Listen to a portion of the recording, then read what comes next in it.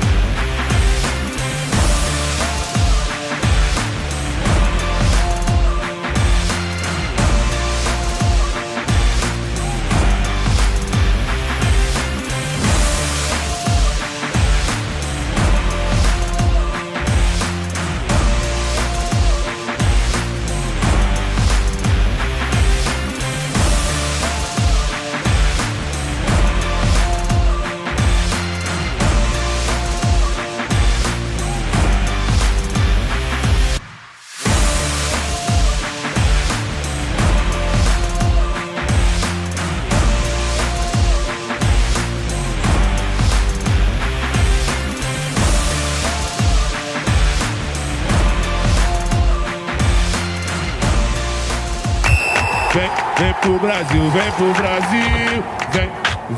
Vem pro Brasil, vem pro Brasil. O Brasil, Kings Leagues em Brasil. O Brasil, Kings Leagues em Brasil. King World Cup all the counters em Brasil. Todo mundo joga bonito, vem pro Brasil que eu te explico. Chuva de gol, pega o shootout, aqui vai ser bom. Pega essa torcida, sente a bateria, futebol todo dia, essa é a nossa vida. É o país do futebol. Vem pro Brasil, Kings Leagues em Brasil. Vem pro Brasil, vem pro Brasil.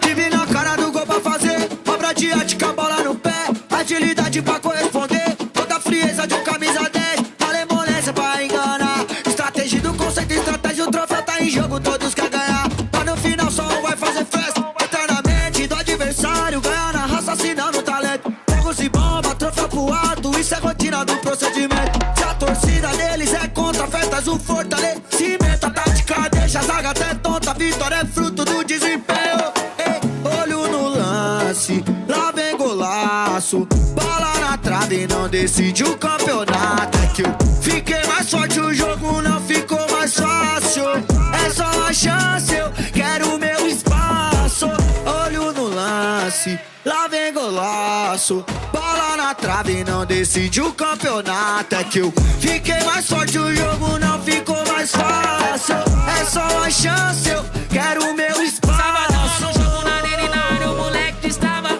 sonhador de primeira, mandou lá na caixa que tem de menor na quebrada. Ele aprende a fazer gol, então joga na telha que é peça fechada.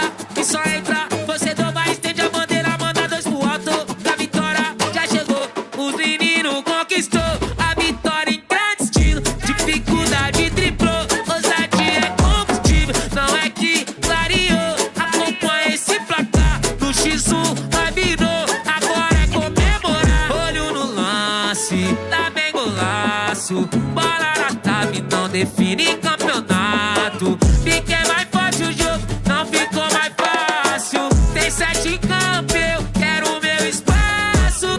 Olho no lance, lá vem golaço, bola na trave, não define campeonato. Fiquei mais forte, o jogo não ficou mais fácil. Tem 7 em campo, eu quero o meu Pensaban espaço. que no, pero nadie puede contra las bendiciones que tira Dios. Enfoca en lo mío, no escucha a nadie, mira que se me dio. Todo lo que soñaba cuando era niño con tiempo se logró. Valió la pena todo el sacrificio, somos ganadores, no fallamos un gol. Con orgullo en el pecho, cargo el escudo cada vez que salgo. Tranqui, yo me encargo de dejar a mi equipo en lo alto. Se siente euforia en la tribuna completa y me pongo la 10, sudo la camiseta. Salimos y puro jugó bonito, arriba en el marcador esa era la meta. Este es de la Rose. Aquí si yo gano, todos coronamos. No fue un día pa' otro, nada regalado.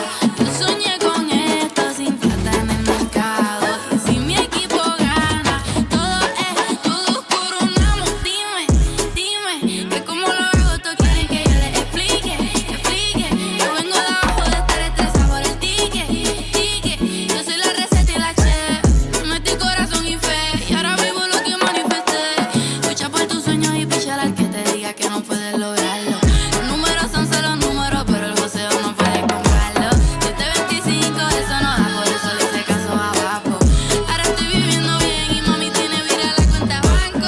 Olho no lance, lá vem golaço, bola na trave, não decide o campeonato, é que eu fiquei mais forte, o jogo não ficou mais fácil, é só uma chance, eu quero o meu espaço. Olho no lance, lá vem golaço, bola na trave, não define campeonato. Fiquei mais forte, o jogo não ficou mais fácil, é só uma chance, eu quero o meu espaço.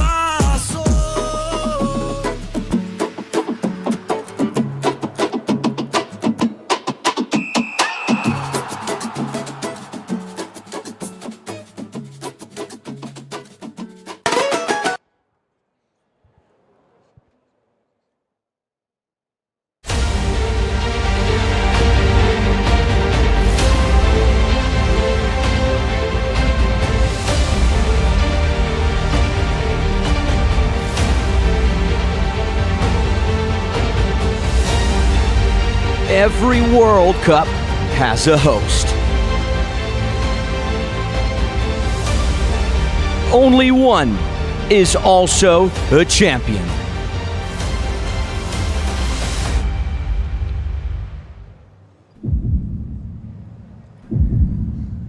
In Italy, history was made.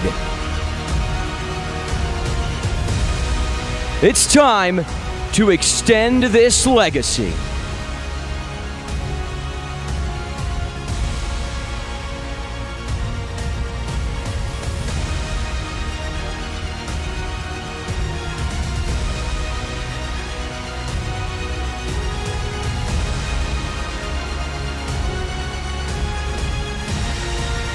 Welcome to the House of the Champion.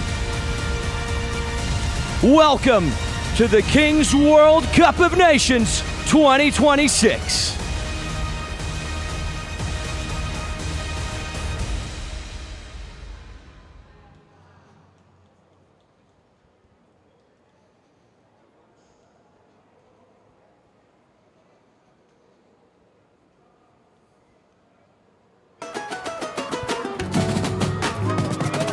Olho no lance, lá vem golaço. Bola na trave, não define campeonato. Fiquei mais forte, o jogo não ficou mais fácil. É só uma chance, eu quero o meu espaço. Tranqui, yo me encargo de dejar a mi equipo en lo alto. Se siento euforia en la tribuna completa y me pongo la y sudo la camiseta. Salimos y puro jogó bonito, arriba en el marcador esa era la meta. Aquí si yo gano, todos coronamos. No fue un día pa' otro, nada regalado. Yo soñé con esto sin plata en el mercado. Y si mi equipo gana, todos coronamos. Dime, dime.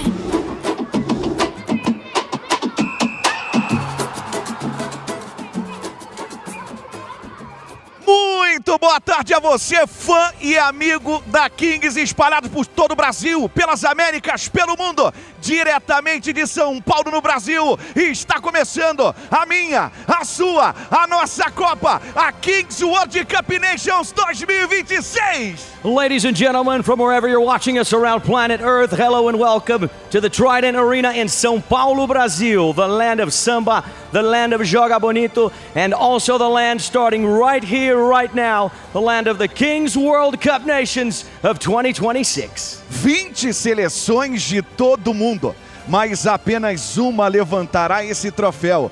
O Mundial é nosso, é na nossa casa e vamos brigar mais uma vez por esse título. Brazil are the hosts and the defending champions. 20 nations from across the planet battling it out for the ultimate glory within the Kings universe. E agora, para começar, vou dar o meu boa tarde para os meus presidas e vou começar, Gaulês.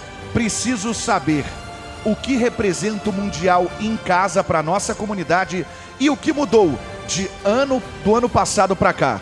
Cara, acho que representa a alegria, né, de poder sediar uma competição de futebol no país do futebol. E o ano passado eu acho que tinha muitas seleções que estavam até conhecendo a modalidade da Kings Nation. Então esse ano eu acho que a barra vai subir muito e eu espero tenho certeza que a gente está preparado. It's a huge honor and a huge privilege to host a competition like this in the nation of football. But of course, under these circumstances, the pressure is a lot higher for Brazil. Stag, você voltou a usar esse manto com muito orgulho. Eu queria saber, o que você tem a falar para quem está jogando essa competição pela primeira vez?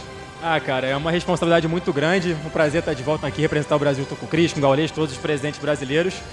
E, cara, representar o país numa competição de futebol que importa muito, o público se importa muito, acho que todo mundo é apaixonado por isso aqui. E entrar dentro de campo, defender as cores do seu país, certamente tem um peso muito grande. Creio que a gente está muito preparado para enfrentar os adversários por aqui. E espero que todos curtam essa competição e que no final seja muito feliz pra gente, né? It's a huge honor and a privilege to return and represent Brazil, and I think the country is prepared to do an excellent job over the course of the competition. Cris Guedes, você tem vivido vitórias épicas. A pergunta que fica, tá pronto e confiante para mais uma? Preparado, sempre preparado, e aqui no Brasil não seria diferente, né? A equipe trabalhou bastante, treinou bastante, todos os presidentes participaram desse treinamento e é o que a gente sempre fala para a galera. Viva esse momento que é muito especial, ainda mais aqui no Brasil. Brazil is prepared, and of course, playing on home soil, it couldn't be any different. So what I always tell the players is to enjoy, appreciate, and live the moment. Agora eu tô aqui com dois jogadores favoritos, Lipão e K9. Preciso saber de vocês qual o recado que vocês têm a dar de abertura para todos esses jogadores e torcedores que vêm lá de fora. Cara, eu acho que é aproveitar, né, desfrutar o momento. Isso para mim, a Nations aqui no Brasil significa paixão, né? A nossa paixão pelo futebol que nos trouxe até aqui, que faz a gente trabalhar e acordar todos os dias, é a paixão de jogar futebol. Então eu espero que todos possam aproveitar e sejam bem-vindos ao Brasil e se preparem que vai vir pedreira pro lado de vocês. The most important thing is to live and enjoy the moment. It's our passion for the game that brought us this far, and now that we're here, let's just make the most of it. Lipão, recado para a torcida brasileira. Cara, podem esperar muita força de vontade da gente de manter esse título aqui no Brasil.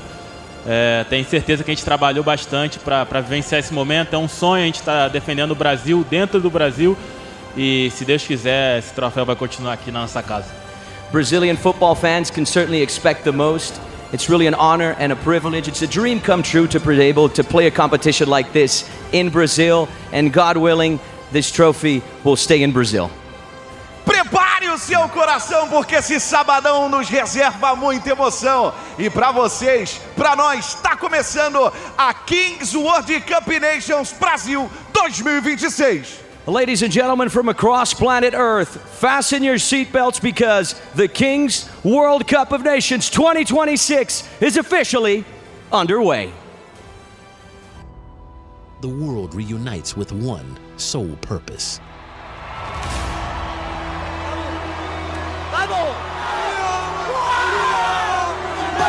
Isso é Brasil! Isso é Brasil! The crown is at stake once again.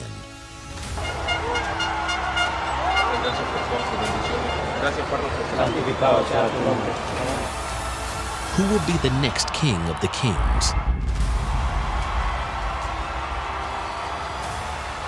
Brasil! E unir força pelo Brasil. Espanha! España lo va a hacer. Yo confío en España.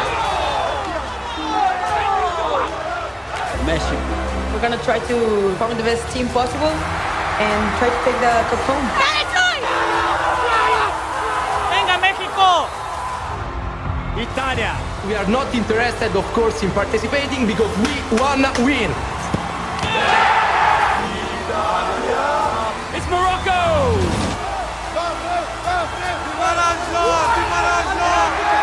Alemanha, Colômbia, Argentina, França. Saudi Arabia. Chile, Estados Unidos, Polônia. Índia.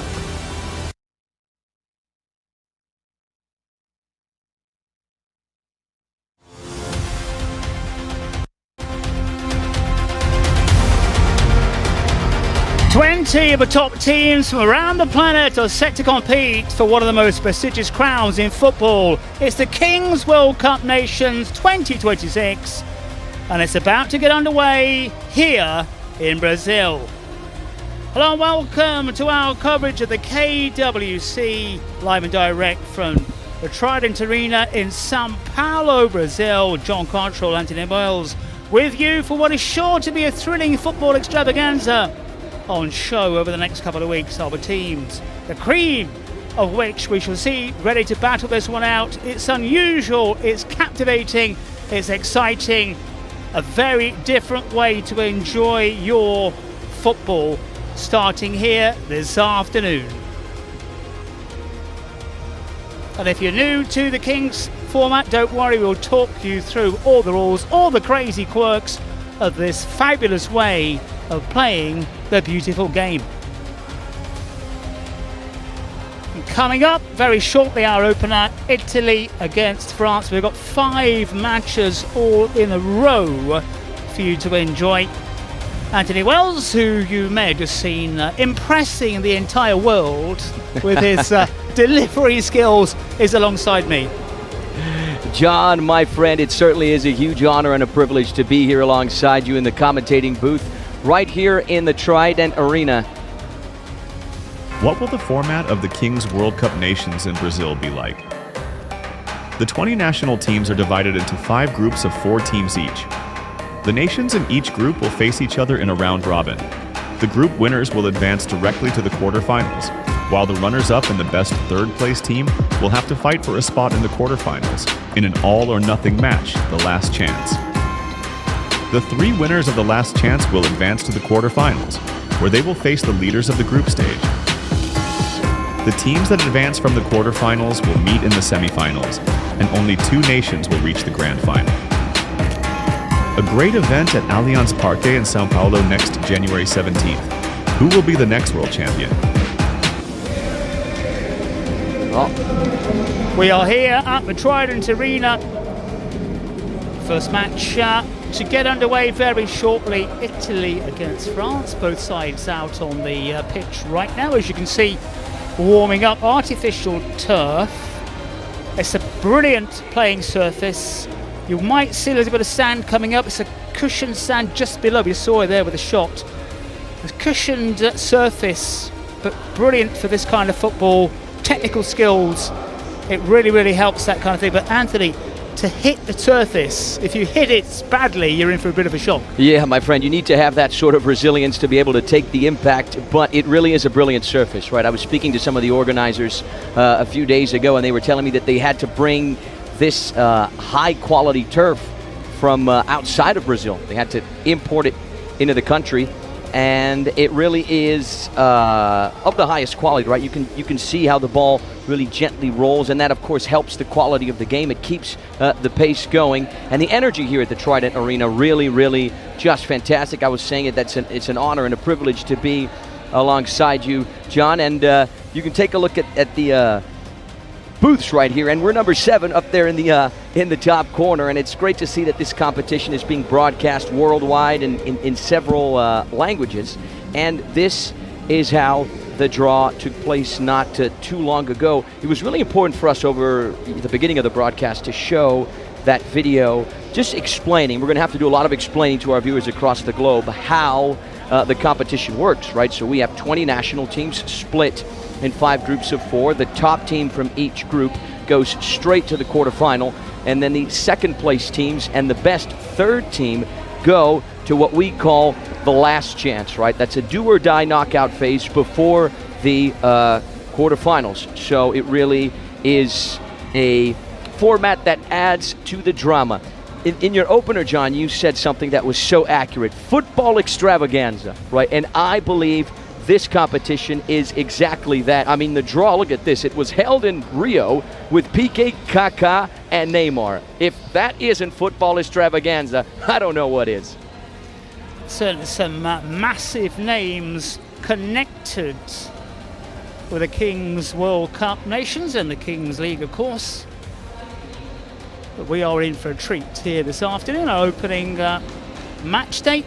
As I said, 5 matches: Italy, France, Mexico, Saudi, Chile, Netherlands, USA, Japan, and then Brazil, Spain to wrap things up later on. Neymar, of course, he's got his own Kings League team.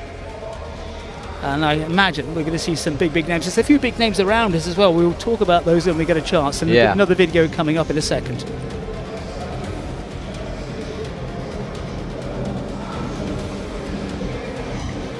Yeah, one of those big names, right? You talking about the team that Neymar has in the league. We're going to get into that detail in just a few moments.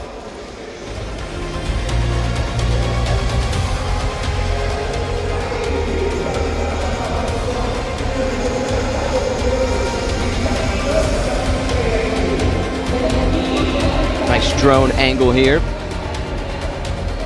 Taking us over the booths of the nations, we see the Spanish flag, nice and highlighted there. But we were talking about the team that Neymar has in the league, right? It's Furia, and they're the current winners, the Kings Cup Americas. And we were talking about the big names that are connected to these teams. What a way to open up the competition with Italy and France, right? The president of the French team is Adil Rami, World Cup winner with the French national team in Russia back in 2018. And here are the groups, right, John? We were talking about the group of death. You pointed out Group B, Germany, Argentina, USA, and Japan.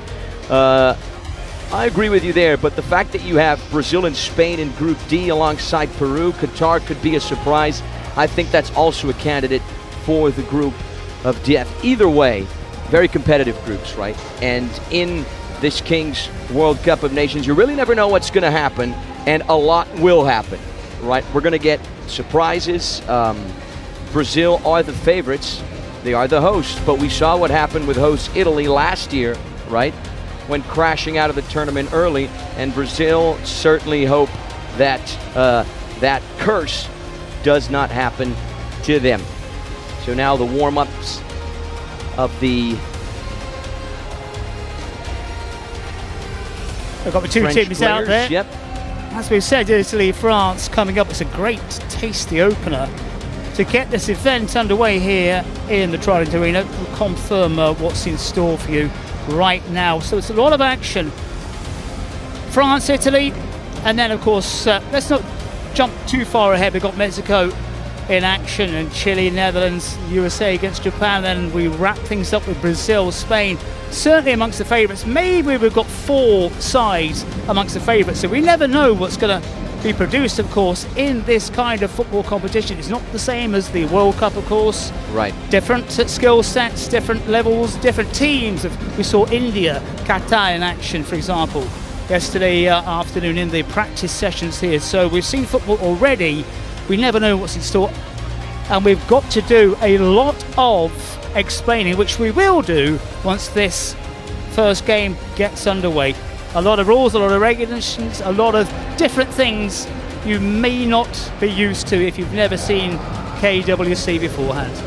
Yeah, absolutely. In just a few moments, you're going to be showing the arrivals, right, of both teams, the Italian and the French teams. And this is a great way to kick off the competition, right? The European Classic, the Italians facing the French. The Italians looking for a better performance after what they did last year. The French, for the very first time on this stage, we're going to see how they're going to perform. All right, here we go.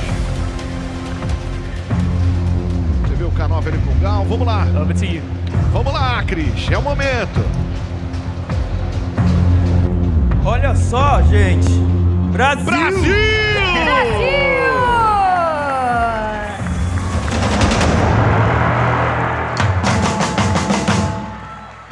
Welcome to the land of Joga Bonito, where football isn't just a sport, it's a way of life.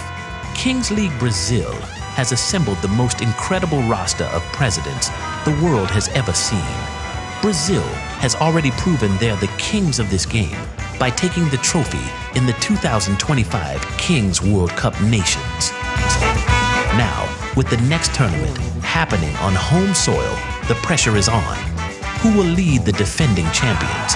The captain of Brazil's national team will be whichever president conquers what comes next. And in time, Kings World Cup of Nations. An opening match to get underway very, very shortly here.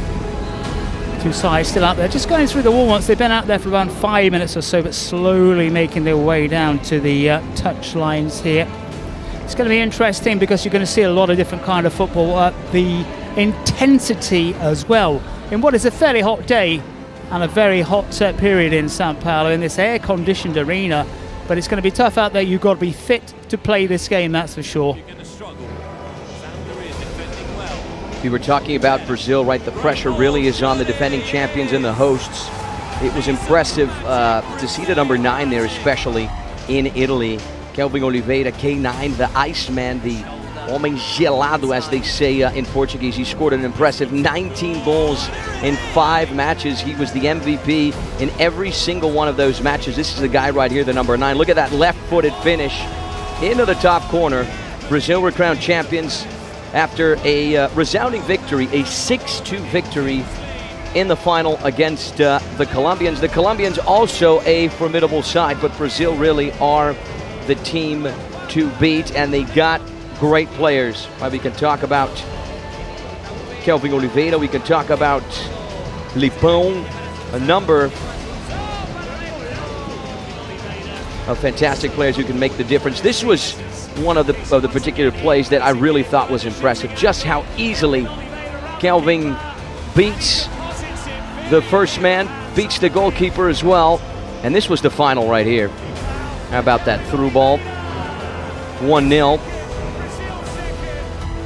Chris Guedes, Gaules, who we just heard from a few minutes ago, celebrating the final that was played in Turin. Yeah, we've got our match games, the group games, the quarters and the semi-finals here in the Trident Arena. Then we move for the final to the home of Palmeiras FC. And I just wonder if we will be playing on grass or artificial turf rather in the Allianz Parque. I've got a feeling we will. It's a huge, wonderful arena, multi-purpose arena. That's where we will be for the final on the 17th. It's a long way to go between now and then. A lot of football to play, of course. We're yet to get our first match underway here, but it's a tasty fixture with Italy and France. So you mentioned Colombia as well, beaten finalists. We saw Colombia in action yesterday. Warm up really for them, and maybe some of the sides not quite at full pace, but could be. In fact, will be. And we not only did Brazil win the competition last year, right, but we also had Lipão winning the Golden Crown of the Kings League Universe last year. So Kelvin Oliveira was the top scorer, was the MVP of the nations last year, and then it was all, of course, fantastic for Brazil with Lipão winning the Golden Crown. Lipão, big lip. Yep, big lip. And he is good. Check out these skills. Cheeky there.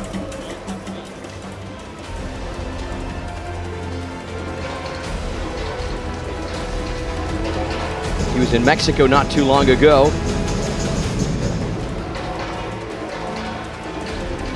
Really is a wonderful finish. Lovely acrobatics there.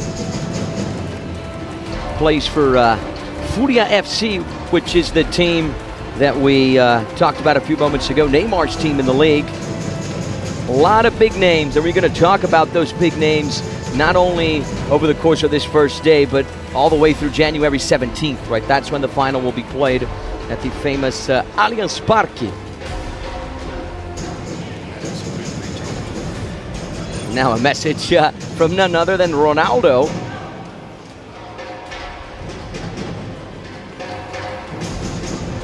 Some huge, huge names associated with these tournaments. No one bigger, of course, than Ronaldo, or Ronaldo, as it's called here in Brazil. 1992 World Cup winner, never got a kick in the USA with Brazil as a 70-year-old. Put that right in 2002, beaten finalist, of course, in 98 in France. But what a figure. And of course the president, right, of the Kings World Cup Nations, Ronaldo, two-time World Cup winner. He was part of the squad that won it in 1994, won it in 2002. Two-time Ballon d'Or winner, Player of the Year according to FIFA 3 times. So it really is an honor and a privilege to have a big name like Ronaldo connected to this competition. In Brazil, played for Cruzeiro, played for Corinthians as well, here in São Paulo. And you can definitely listen to the atmosphere, right? The energy building up here inside the Trident Arena.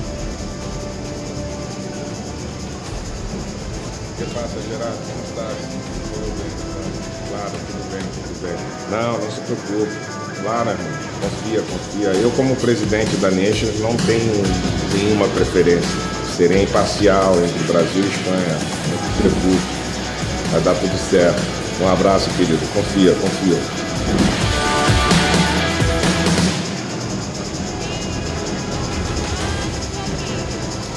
A lot of action here this afternoon. 5 games in total. We've got Italy, France coming up first. Mentioned World Cup winners, Anthony, a few times. Next door to us in the cabin to us is Adel Rami. Now the France president, World Cup winner, 2018. Just one of the famous faces here this afternoon.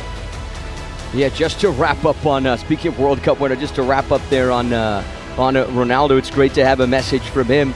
But in Brazil's opening match against Spain, he will face an important dilemma, right? Because, of course, he developed part of his career in Spain, right?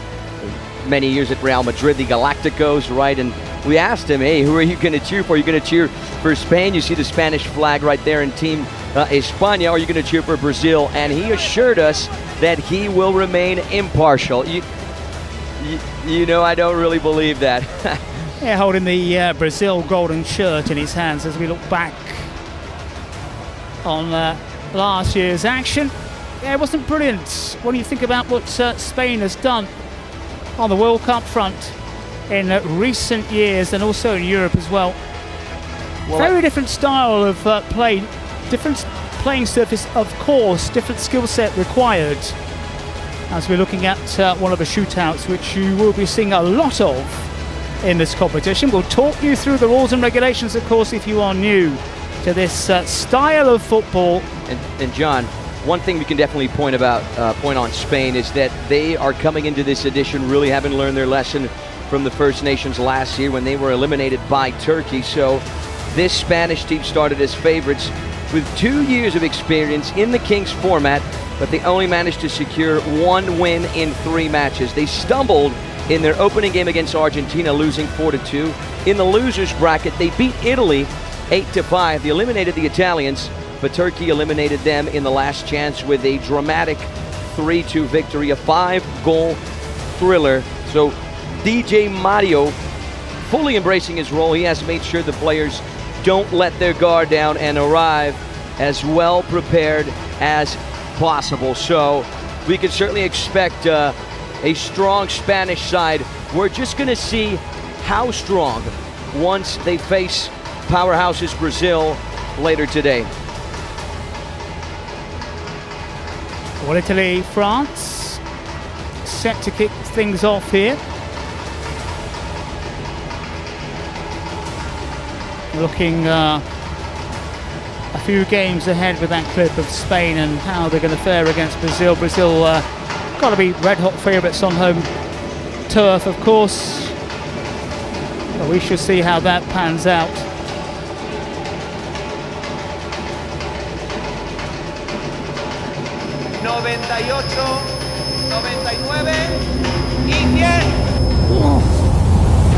El año pasado fuimos la vergüenza de la Nation, pero esta vez no seremos los mismos muertazos. ¿Me habéis oído? ¿Me habéis oído? Sí, capitán. ¡No os oigo! Sí, capitán. 3 años de experiencia, chicos. 3 años para que nos eliminara Turquía. Uzbekistán llegó más lejos que vosotros. A ver, ¿contra quién jugamos el primer partido? ¿Contra quién jugamos el primer partido? Contra Brasil, capitán. Muy bien, Calvito. Venga, siguiente serie. 28 grados hace en Sao Paulo, así que no podemos ver a este tío pasar frío. Como lo vea, toda la noche haciendo flexiones. ¿Ha quedado claro? Sí, señor. No pasa frío. Paramos, chicos. Está claro que no somos los favoritos. No tenemos a un corona de oro. La grada no la tenemos a favor. Pero somos... Pero nosotros somos los más fiesteros. Bueno, yo creo que tampoco. Yo creo que ni eso.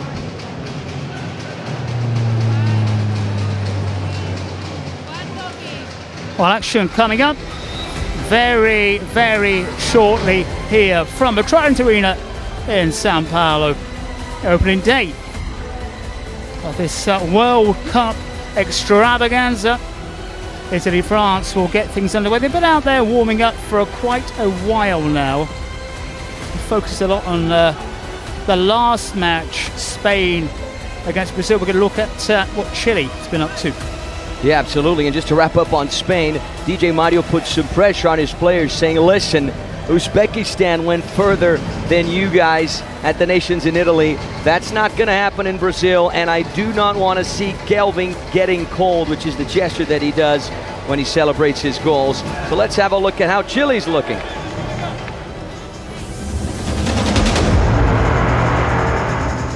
From the runways of Chile to the becoming famous all around the world, this is Chilao, Mr. Real Universe, the first Chilean to wear that title. He traded the catwalk for the controller, streaming his heart out to hundreds of thousands who believed in him. Then he stepped into the ring. Velada 3, 60,000 fans screaming, 3 million watching. One moment that made history. Model, streamer, fighter, icon. Now he's ours, leading Chile into the Kings League. The Kings League World Cup Nations, live and direct from Sao Paulo. Awaiting our first match of the day. Kings League rules. We're going to take you through things. We could talk about the Netherlands very shortly. Let's just remember that many of these rules and regulations and the way of doing things were set up through social media voting, which is why we get such an interesting format. Yeah, great format, great rules as well. Just to wrap up on Chile, we were talking about Shelau, Arturo Vidal also supporting the team.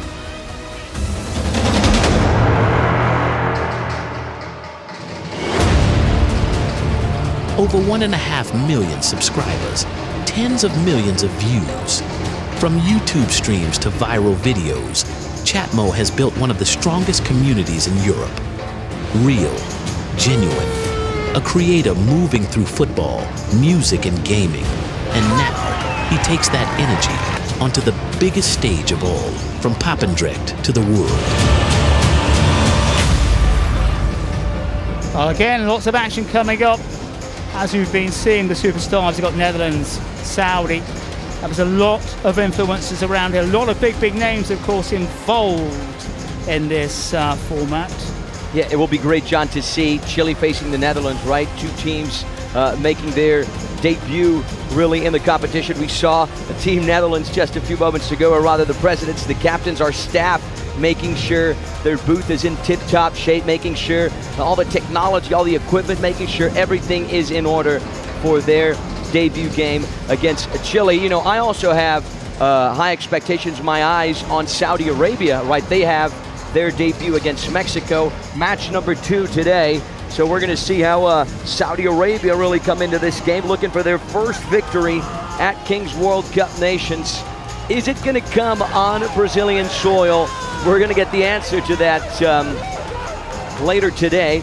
Keeping in mind, at the Nations last year, they already lost to Uzbekistan 4-3 in the first game, and then in the losers bracket, a loss to Mexico 8-4. So we're gonna get a repeat of that game later today, and will Saudi Arabia have their sweet revenge?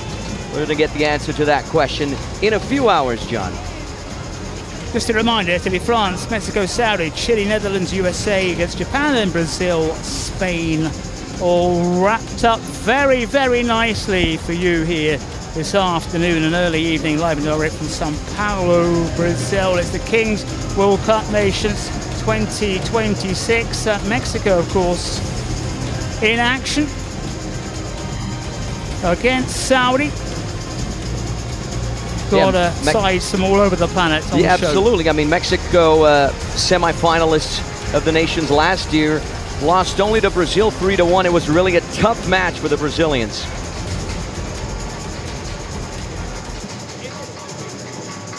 La primera Kings World Cup of Nations de la historia reunió a los mejores talentos del universo Kings y millones de personas delante de sus dispositivos alrededor del globo. Y México llegaba decidido a dejar huella. El torneo arrancó con un duelo lleno de historia y carga emocional.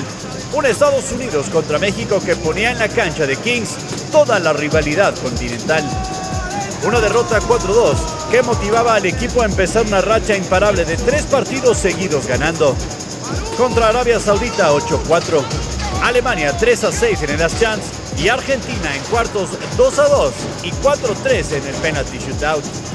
Solo Brasil, que acabaría campeona de este torneo, consiguió frenar el avance de la selección mexicana con Obed Martínez en modo superestrella. Él terminó como el segundo mejor jugador con 3 MVPs obtenidos y tercer máximo goleador con 8 goles, solo detrás del terrible Kelvin Oliveira de Brasil con 5 MVPs y máximo goleador del torneo con 19 goles. Un torneo donde México demostró talento, entrega y orgullo. Italia fue solo el comienzo.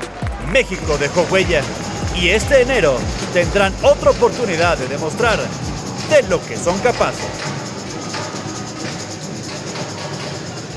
Not so much to look forward to then here this afternoon. From the Trident Arena in Sao Paulo, Japan also involved in action against the USA.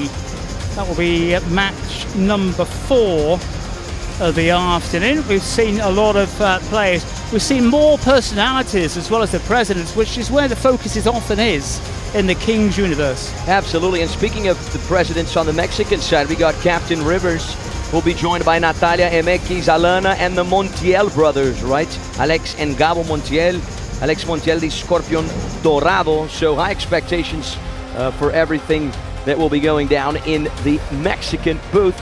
Kickoff whistle set for 2 p.m. local time. It's 1:56, so just a few minutes away. This is how Japan, also got to talk about these guys. This is how they are coming into the competition. This is how they performed last year in Italy. Surprise win against Italy, against the hosts. 3-1 victory in round 1, which made sure that Japan went into the winner's bracket, and then in the winner's bracket eventually lost to Argentina 2-1.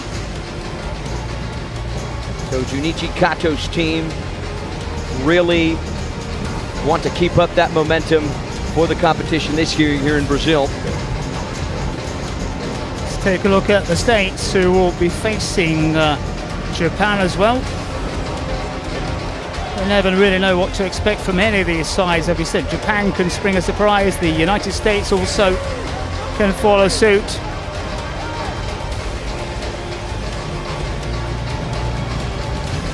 It's not just the skills involved. It's not just using the tactics of all the special events which take place. It's knowing how to put the ball into the back of the net, that tenacity as well, to work things forward and then just fish it off with a little bit of skill, or just ram it home on that occasion. Yeah, the Americans, John, in my opinion, last year, the nations in Italy, they really had one of the best games of the competition, right? They reached the quarterfinals. They faced Morocco after a 7-7 tie, 14 goals scored between both of those two teams. They lost in the shootout. So it really was a match. And there's Weston McKennie, right? U.S. men's national team player. Well, back here live with us. We are moments away now from our opening fixture to European giants Italy against France. Final huddle. And for the two sides. This is a great fun fact here. Jinx, the USA captain, he got the same haircut as Ronaldo. Remember the 2002 haircut? Let's see the reaction right now. Hello, sir. Welcome to the barber shop. What kind of haircut would you like today? Give me the R9. Boring. Is this Riz or what? Você top demais. What kind of haircut would you like today? Give me the R9. Boring. Be honest, Jack. Is this Riz or what? Hello, sir. Welcome to the barber shop. Yeah, you know, as I remember, how about that? Ronaldo's haircut was just a little bit worse. It was a little bit worse. That looks okay. That does look okay. It was a little bit shorter too. Short, it wasn't spiking up. Yeah, there was something going wrong. Definitely. I don't know what possessed him. He's never explained it really. But that's a long, long time ago. Everyone remembers it. Everyone remembers the fabulous football, of course. And we are moments away from kickoff here. Two giants of the European stage here on that Brazilian turf to get this one underway. Yeah, the voting has begun right now to decide who's going to be the player in that 1v1 situation right off the get-go after the ball drop. Alessandro Colombo and Nicolo Marino on the Italian side, Moussa Sow and Nassim Lalemont for the French. Yeah, and if you're new again to the Kings universe, the ball is dropped from a great height. There's a little cage right above the center circle. It comes down. It's almost like a volleyball start. There is a technique to get possession. So it just tends to be when the team is choosing the taller players out there, the more robust players. But as you can see, there's a vote in a 1v1. We've got Anthony, it's officially 7-a-side, but we rarely see 7 players on this team.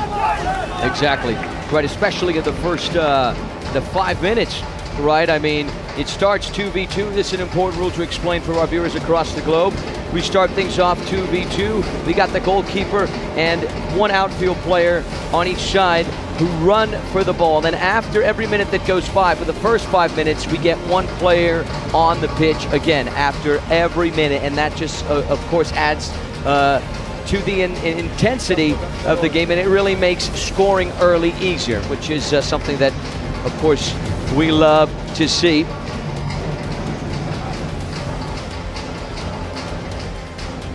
Bem-vindos a Kings World Cup Nations Brasil 2026.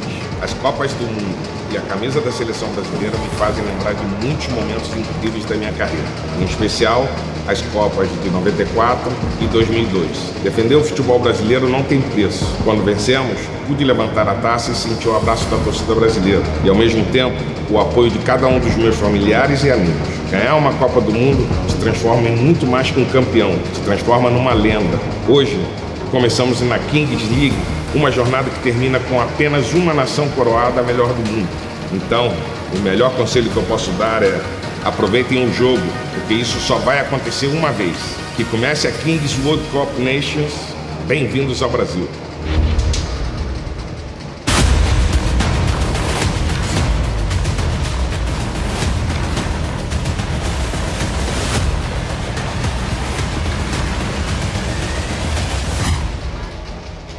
Start with the national anthems in just a second.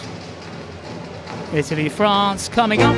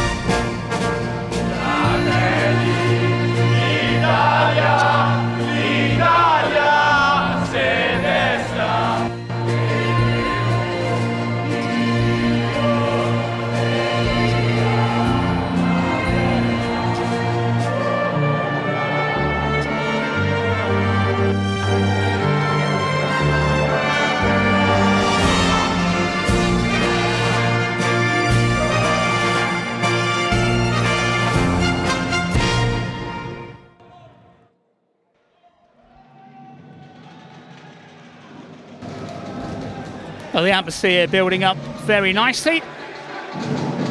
Italy, France. Let's get the French national anthem.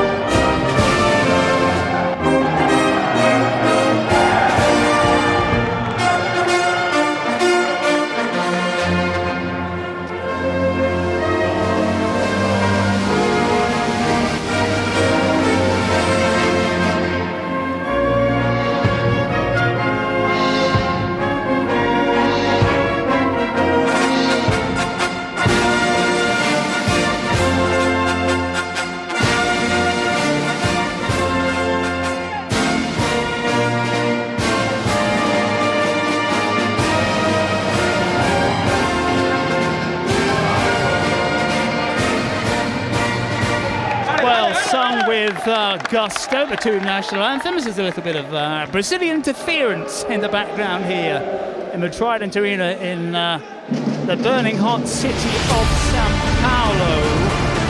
What a fabulous sight this is. We're slightly behind schedule. I'll make it 4 minutes past 2 local time. And there's a very, very long warm-up between these 2 teams. And in a moment or two, you're going to see what we've been talking about, all the different regulations, all the different rules, all the different kind of quirks, starting right from kickoff when it's 1 against 1, 1 goalkeeper, 1 outfield player. Even though the goalkeeper is also an outfield player, the ball dropped from a cage, Anthony, which is almost right in front of our commentary position where we are. You can almost touch it, but not quite. If we stretched a little bit, we could probably get there. Yeah, we're very lucky here, John. It's almost as if we're in like a VIP box or something, right? We really have a bird's eye view. We have a privileged view, a very just great angle of the entire Trident Arena. Nice drone footage here as well. And this is the moment to determine who is going to have what secret card. We see that the shootout there has a little bit higher of a percentage. And of course, these secret cards, they could be game changers, right? The green cards, of course, are the secret cards, and the blue cards are the presidential penalties. We'll explain that, of course, over the course of our broadcast. But in the first 5 minutes, we're going to have the traditional scale-ups, right? So we begin 1v1, which is actually 2v2, right? Because he talked about the goalkeepers being outfield players as well. We got the scale-up, and then between minute 5 and 17, that's when the teams can use their secret cards and the presidential cards in the first half. In the second half, the minutes change a little bit in relation to those rules. But from the looks of it, Moussa Sow will be the Frenchman to start things off. The voting process happening as well for the Italians. Nicolo Marino in the lead, 67%, 79 now, versus the 21% from Alessandro Colombo. We are moments away from kickoff here.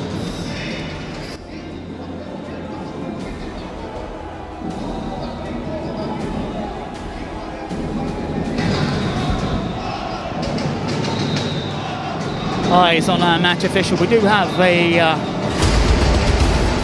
what you term assistant referees running down the side. No flags though, although we do have offside. That's the cage, almost right in front of us, and the players, all the players start on their own touchline as we get the final countdown to the Kings World Cup Nations 2026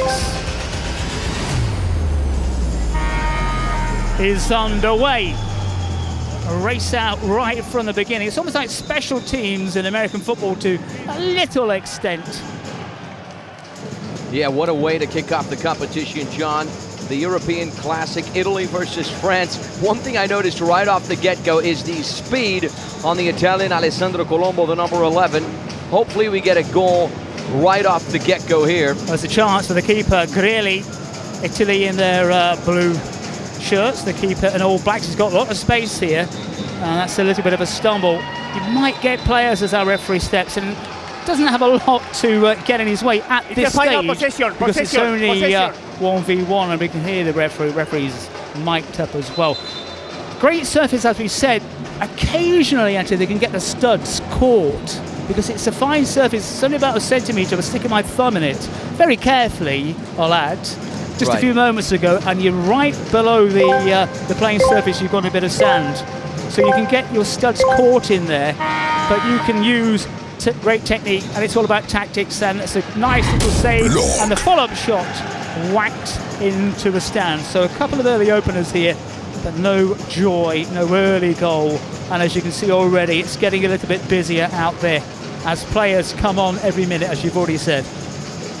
Yeah, two outfield players right now. The last thing you want is to sink your studs into the turf and have that give you some sort of ankle or knee injury, especially on game one. That would be a disaster. But let's not talk about that. Let's talk about the good stuff. Well, this is Greeley again. The keeper's seen plenty of possession and hits it low, and he scores the opening goal very, very early on. You have to say, Italy given a lot of time here, and the keeper able to pick his spot with ease. And the Italians in the good force here. Was that a slight deflection on its way in? He won't mind. Yeah, what a lovely left-footed finish there from the goalkeeper. The Italian number 97, Vittorio Ghili, scoring the very first goal of the Kings World Cup Nations. Lovely shot driven across, left-footed finish off the post and in. Basically 2 minutes into the match, we already have a goal, 1-0. There's the number 10, Berotti, the guy you see on the right side of your screen there. He is one of the big names for Italy, right? If Italy want to go far in this competition, they're definitely going to need him. He scored 30 goals, provided 11 assists as well in split one of the Kings League Italy. Well, our referee is in conversation with the VAR crew. But VAR, you know, we thought perhaps that we might escape VAR, but it's out there in any form of the sport, including the Kings universe. And we're talking about millimeters, so that goal might get scrubbed off. Anthony, AI in use in just about everywhere, in any form of life, any form of sport. It's physically being marked out here. AI is going to play a part in deciding football decisions in the very near future. Yeah, hopefully AI doesn't take away our jobs, my friend. I think artificial intelligence hasn't quite gotten there yet. But on the right-hand side, bottom corner here, we see the Italian dugout, or rather their booth. Very controversial, my friend. What would you do in this situation? Question of millimeters, it is very tight. It's a game of fine margins. I always think that if they can't make their minds up within 10 seconds, 20 seconds, then it should be standing the ruling on the pitch, because when you get to these kind of situations where they don't know, they're guessing in all forms of the game. The Italians led by the head coach Mauro Micheli, but also their president Gianmarco Tocco, aka Blur, one of the biggest streamers in the world, the 29-year-old. And he is happy right now because the goal, oh no, he's sad actually. The goal is not legitimate. So we're back to 0-0. No goal for the goalkeeper, Vittorio Gili.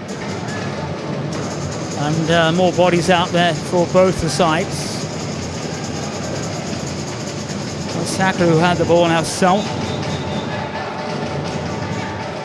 France's number 10, a bit of a let-off for them early on. Babidi picks his way through, nice balance from him.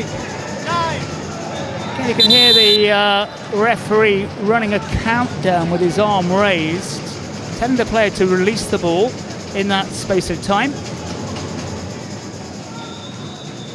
So it remains scoreless then. We thought we had an early opener, that's been scrubbed off. Yeah, France have never been on this big of a stage before. They were represented at the Kings World Cup of Clubs in Mexico in 2024 by Foot du Roux. Made it all the way to the last chance, eventually losing to Muchachos FC from Argentina in the shootout.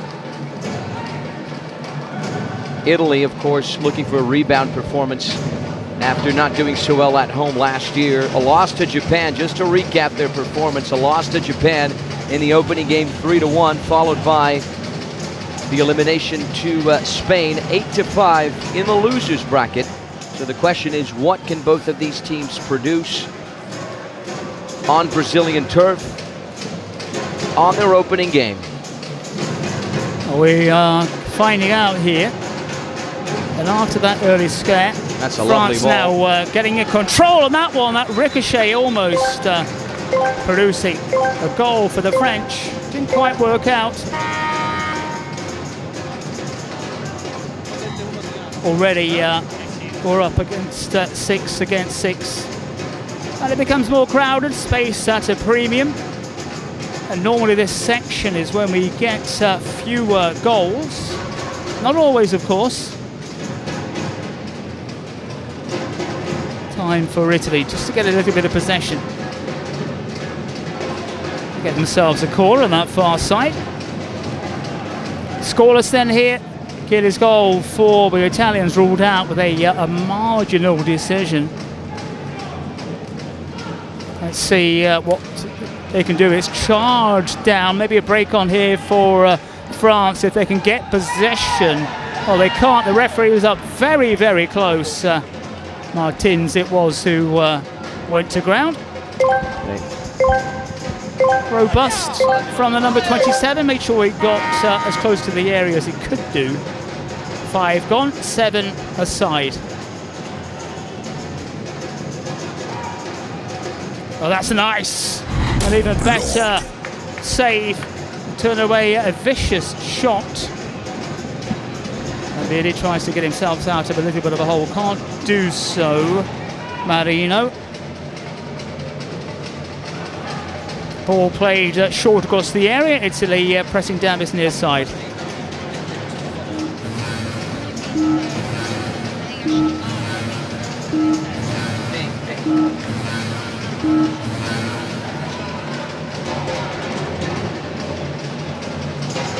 Still scoreless here between these two giants of European football. Had the ball in the back of the net, but it was disallowed. I got it.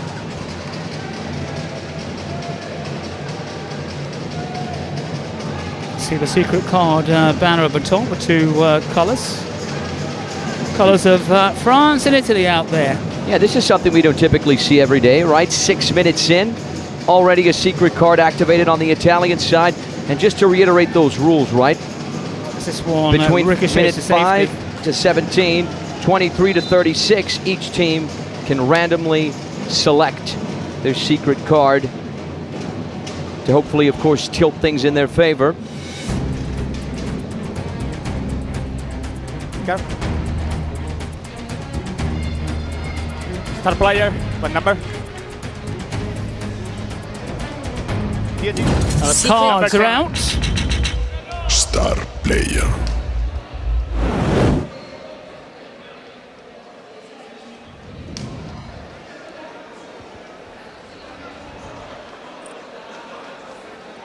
Yeah, as expected, of course. Star player for Matteo Perotti, the number 10. This guy, four-time MVP, 16 goals in the Kings League in Europe, 30 goals, 11 assists in split one of the Kings League in Italy. So, you know, I've said this before, I'll say it again. If Italy want to shoot for the stars in this competition, they're going to need Perotti to perform, and certainly if he scores a goal now, it'll help the Italians in that sense. Opening match day here in the Kings League.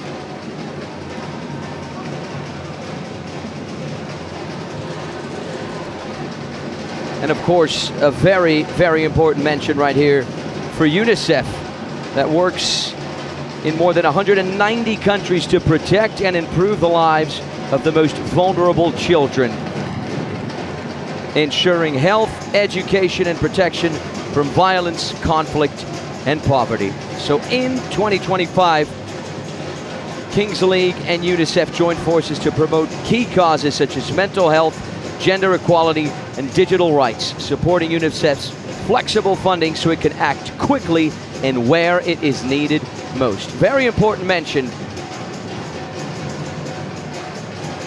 Still scoreless here between Italy and blue. France in their white strip. Gilly had the ball in the back of the net for the Italians. The keeper early on. Denied by a very tight decision.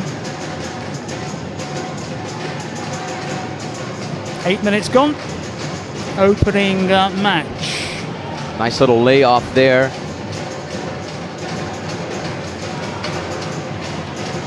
Both sides really smothering each other so far. There's a little bit of jostling inside the area. No cards or no words of warning so far from our match official.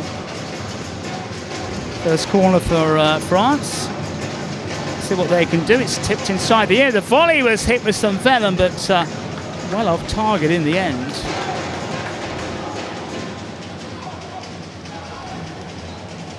Good run up from Scala.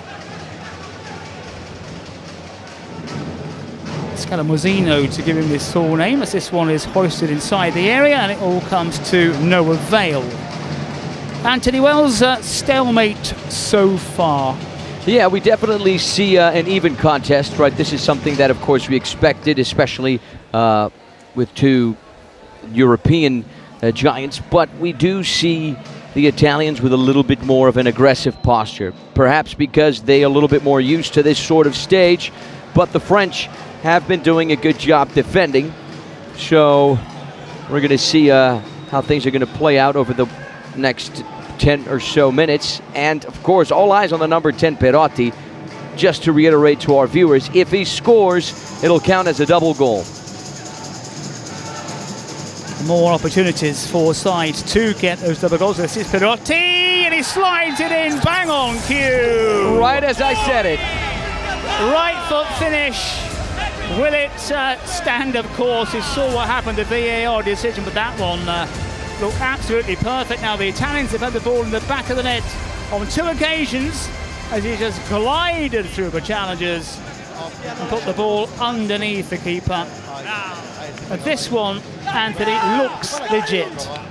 Yeah, he's got ice running through his veins, right place, right time, excellent run, 1v1 with the goalkeeper. He knew exactly what to do, punched it in. The strategy worked, and Italy lead by a couple of goals. Important to point out, my man John, huge shout out to our viewers from all over the world, right? I see some of the flags here. We got Algeria, we got Saudi Arabia, Morocco, the US, Poland.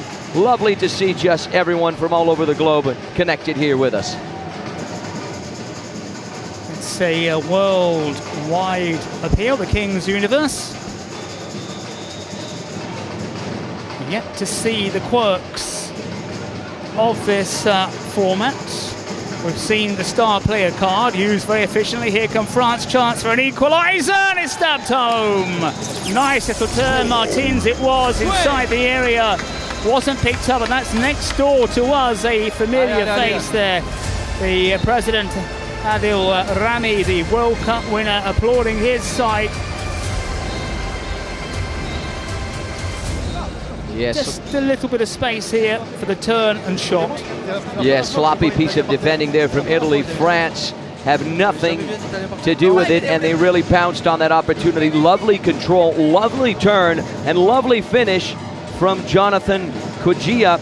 You might recognize him if you watch the Premier League, if you're an Aston Villa supporter. He's a former Aston Villa man, and fun fact about him, he's got dual citizenship. He's French, and he's also passport holder of Ivory Coast. He's a former member of the Ivory Coast national team, so he scores France's first goal of the competition. From the looks of it, we have a VAR intervention as well. Perhaps a potential offside.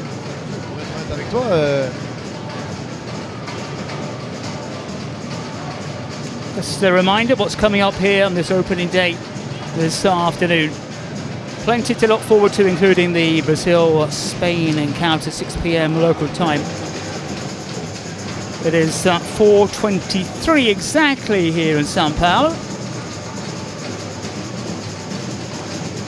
What is it they are looking for here? Okay, very clear. Okay. Was that a foul? No, quick. A little bit of contact on the standing foot, perhaps. You know, John, if you ask me, I think that's enough for a foul. Check complete. Yeah, and it's given. No goal for the French. Second goal ruled out already here this afternoon between Italy and France. 1 for each side, which means Italy still lead by 2 goals. You know, they've had a legitimate goal, but because it's one of those special cards, it counted for double.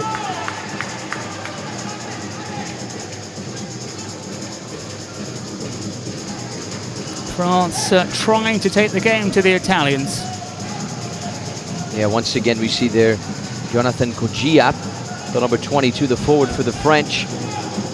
France have never been on this stage, but they do have one split in history, right? And the Pan Am All-Stars are the defending champs for the French.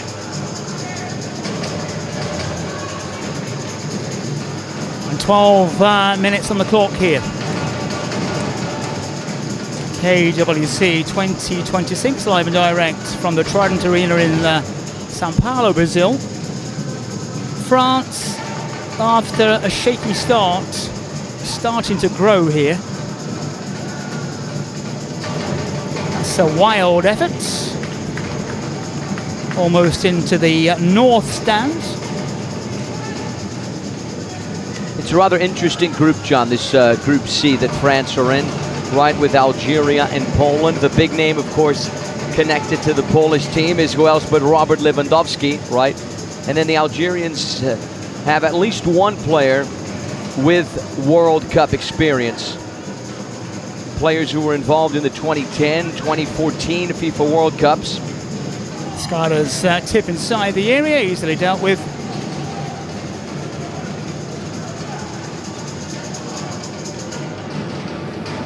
And Italy will just slow things down a little bit.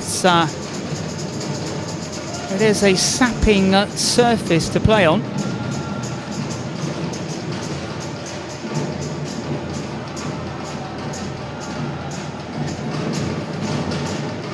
And everyone behind the ball for France.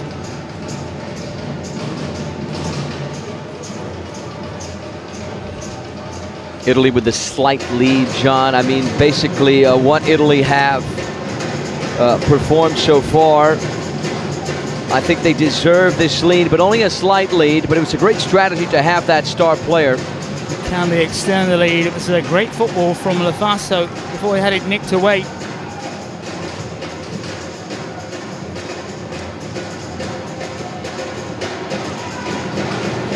France tried to break on the far side, and their appeals for a free kick are heard by the match official.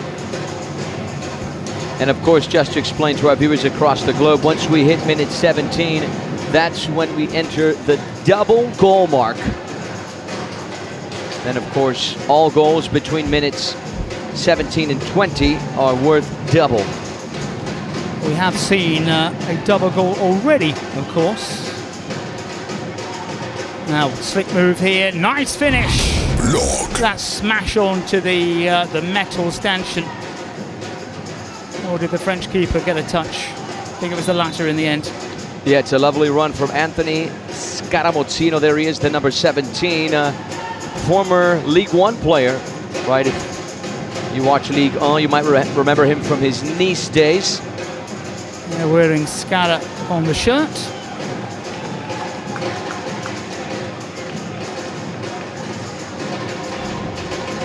Just pinging this ball across the area. Keeper, in fact, I'm not sure how much of a touch he got on that one.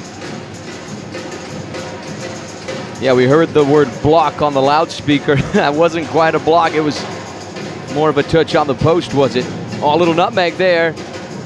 France again, a little bit of room here. Nice trickery and footwork. Support is arriving. France pressing, with Italy getting numbers back very quickly, and the opportunity has disappeared. Cogier, the man who found the back of the net for France, again finding himself in space, couldn't just quite work his way through on that occasion.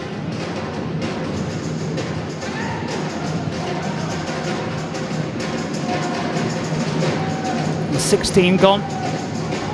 2-goal lead for the Italians, but only one effort on goal, that from their star special card. Again, the number 22 is the target man down the centre. Pierotti scoring once, but his goal counting for 2 as the special card player. For me, nothing.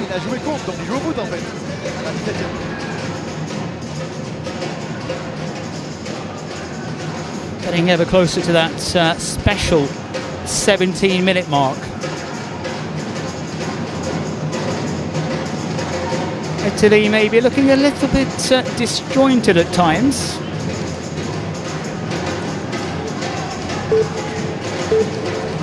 And that is the marker for the 17. This one flies into the stands. So Anthony, 17 on the clock. We're in that period when any goal, as you've already said, counts double. Yeah, 17 minutes, Italy slightly superior. We're not going to lie to our viewers across the world and say that this has been an excellent first half thus far, because it really hasn't. Italy have been slightly the better team, but slightly the better team up until they scored that goal. Right after scoring that goal with their star player, of course, after using the secret card, Matteo Perotti. After that, France started to produce a little bit more. They hit the post, they scored a goal. It didn't count, of course, but maybe in the final minutes of this first half, now that we have the double goal, things will get a little bit more exciting. Yeah, double goal and a different ball and a different way of kicking off as well. Yeah, we saw for a split second there the French head coach Gregory Campi, 49-year-olds in charge of this French squad. All goals count double. Remember, no added time. That's an important rule as well. And the color of the ball changes. Sorry to interrupt you, John. Now it's orange. Yeah, France in their white strip here against the Italians in their more traditional blue. Scada tipping it out wide. Well, that one just ahead of Perotti, the goal scorer. And Italy prepared to drop back to try to smother out any French attack. Overplayed again. Corgia, the number 22, the target man. There he is on the keeper. Gili.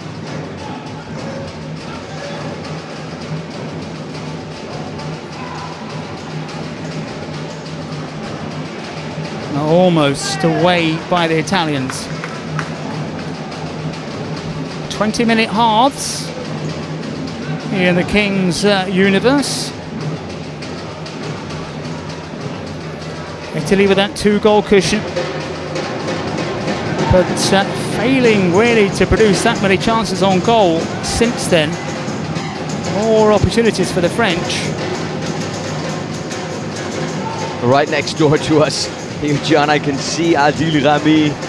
He's on the edge of his seat. He's almost jumping onto the field. He wants to get in there. The World Cup winner, 36 caps to his name. Now president of the France side, and that's a real whiz-bang of a shot from quite a way out.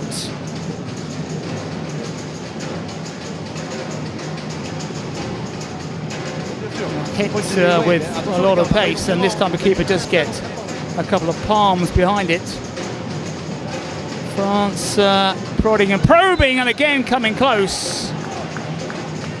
How about that save? Huh? Lovely elasticity, great reflex from the Italian goalkeeper Vittorio Gili. Gets a glove to it. Not quite sure whether that ball was going to go in or hit the crossbar. Either way, just to be safe, you want to get it out. Yeah, Scala just knocking his volley into the ground. Here they come again! Again, the acrobatics from the French. Well, you, Anthony, were saying Italy the better side. For me, I think France are edging it, but it's a game of opinions, of course. It is. I think France have been the better side after Italy scored. I think Italy kind of slept on that goal, and France are pressuring. What a great effort, though, from Jonathan Corgia there to make the most of that situation, and that wraps up the first half. 2-0 then to the Italians. One official goal from Perotti, but he came on as a star player as the card, and his effort on goal counted twice. This one here had the ball in the back of the net. That was eventually ruled out. France had the ball in the net as well, also ruled out by VAR decisions.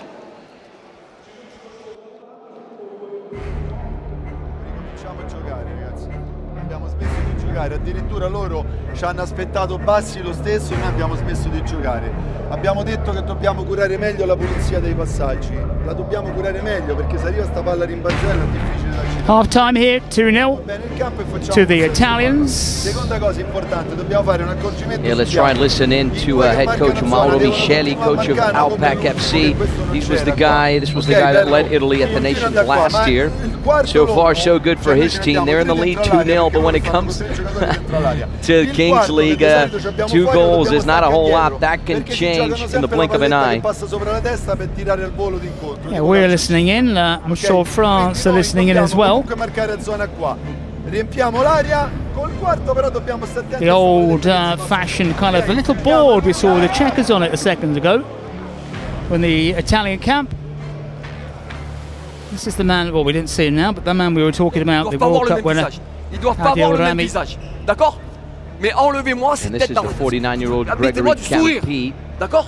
Ok les gars, du sourire, from Monaco. He was a player back in the day, played for Lille in the French league, also spent some time in the lower divisions in Italy, was a striker and a midfielder, and selected to lead France. D'accord?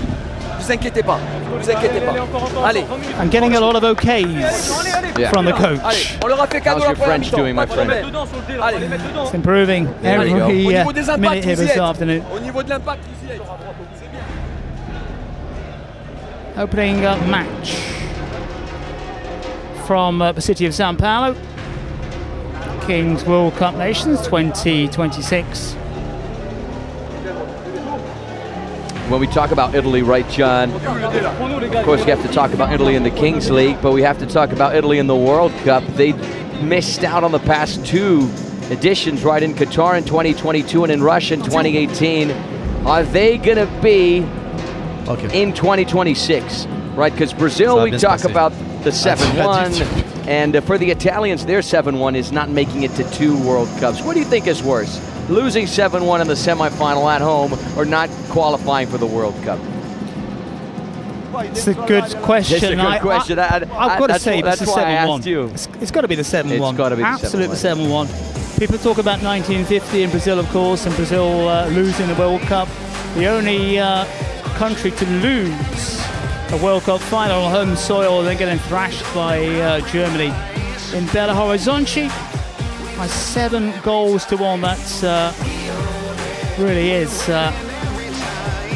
hard for the Brazilians as the dice comes in. Yeah, the logo. So it'll be 1v1. This is a very important moment. Here the dice being rolled by Staj, right from the Brazil booth. He previously was president of Real Elite, and now he's the president of Dibrados FC, which is a new team that will start in Kings League Brazil this year. Second half about to get underway. Italy leading France by 2-0. And the ball to be dropped from the ceiling.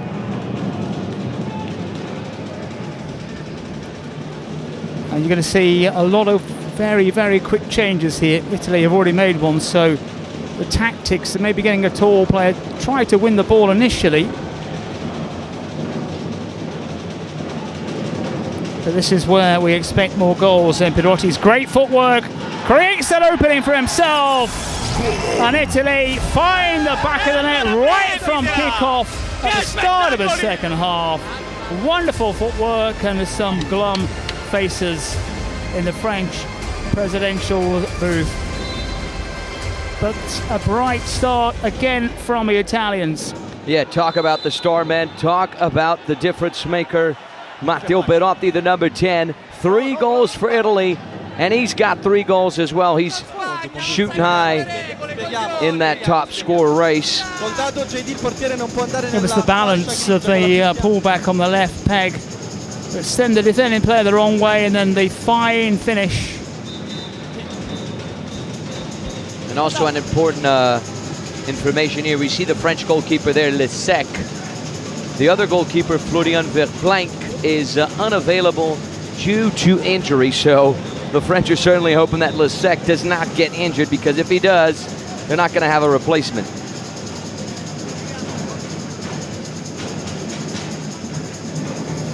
Goalkeepers, as we've seen, very mobile, can move forward to support the outfield players. Only touch the black zone, okay?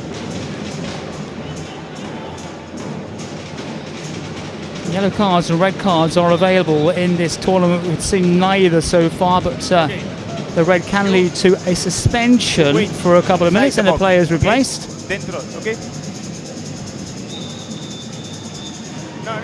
No participa.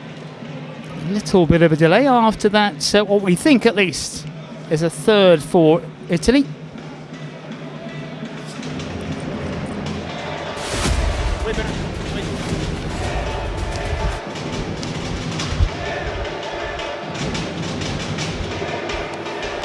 Well, this is the star man at the moment. Italy's number 10. These two have formed a very good partnership, the keeper, Niparotti.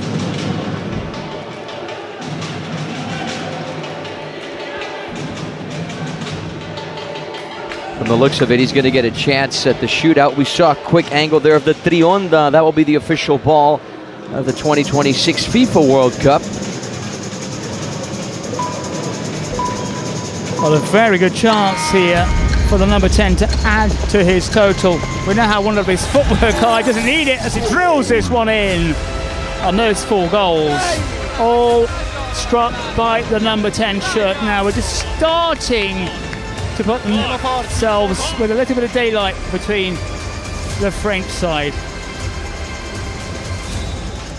Yeah, lovely left-footed finish. It had the power, it had the pace, it had the placement as well.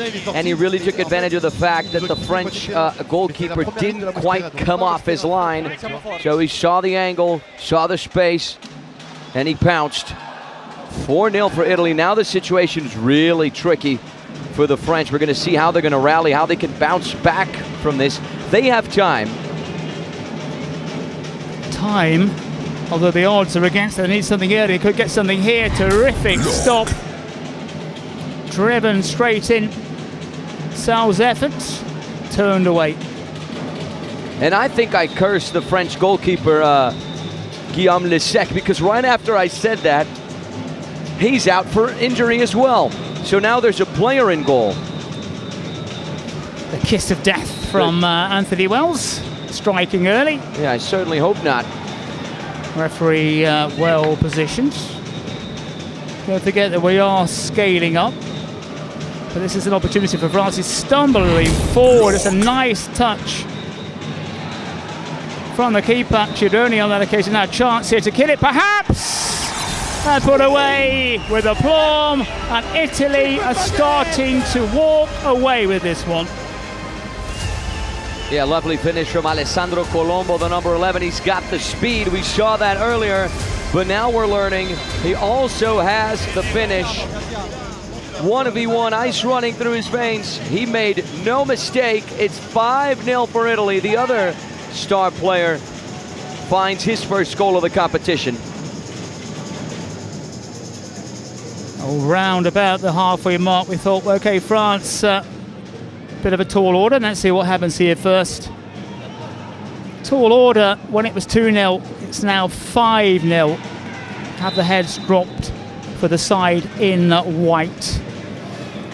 It's not impossible, Anthony, that they could come back, but they need something very, very quickly. Yeah, we've seen incredible comebacks, especially when we enter match ball mode, right? Once the clock hits minute 36, the winning team will only really win the game if they score a golden goal. It's one of those rules, isn't it? It's one of those quirks. Voted for, of course, on social media as we hit the 23-minute mark. So you might be leading. Italy might be leading by 5, 6, 7, 8 goals. They still have to score another one. They still have to score another one. That's exactly right. I think that's a great rule if you've got a very, very close competition or close match. Right. 3-2, something like that, 4-5 or whatever, gives that team who are trailing another chance. However, of course, you're going to feel hard done by if you're the other side who've got the lead and then you suddenly blow it. Exactly. I mean, yesterday in the exhibition game between Morocco and Qatar, we saw that Morocco really had quite the lead, but then once we entered match ball mode, Qatar went on to score 2 or 3 goals. Morocco eventually won it. usually statistically, if you're way in the lead, you're going to end up winning it anyway. But you might concede 1 or 2 or even 3 goals in that process. But things are looking tough for France right now. And we'll see what they can produce up until minute 36. So now the teams can use their secret cards, right? Both teams have, just France has the secret card, but both teams have the presidential cards. 6 players. 1, 2, 3, 4. And France have the secret card as well. 4, 5, 6. And the Italians use their secret card with a star player to very good effect to give them an early cushion.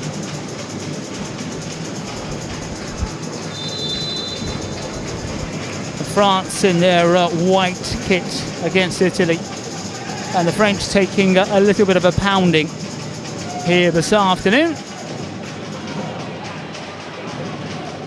Can they find a way back? 2 halves of 20 minutes.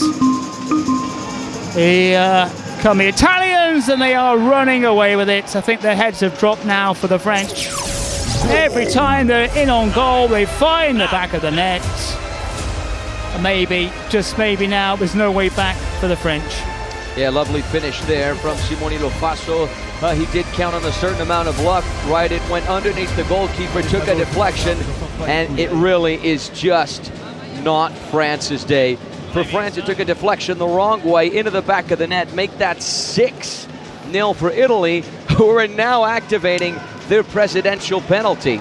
Well, if you're going to do that, this is the time, isn't it? This is the time to do it. A couple of months ago, we were here as observers, and we saw some presidents taking some penalties, and they were not very good. However, a lot of these presidents out there are former professionals, so we expect to see something a little bit better.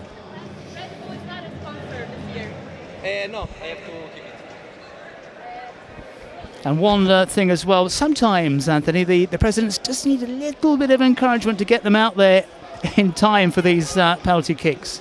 Yeah, the president for Italy, Gianmarco Tocco. Or known as Blair. Yeah, the 29-year-old. He's one of the top 10 streamers in the world. He's got over 1 million followers on Instagram. And he was part, in 2024, of the Stallions, right, in the Kings World Cup in Mexico, alongside, guess who? Francesco Totti. Saw the rules which popped up just a moment ago. Oh, this is his moment here. We wonder, what's the quality? What can we expect from this man from the penalty spot? Looks confident enough. And I can see from up here, he's got his socks on. Yeah, we saw this in the practice matches yesterday. Players taking their boots off, players lifting up the kicking leg of a tracksuit bottoms. Let's see how good he is. Steps forward, and that's not by the penalty. Straight down the centre. And he'll milk it as he's mobbed by the Italians. He's getting more joy and more love than the other goal scorers have had so far in this match. I suppose that's what happens when you're the president of anything. Yeah, I mean, he did a good job there. Right-footed finish, had the power, the placement, the height. Kept his cap on as well, almost fell off. And the tag on his jersey as well. The goalkeeper went the wrong way. And now, I believe we're going to get a presidential penalty on the other side, because I can already see Adil Rami, who's a former Pro World Cup winner. He's going to take it. Yeah. So I think the level of that penalty, the quality, how it was taken was good here on this end, John. But with Rami taking it on the other, I think we're going to see it's a completely different story. Yeah, we said that he's in the booth next to us. We had a quick chat with him before gentleman, kickoff. nice guy. Has he got the finish? Can he keep the cool? One president's done it. There's extra pressure, of course, when you're a World Cup winner to step forward and do the business. And we're going to see him in action very shortly. As we said, sometimes it does take a little bit longer than we hope for to get the presidents out there. And there he is. Looks tall there, doesn't he? Looks a bit bigger than perhaps he is in real life. He stood next to us moments ago. And he's making sure he gets the encouragement from his French side. Ooh, I don't know about you, John. He seemed pretty tall from my standards. big guy. Yeah, he's got the Fortnite shirt on. Of course, Fortnite's heavily connected with us. And the Kings universe, great game if you've never played it. He's got his boots on. He's got the focus there as well as he got the finish. Well, there's the answer. A little bit of egg on the French faces. They cannot get off the score sheet, and he's going to come back, and we might be able to pick up what he has to say for himself in the booth next to us. But it's hit with venom. Was that fingertips? Was that a fingertip stop to send it onto the crossbar? Off he goes down the tunnel, and he'll be coming up the stairs. From that fuzzy angle, maybe that ball bounced in. It could be. Is it England against West Germany? I'm not so sure. 1966 when it didn't cross the line. Or England versus Germany 2010 World Cup, South Africa. Well, it was a mile across. Yeah. Round of 16, I believe it was. Checking in progress. VAR intervention. Yeah, you know, we were talking about this moments ago, the VAR. It's all technology. We've all got the quirks, of course, here. We've got the VAR. Now, does that ball go enough across the line? But the image is all fuzzy. I think they're going to have to use this smaller angle right here that's a lot clearer. It's got to be the entire ball. There's got to be daylight between the ball and that white line. Of course, we've got VAR, but we don't have the goal line technology. We don't have the goal line technology. That's what we need right now. I'd scrap VAR and use goal line technology. We had some very, very extremely tight decisions here this afternoon already. Yes, already. And we had some great goals as well, which were scrubbed out for a couple of millimeters. I mean, this game of opinions. Game of opinions, but this is what we want, right, John? We want excitement. I'm on the kind of anti-VAR camp. I have Are to be you really, fair. my friend? Oh, I don't even get me started. I thought when it came in, it's going to be brilliant. But I think I'd like to see a limited use of the VAR. Okay, I'll meet you halfway then. Limited use, all right. Very limited use. No, come on. Because it just annoys so many people, doesn't it? It does. Especially when it hinders your team. And especially when sometimes you can't work out why the officials have made that decision as well. Right. Well, I can tell you the president is back next door to us. Right. Doesn't look a happy chappy, but he's got his eyes on his French side, who are getting walloped here by the Italians. I mean, still a long way to go. We still have, what, a little less than 13 minutes for a comeback. For a comeback, yeah, for France to try and muster something out of this game here. Doesn't seem likely, but you never know. But who am I to say it can't be done? Well, that was almost sneaky from the Italians. I think France, really, they don't want to finish the opener without scoring. At least they've got, if they can score maybe one or two, they can say, okay, at least we've got a couple of goals back. Yeah, and just a quick correction here. The second French goalkeeper, as we said, who's out due to injury, that is incorrect. Lesec, I believe he picked up a yellow card. He was out for 2 minutes, and he's about to jump back in, because I can already see him on the sidelines there. The number 19, Guillaume Lesec. Yeah, cards, as I said, yellow and red. One leads to a small suspension. One leads to a side being a man down. 25 on the clock here. Italy flying this afternoon in Sao Paulo, Brazil, turning it on a bit. Want to pound the French, of course. Goal difference might make that added little bit of spice when we're in that league format. Of course, a miscontrol on this near side, but it's a sorry day for the French so far. Hammered at least. Now we're at the 25, almost 26 minutes, trailing by 7 and missing a penalty.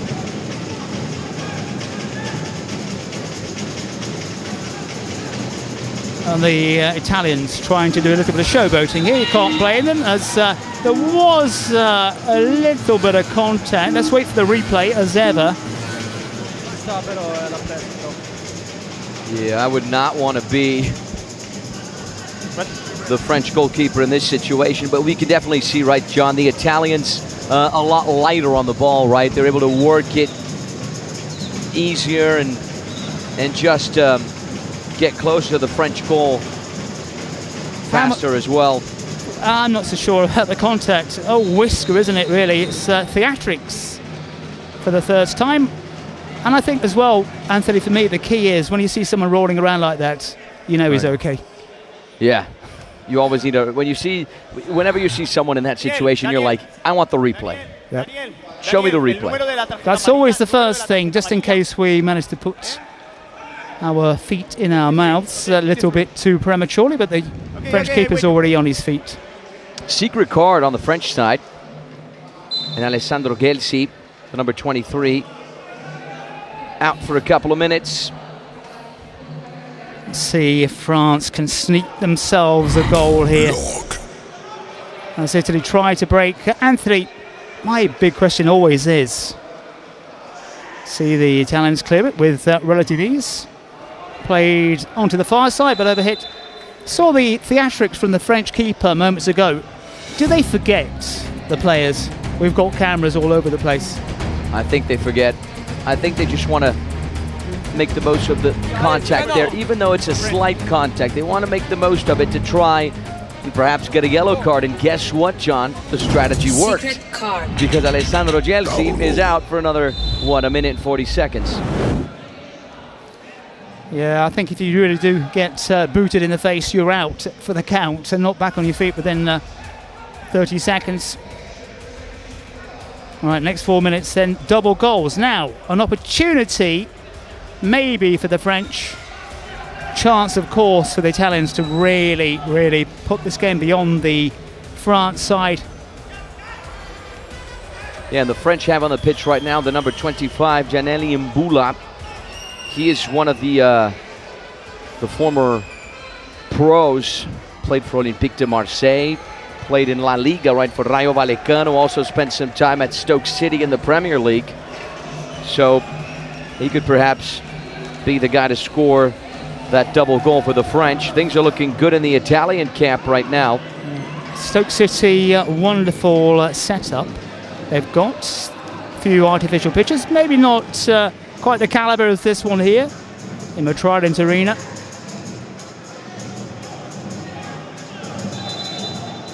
You see the possession there. How funny is that, right? Just a little bit more possession for France. But at the end of the day, ball possession doesn't really translate to goals. Yeah, it's one of those stats. You have to dissect it. You really do. It's not what's the percentage you have with the ball, it's what you do with it, really. Although, statistically, if we're going to go back to stats, sides who have more possession do tend to win more matches. That was exactly the philosophy of Pep Guardiola, right? If you don't have the ball, you can't score on me. How football has changed and is changing at all levels of the match, including the King's universe.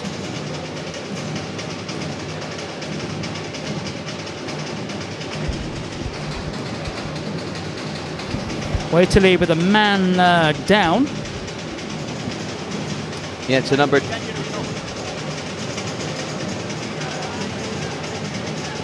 Down at the bottom of your screens. If you want to join us live, of course, we are in the old Palestra Italia, now the Allianz Parque, home to Palmeiras FC. I was there at the old Palestra Italia, first ever game in Brazil. I think it's Palmeiras Guarani, a long, long time ago. Never been to the new place. Never been to the new place. And it's slap bang on top of the old arena. Yeah, it's definitely a must. From wherever you're watching us around the globe, if you ever find yourself in Sao Paulo, you have to go to the Allianz Parque. It is one of the most modern, if not the most modern stadium in South America. When you get the big concerts here in Brazil, right? Taylor Swift, Justin Bieber, Coldplay, they more often than not perform at the Allianz Parque, which is where we're going to have our Kings World Cup final. Yeah, it used to be it's the Morumbi, home to São Paulo, Morumbi as it's called nowadays, which was penciled in to be the stadium which opened the World Cup in Brazil. In the end, it was Corinthians' brand new arena which did that. But as you said, a lot of the big stars from around the world go to the Allianz Parque. Here come Italy again, looking for more goals just to rub it in against the French. And one of the ironies is, of course, that sometimes when there's a show on, Palmeiras get hoofed out of their own home and have to play down the road. Yep, at Arena Barueri. Which is a little different. Nice little place, as this one is hit low and a good stop. The man who was rolling around in theatrics, a long throw out from him. 29 on the clock. France without the number 78, Alceni Sano, the defender. And their double goal is running out. Basically 60 seconds left. Yeah, it was the key, wasn't it, to bag maybe 3 and put themselves back in the game. 3 would have been 6 on a double goal, but it looks like it's drifted away from the French. Well, angled shot straight at the keeper. Some confusion inside the area.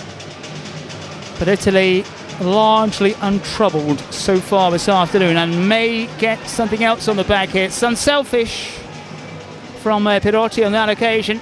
Well, he could have gone for the goal himself from a tight angle. Nice little nutmeg of a pass there on the build-up of the play from the number 8, Domenico Rossi.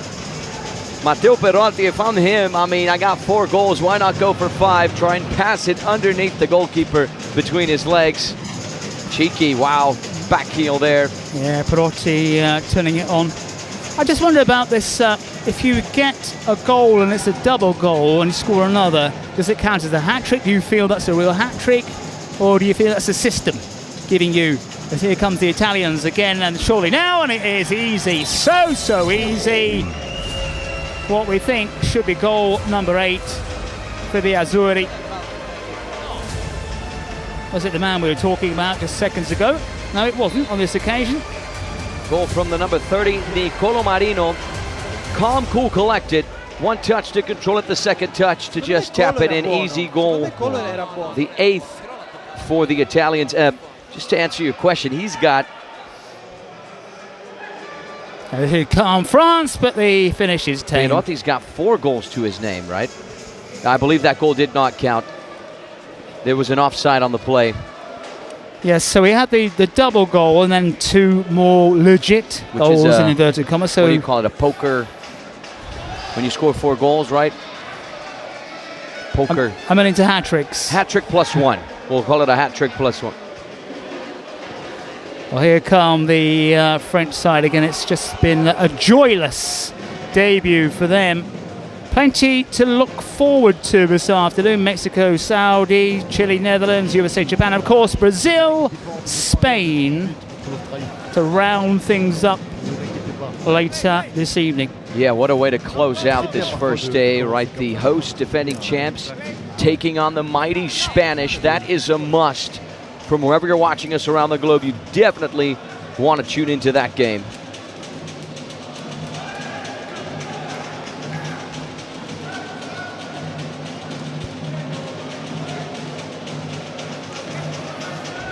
$7-0 then the scoreline to the Italians. Maybe the heads have really dropped as everyone moves back, and Italy denied. We've had a lot of balls in the back of the net.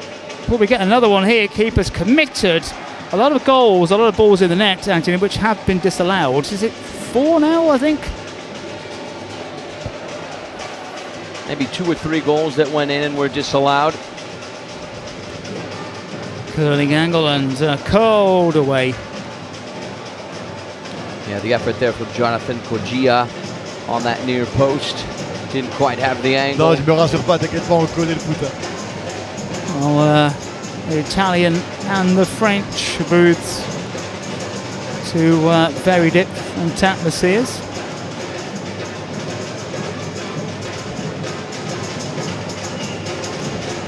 Keeper out smartly. Not a whole lot of fouls, though. You saw the statistics there, just 8 fouls, 4 on each side. So it was a game, it was a good game. Definitely a great way to kick off the competition. A game that had its pace, it had its flow. chances on both sides, of course, more for the Italians, as the scoreline indicates. This is Mbula, the player I was referring to a few minutes ago. Yeah, it's all been hard but fair, hasn't it, really? Apart from the theatrical moment, which did lead to a yellow card in the end. But I think most of the time what you see in this sport is cards given for the likes of shirt pulling or just deliberately blocking a player's movement. Very rarely do you see any kind of really harsh and hard and unfair challenges. Saying that, there's a long way to go and tensions will rise. A minute and a half now before we enter match ball mode.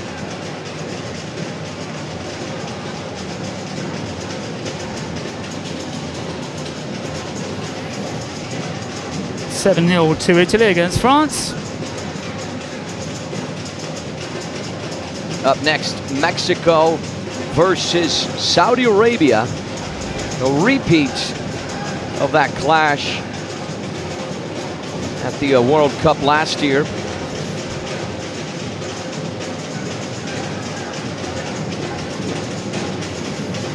Again, the French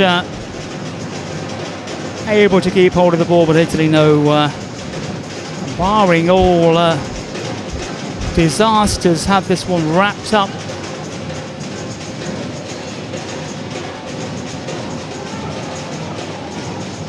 France just might have a chance at a consolation goal during match ball mode. That chance disappears for now at least. Stabbed delicately forward.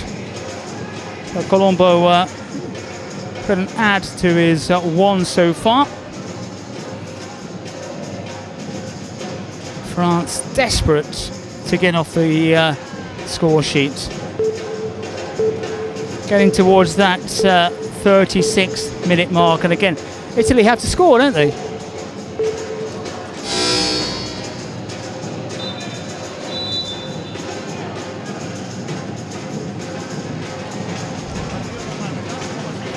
Quick adjustments for the officials and the sides.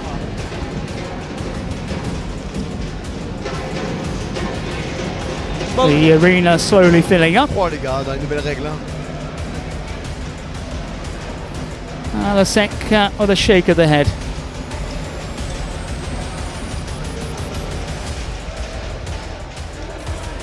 Ascolta, Moussa.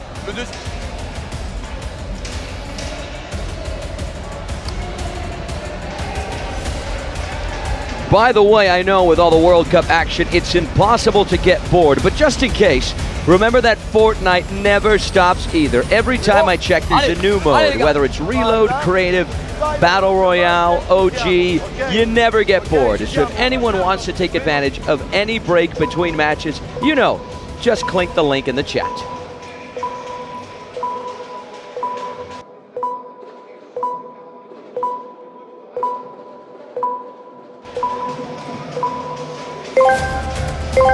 Well, here we go.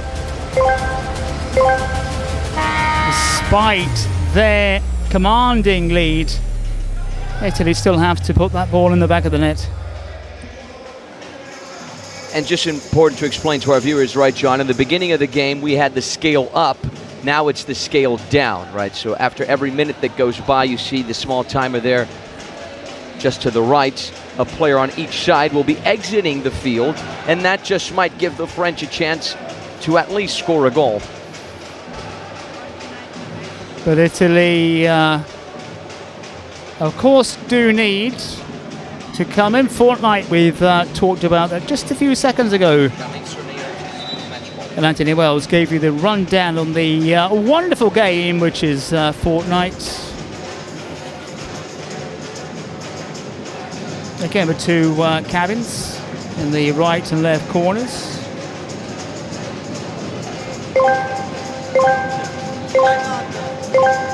Interesting voting system for the man, because it is a men's game today of the match.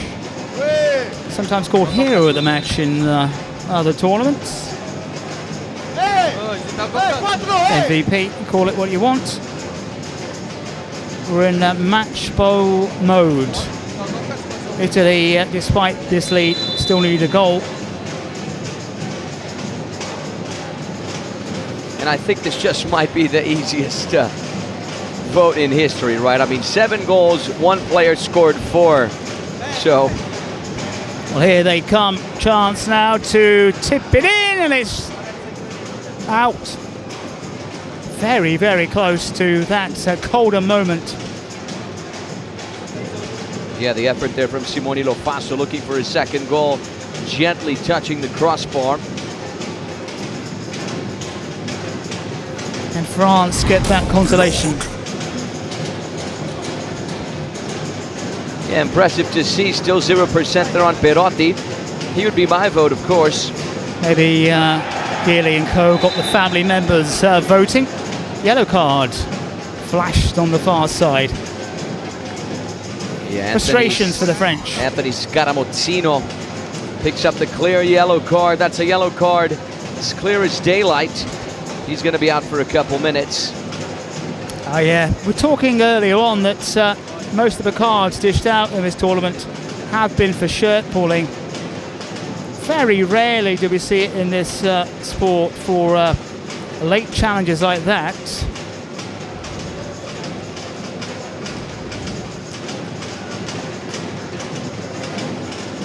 Unnecessary challenge from Scara. That's given Italy an opportunity to wrap this up. Maybe that's what he wanted. Keeping in mind at this point of the game, a yellow card indicates a shootout, a red card, a penalty kick. So he must have known what he was doing. Maybe he just wants to end all the grief. An opportunity here for the man who was brought down moments ago to finally kill the French off. We've seen him do it before. It's easier said than done. This is the moment, and it just drills it into the back of the net. And the Italians celebrate a significant win over France by 8-0. France, a real drubbing here, and our opening match in the KWC, and it really did have to be the number 10 to fire that one. He's brought down moments ago. Scored that double goal plus 3 more, so 5 if you count the double of the 8 for the Italians, including one from Blur, the president, Colombo and Lafaso rather. Yeah, what a performance from Matteo Perotti, right? This shootout right there, almost a repeat of his previous one. Ice running through his veins in a 1v1 situation. A left-footed shot driven across. Successful for Matteo Perotti. Out of the 8 goals, he scored 5. Dream start for Italy. Dream start for this guy right here. We talked about him before the broadcast as the star man. We talk about him after the match as the star man as well. You can already see the Mexicans on the pitch. In just a few moments, we're going to be getting underway with Mexico and Saudi Arabia. Match number 2 of this first day of the Kings World Cup of Nations 2026 right here at the Trident Arena in Sao Paulo, Brazil. The energy is building. The atmosphere is just fantastic. This is a repeat of the game that happened last year in Italy.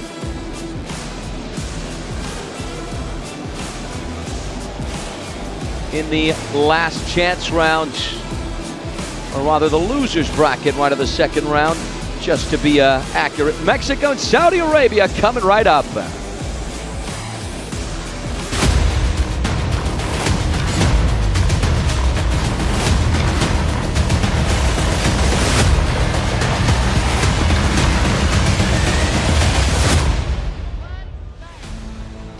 All right, ladies and gentlemen, now we're up and running. Welcome to the Trident Arena in Sao Paulo, Brazil, the land of samba, the land of Joga Bonito, and also the land of the World Cup Nations of 2026. In just a few moments, we're going to be getting underway with Mexico and Saudi Arabia. Saudi Arabia and Mexico. Mexico of Obed Martinez, 8 goals, 2 assists in the previous World Cup of Nations. They're going to be facing Saudi Arabia again. Remember, these two teams face each other in the losers bracket in the second round. Mexico emerged triumphant with a convincing 8-4 win at Milan.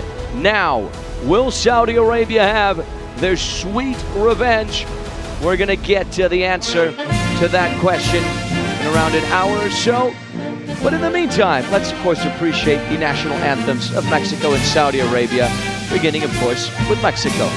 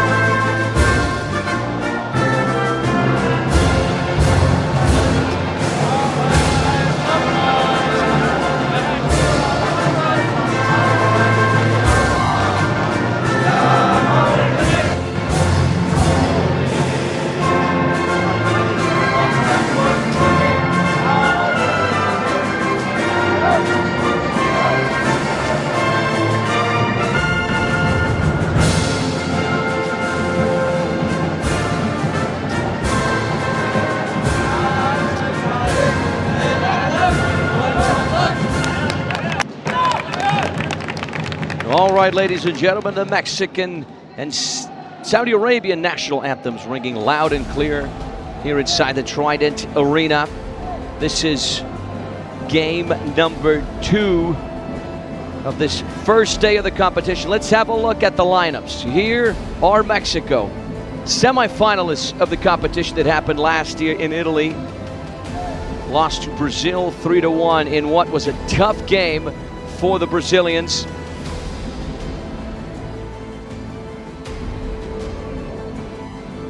And now, a lineup from Saudi Arabia, also featured in the competition in Italy. 2 defeats in 2 games, though, did not make it to the last chance. They're certainly hoping the outcome will be different this time around in São Paulo, Brazil. The Mexican side of legend and co-captain Miguel Layún played at the World Cup here in Brazil back in 2014. Mexico that were in Group A with the Brazilians and secured a place in the round of 16. Remember the no era penal? Well, that happened right here in Brazil. Both teams taking center stage. We're just a few moments away, a few seconds away from the ball drop.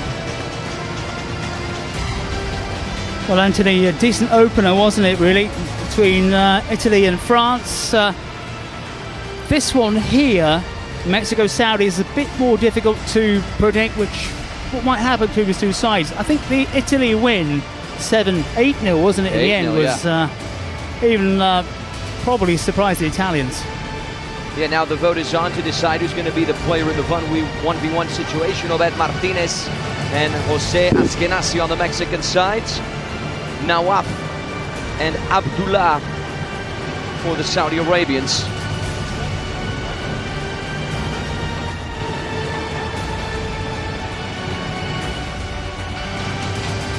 Well, the atmosphere here in the Trident Arena in São Paulo, excellent as ever. See the cards as they get pulled out of the box.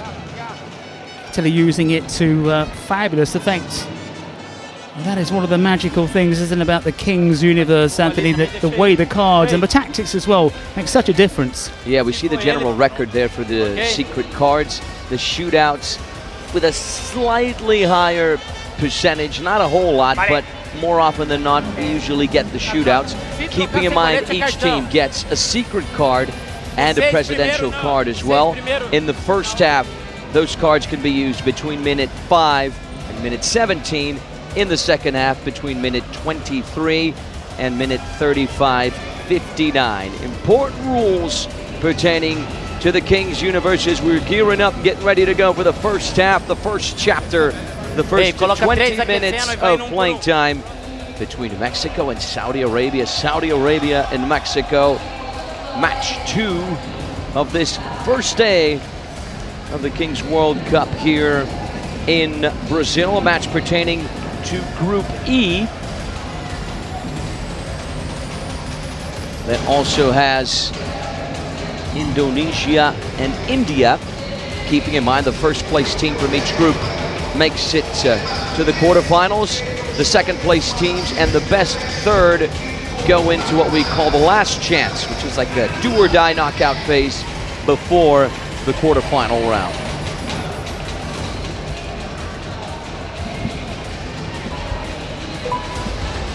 T-minus 17 seconds for the ball drop. Fasten your seatbelts, ladies and gentlemen. Let's get ready to go for Mexico and Saudi Arabia. Who's going to get first possession? 5, 4, 3, 2, 1. Get ready.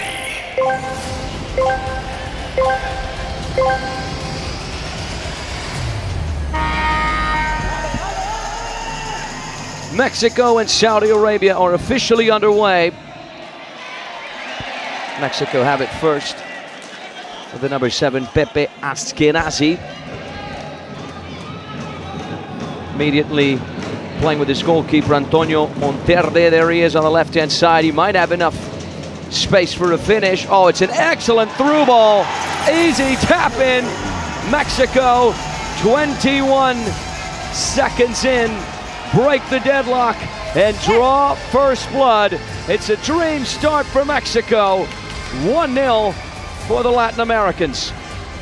Yeah, as you said, it was a dream start, really. This is when the goals tend to flow. And the Saudis left exposed. What a save there from Monterde to avoid the equalizer. This game off to a hot start, just the way we like it, John.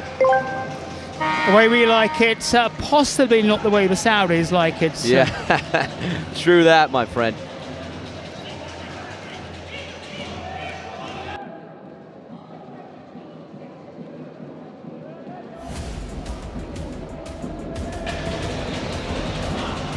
Saudi Arabia vying for the equalizer. Here's Abdullah on that left-hand side.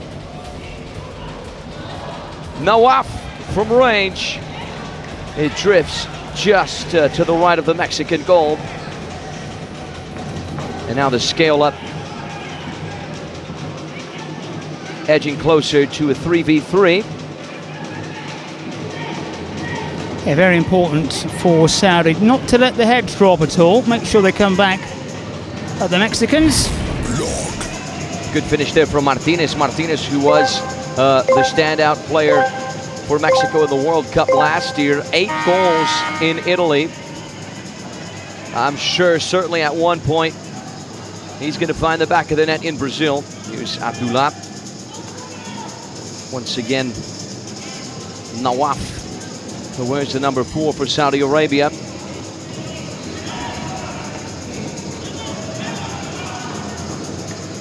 A little over 2 minutes into the game. Nawaf pulls the trigger from range. Martinez gets his body in the way. 30 seconds before we transition into 4v4. Abdullah once again on this left-hand side, working his way in. Here's Nawaf from range. It's a decent strike, isn't it? Low effort, driven across. Out of bounds just for a goal kick. Mexico with a chance to restart. Yeah, the Mexicans edging it so far, but I did play with a lot of Saudi players in my youth. Very, very gifted, very technical footballers. And certainly a lot of talent in the Saudi backyard. question of bringing all that talent together to make it a cohesive force. 100%, buddy, right there with you. Sideline throw for Mexico. Here's the goal scorer, Pepe Askenazi. Went for the nutmeg, cheeky. Nice little display there of Joga Bonito.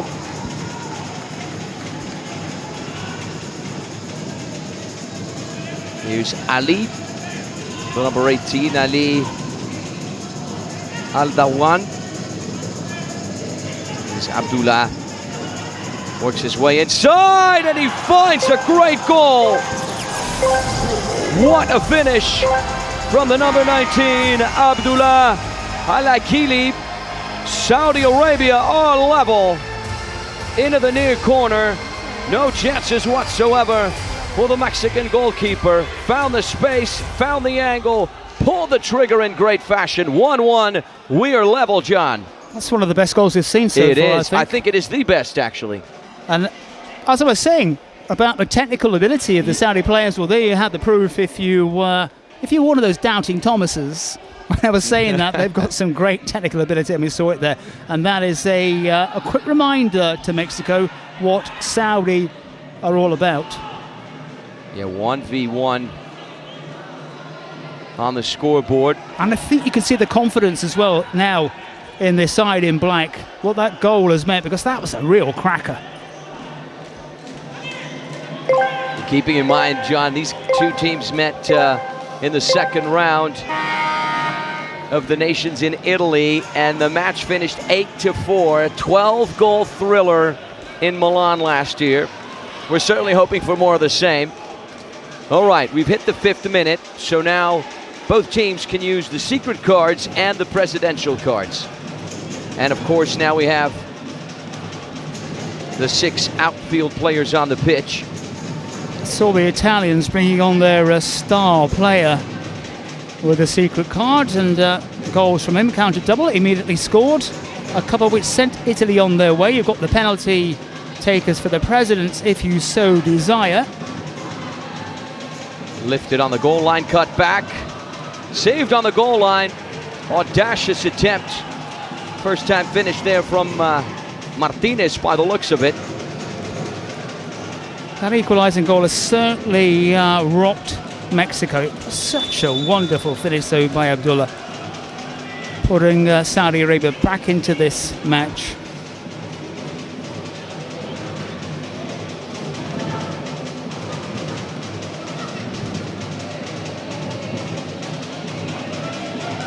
Eventually out of bounds for a sideline throw.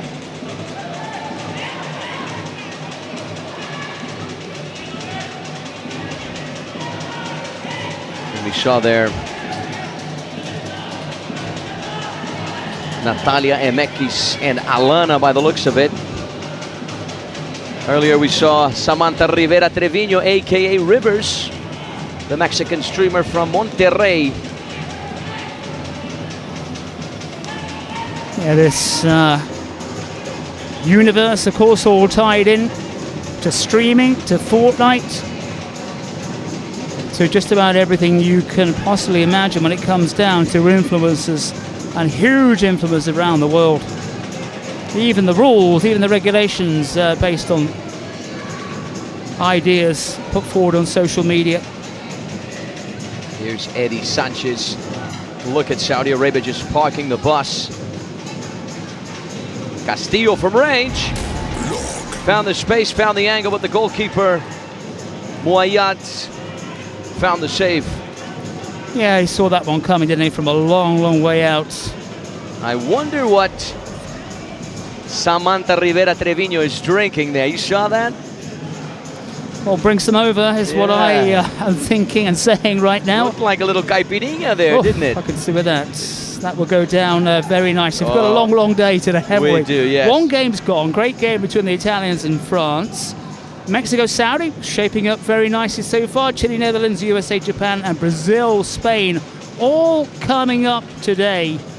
Opening match day at the KWC. When I say KWC, you've got to be a little bit careful with the middle letter. Absolutely. In case you say something else. Absolutely.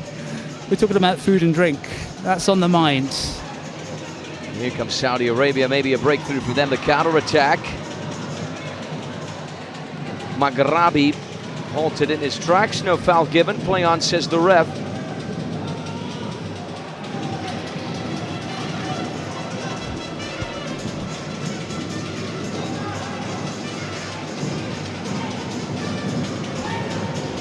Another effort from range, blocked by Abdullah.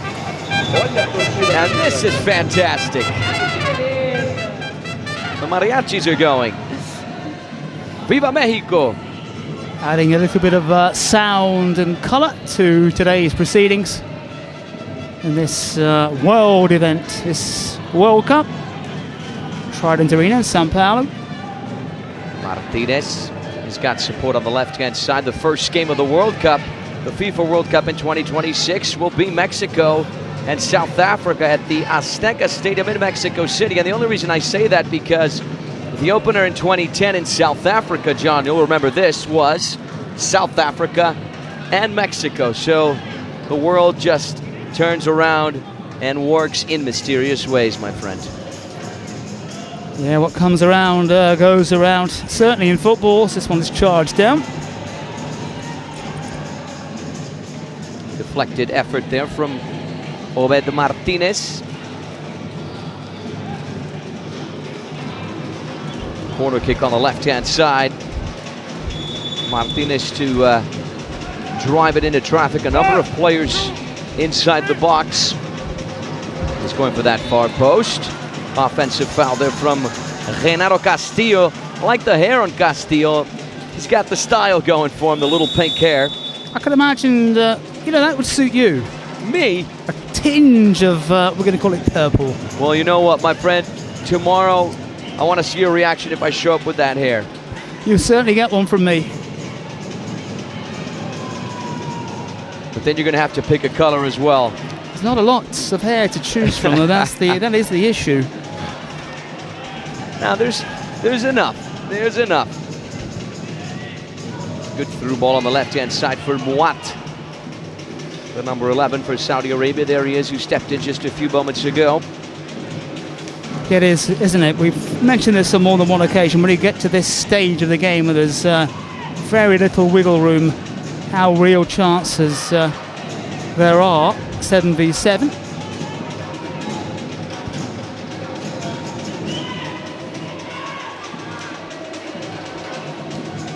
And one apiece, I think, just about sums things up, doesn't it, really, between Mexico and Saudi. Wonderful equalising strike by Abdullah. We think it's our goal of the tournament so far, even though we're only a match and a little bit in. Goal line cut back. I believe that ball went out either way. Yeah. Moya Yat is going to run away with it. 11 and a half minutes. 2 goals, just 2 goals, but an exciting game thus far. We've got to get a movement going if the camera comes on us with the little fingers and stuff, the reaction movements. We have to think of something, my friend. We've got to think of something. Not a reflex action. I've seen a few reflex actions out this kind of stuff. We need something a bit more original. Maybe do like a heart like that. Anthony, show me a heart for those of you who can't see it.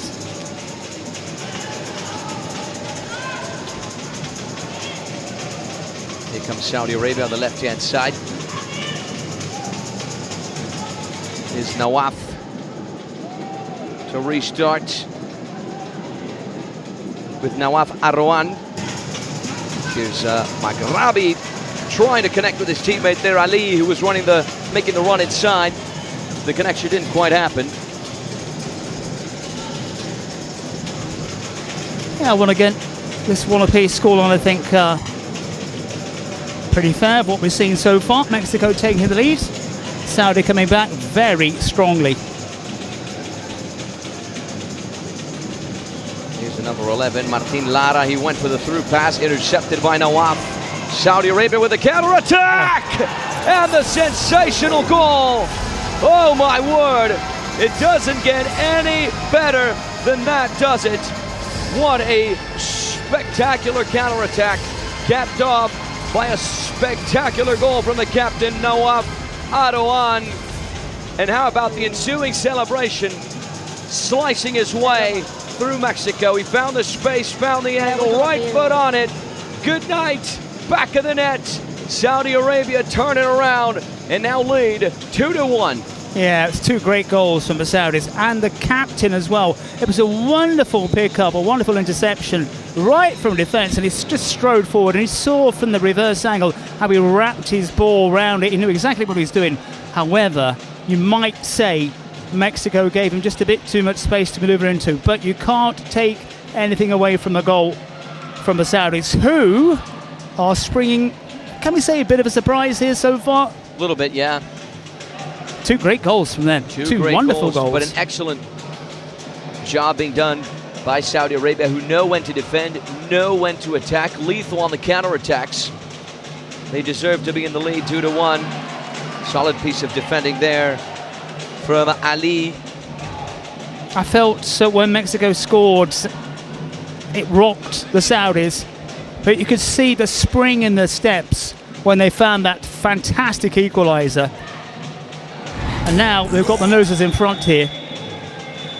Yeah, we certainly have to praise the strategy of the Saudi Arabian head coach, who is Brazilian, right? Felipe Marques Vieira Gois, Brazilian futsal coach.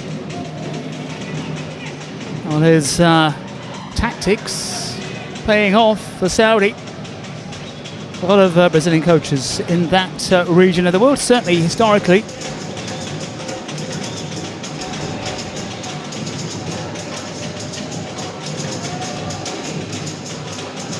How will Mexico respond? That's the big question. We saw the band.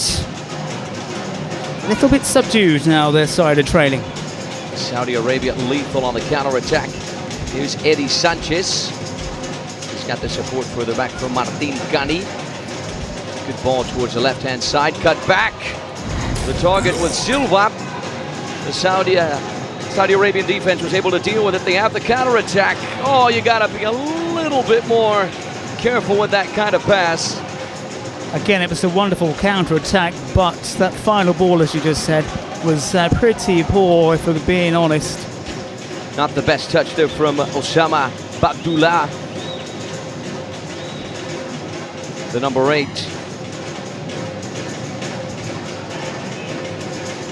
Mexico seeing a lot of the ball, but it's the Saudis, for me, who look the more impressive now.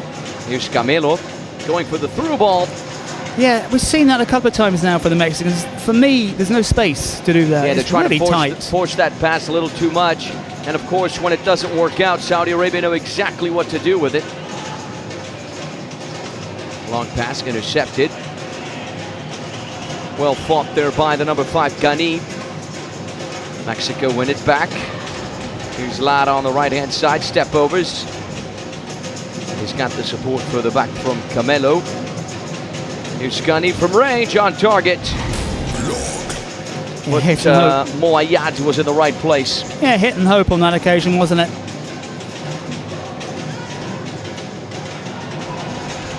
Here comes Saudi Arabia, right-hand side, driven across. Kani was in the way. And Mexico quickly able to restart. We're almost at minute 17. Once that happens, we're going to hit the double goals. There is the countdown. As Anthony has said, any goal scored counts double. We saw the Italians do it, in fact, with a star player. And we've reached the magic 17. Mexico in the World Cup Nations last year after losing the first round to the US 4-2. Back-to-back wins against Saudi Arabia 8-4 and Germany 6-3 to advance to the quarterfinals. Then defeating Argentina in a penalty shootout to reach the semis. And then in the semis, Mexico eventually lost to Brazil 3-1. You may have seen the different coloured ball used for this stage of the match as well, the orange ball, World Cup ball. Referee wants those players back on. It's the air conditioning's on here, but it's a little bit humid at times. Once again, the Mexican president streamers, Natalia MX and Alana, and they will be joined over the course of the competition by the Montiel brothers, Gabo Montiel. Yeah, big following in Mexico for the Kings universe. Gabo and Alex Montiel, aka Scorpion Dorado and Cristiano Ronaldo. That's how they like to be called when they step up for the presidential penalties. I wonder how they choose who's taking it. Mexico then trailing after taking the lead here. Good display so far from Saudi. Two fabulous goals. If you're joining us late and you missed the goals, great goals, very different from Saudi Arabia, but wonderful finishes. Yeah, the question now is, will Mexico score in these final minutes of the first half? If they do so, they're going to turn it around. A little over 2 minutes remain till we wrap up this first period. Yeah, it's 20 minutes, isn't it? Officially, of course, in each half. A little stops here and there for cards, for presidents, for shootouts. Lara able to squeeze his way through. The run is excellent. Cheeky back heel touch. Yeah, as you said, very good individual skills, but he was really going nowhere, surrounded quickly by 3 black shirts. Sideline throw here, taken by number 8, Osama. Headed out by Kani, the number 5. It's a sideline throw. This is Ali. The ball's loose inside. Slide challenge there. Saudi Arabia restart. Here's the captain. It's just an awkward bounce there for Mexico. The rubber, the green not going their way. A good old-fashioned agricultural clearance. Yeah, the ball was just ricocheting all over the place before it's eventually blasted out of bounds. Yeah, there's a protected fence separating the pitch and the fans behind each goal, but there's no protection for us. Where we are open, we are vulnerable to being slashed by clearances like that. Well, if the ball lands here in the booth, my friend, it's staying here. It's staying here. We can take it home. We'll just hide the ball somewhere. Hopefully no one will get injured. 40 seconds on the clock before we wrap up this first half. Mexico vying for that late first half equalizer. Here's Diego. This is Carlos Camelo, the number 6. Give and go. Solid piece of defending all throughout this first half from Saudi Arabia. Excellent on defense, great on the counterattacks as well. That's why they're leading 2-1. 2 fabulous finishes. That's a wayward ball from the Mexicans as we hear that timer running down on the end of this first half, and Saudi Arabia are going to be more than happy with the scoreline as it is. And that wraps up the first half. Now the question is, what's going to happen in the dugouts, right? What will the managers and the assistant coaches say to their players? Really want to listen to what the Mexican head coach, Paul Font, what he says to his men. And then, of course, Felipe Marquez Vieira and Artur Felix Silva in the Saudi Arabian dugout. Para eso hemos de estar juntos, venir muy rápido, es importante que entendáis esto. Ahora hemos dado, pero importante esto. En vez de hacer el 2-2-2 directo, lo que haremos es pasar del 3-3. A little bit of echo on what our coach is saying. Si no están muy cómodos, I ¿vale? hear the words from Bob Font as well as Fernando Espinosa, the assistant manager. Here a look at the Saudi Arabian dugout led by Felipe Marquez Vieira and Artur Felix Silva, the coach and assistant coach.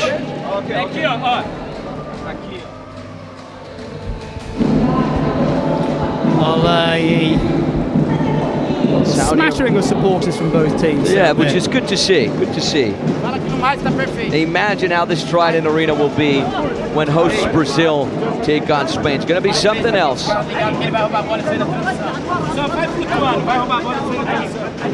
Paul Font, the manager for Mexico, does have a decent amount of experience within the Kings League, right? He spent some time at Los Troncos in Spain, at Real Titan in Mexico, at Gear 7 FC in Italy, as well as the BOFC in the Queens League in Spain. You can see off camera the mariachis are back, and there's a few more of them this time. Just below where the flag is, the Mexican banner. There she is once again, Rivers.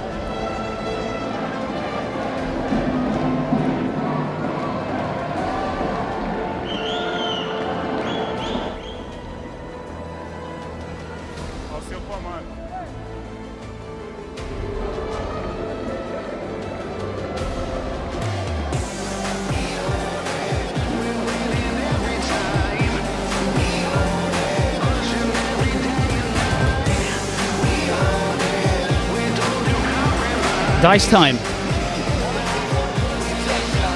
We had 1v1 to kick off the second half in the opening game between Italy and France. For Mexico and Saudi Arabia, the first 3 minutes of the second half will turn out to be the same way. Is that dice loaded? Might it's the be. second time we've seen it today already. It might be, my friend. It just might.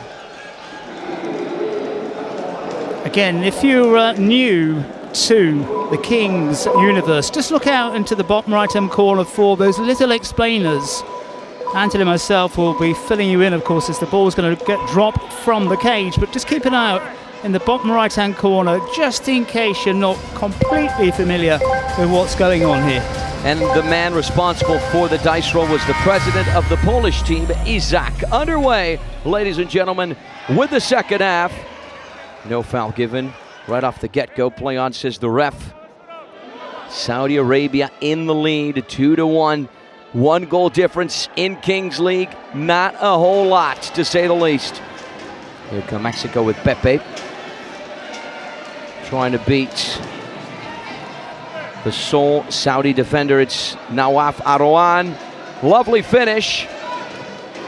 But Moayad was in the right place to come up with the save. This is the captain, Nawaf Arouan. He scored a great goal. The second goal for Saudi Arabia to turn it around and make it 2-1. It's such a big player, but a lot of skill. He's got a goalkeeper in support out of camera down the centre. Nawaf goes from range, audacious attempt. He decided against trying to take on the speedy Pepe Askenazi.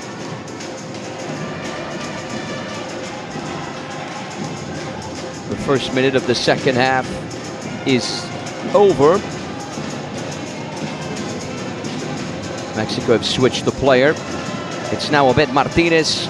Couldn't find much of an angle. He's on the goal line, pressured in a tough situation there by Nawaf Arouan. Yeah, no signs of any cards from the team so far in this tournament, but it's been a good opener. We had the Italy-France match when the Italians smashed France. Obed Martinez on his left foot. Is he going to get a goal? And he certainly is going to get not a goal, but a golazo. Obed Martinez, the Mexican star man, grabs his first of the Kings World Cup of Nations, and just like that, Mexico are level on that excellent left foot of his. Beats the defender, beats the goalkeeper, and finds just enough of an angle to drive it in. Here's the replay, John. What do you make of this, buddy? Yeah, keeper committed. The captain was across the line, but just couldn't get his body there. And Mexico find themselves back on level terms. They scored early, of course. Opening goal in this contest. And Saudi grew. Will that happen again in the second half? Here's Abdullah trying to make it 3-2. Just wide the effort from the number 19, Abdullah Al-Akili. Yeah, he wasn't far off target, was he? Immediately stepping up for a substitution. Now for Saudi we have Hussam Ribia, the number 5. Another lovely run. Oh my word. How did that not go in? Martin Lara did everything right except the finish. Reminding me of Fernando Torres during his Chelsea days. Remember that miss? One of many. I think this is the issue there with Nawaf. We saw him score a fabulous goal. We know he's got talent, but he's a bit short of pace. And Saudi Arabia were caught out there. So some might question the fact that the captain is starting in these 1v1, 2v2 situations. And he collided with his own goalkeeper as well to rub salt in the wounds. They were fortunate, very fortunate, that they did not concede again. Yeah, the knee into the back. That goes down as a real miss. We talked about the mariachis. They've been reinforced. Which is what we want to see. The energy, the atmosphere building up. Saudi Arabia have their supporters as well. Safe to say in this 1v1 situation in the first 3 minutes, Mexico really took advantage of it. 2-2, 4 goals. We are level, and now, of course, we return to the traditional 7v7 situation up until minute 36. So starting now, both teams can use the secret cards and the presidential penalties, and both teams have both options. So I could certainly imagine, John, the drama's going to pick up from now on. Yeah, and we've got also other options to throw into this as well. Lovely run here from Abdullah, cut back. The Mexican defense was somehow able to deal with it, looking for the counter-attack now with Castillo. Steps on the brakes over on the right-hand side. He's got the support further back from Eddie Sanchez, the number 13. Here's Castillo once again. His pass is blocked. Might get a second chance here. This one is good. Right-hand side. Off of Ribia, the number 5. And it's a corner kick. Mexico with over 60% ball possession at this point. Didn't France have more possession than Italy in the first game? We know what happened there. I wonder if this is going to be decided in match ball. Maghrabi inside. Almost a mistake there from Monterde, the Mexican goalkeeper. Let's have a look at the replay. Samantha Rivers couldn't believe it. Yeah, kicked the ball clearly out of the goal. But I think the way things are shaping up, it's still a lot of time ago, but a win in the match ball situation now is looking on the cards. How about that piece of skill? Lovely step overs. Here comes Saudi Arabia working their way inside. Not much of an angle. Nawaf still going. He's got the support further back from Osama. Clean steal there from Castillo. All ball. Almost 25 minutes. Yeah, it's a bit unfortunate there for Nawaf Salih, who made a terrific run and couldn't pull the trigger quickly enough and was off balance. For me, the boot was a bit high. High boot there from the number 90, Alexis Silva. Couple Mexican flags among the bleachers. Men and women, young and old, is slowly but surely filling the bleachers here inside the Trident Arena. Steered away by Martin Cani.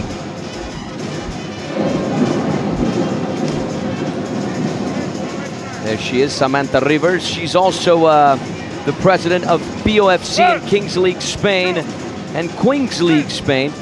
Yeah, haven't mentioned Queens League so far. Yeah, she actually won the Split 1 and Split 4 of the 2025 Queens Cup, so she clearly knows what she's doing, and she's doing a good job. Mexico level against Saudi Arabia. This is only the second match of the Kings World Cup of Nations. Yeah, if you're joining us late, Italy trouncing France by 8 goals to 0 in the end. Chile, Netherlands, USA, Japan, then Brazil, Spain, all to come here this afternoon from São Paulo, Brazil. Local time getting on to 5 to 4 in the afternoon, just a little bit before. Diego Martinez, he's got the support further back from Martin Cani. Play on, says the ref. A little bit of theatrics there from the number 5, if you ask me. Here's the long pass for Alexis Silva. Intercepted just in the nick of time. Here's Eddie Sanchez. Oh, this is a great ball, and it is a great goal for Mexico. They turn it around. They make it 3-2. It's the big man, the number 90, Alexis Silva. Right place, right time. Lovely chested control, followed by the finish to beat the Saudi Arabian goalkeeper. Let's have a look at the replay again. Top class, top finish. Mexico turning around. 3-2. 3-2. John, what a goal. Yeah, I thought he evaded him and it just managed to get his foot on the end of it, and wasn't the cleanest of contacts in the end from Silva, but did the job. I was just about to say that this game had kind of hit a bit of a stalemate, so we've had two turnaround positions, haven't we? Mexico taking the lead, Saudi Arabia coming back, now Mexico back in front. Now it's Saudi Arabia who are vying for the equalizer. Here's Nawaf Arawan trying to squeeze his way through. Ensuing touch from Moaf Al-Asiri. Almost half an hour.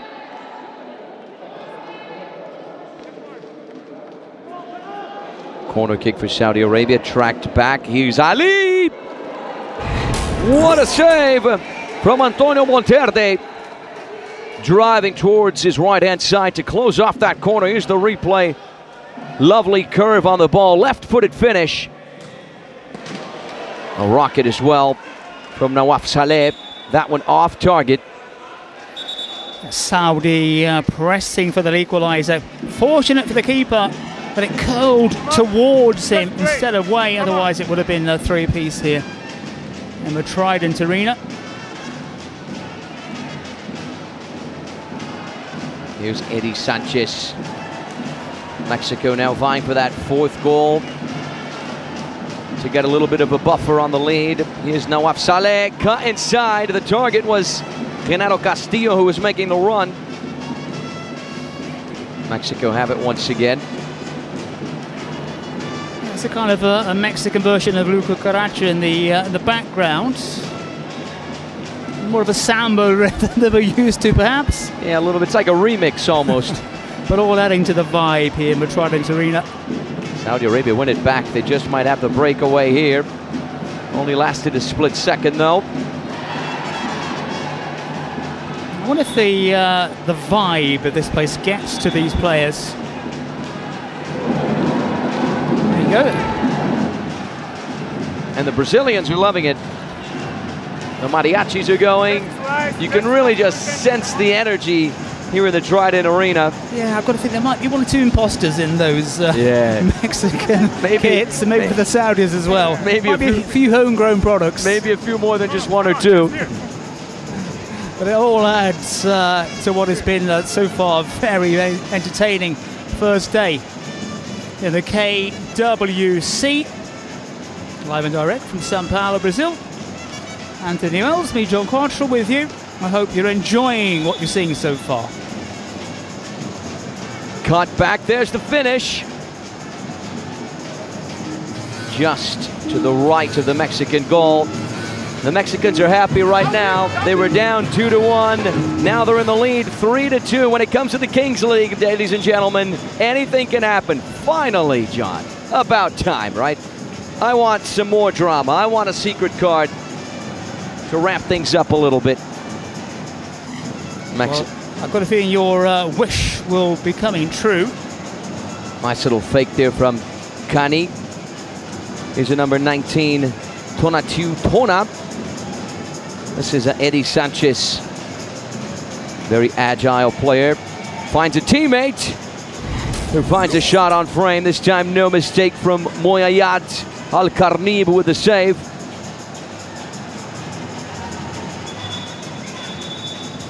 The secret cards can be used up until minute 36. One of the most important rules, if not the most important rule of the Kings World Cup. Secret card for Team Saudi Arabia, a suspension. So the number 10, Obed Martinez, suspension, is suspended.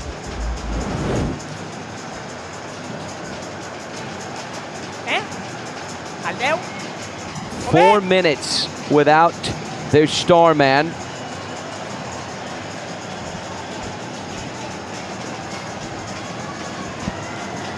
That's an interesting use of the card.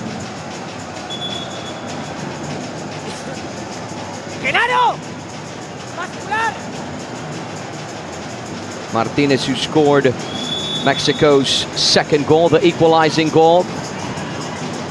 He had 8 in the World Cup of Nations last year in Italy. He was the 3rd highest scorer of the competition. That's an interesting use of the card, isn't it? Suspending the best player what of they the perceive as the best player, but he's only got 1 goal so far. Yeah, in my opinion, over the course of the match, I think the best player would maybe be, yeah, tough to say, maybe Pepe, number 7. Does that use of the card, maybe, does it smack of a little bit of desperation from the Saudis, maybe a little bit of imagination? So it's kind of almost a negative use of the card, isn't it, in some respects? Yeah, I think the viewers in our chat could answer that question. That's an excellent question, John. Here comes Saudi Arabia working their way inside. Little layoff there. A powerful finish from Ali. Just a reminder, tickets available for the final. And a huge shout out to our viewers around the globe. From wherever you're watching us, tell us where you're watching this game from. The more the merrier. Make sure you share this broadcast with as many people as possible. WhatsApp groups, friends, family, the more the merrier.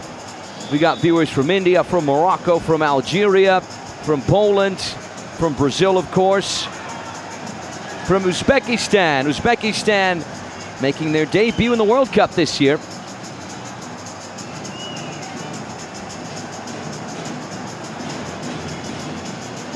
Lovely through ball. Almost the equalizer for Saudi Arabia. And that clock is slowly ticking down here. There's the magic buttons. And we're going to get a secret card from Mexico, from Team Mexico.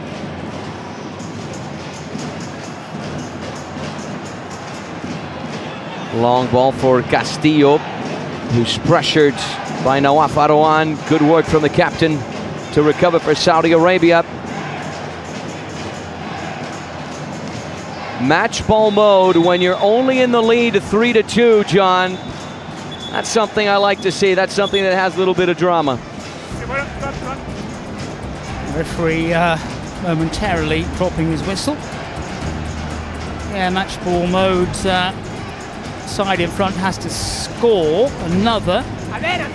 And it's a reverse penalty. All right, so just to explain this to our viewers abroad, now Mexico will select someone from Saudi Arabia to take the penalty kick. If they miss the penalty kick, it'll count as a goal for Mexico. So Mexico will then move up 4-2. If they miss the penalty kick, or rather if they score the penalty kick, then everything stays the same. That's basically how the reverse penalty works. So it's a win-win. It's a win-win. Really, for Mexico. So basically this is that type of card where you trust your goalkeeper. You say, hey, I have faith in my goalkeeper, Antonio Monterde. So who's going to take it? From the looks of it, it's Hussam Taribia, the number 5. Again, the explanation very, very quick in the bottom right-hand corner. But it's a no-win situation, really, for Saudi. Yep, that's the man. At the end of the day. Just myself. Just my way. So, come on.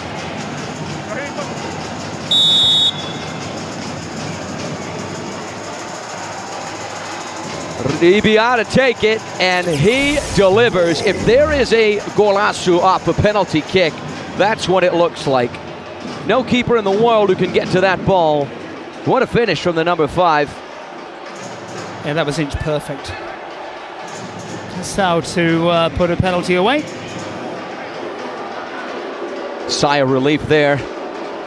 It's a lot of training, a lot of practice has gone into that. It made it look easy, which is the whole thing, but that's perfect, as you said. You cannot, even if you guess right, you're not going to get there.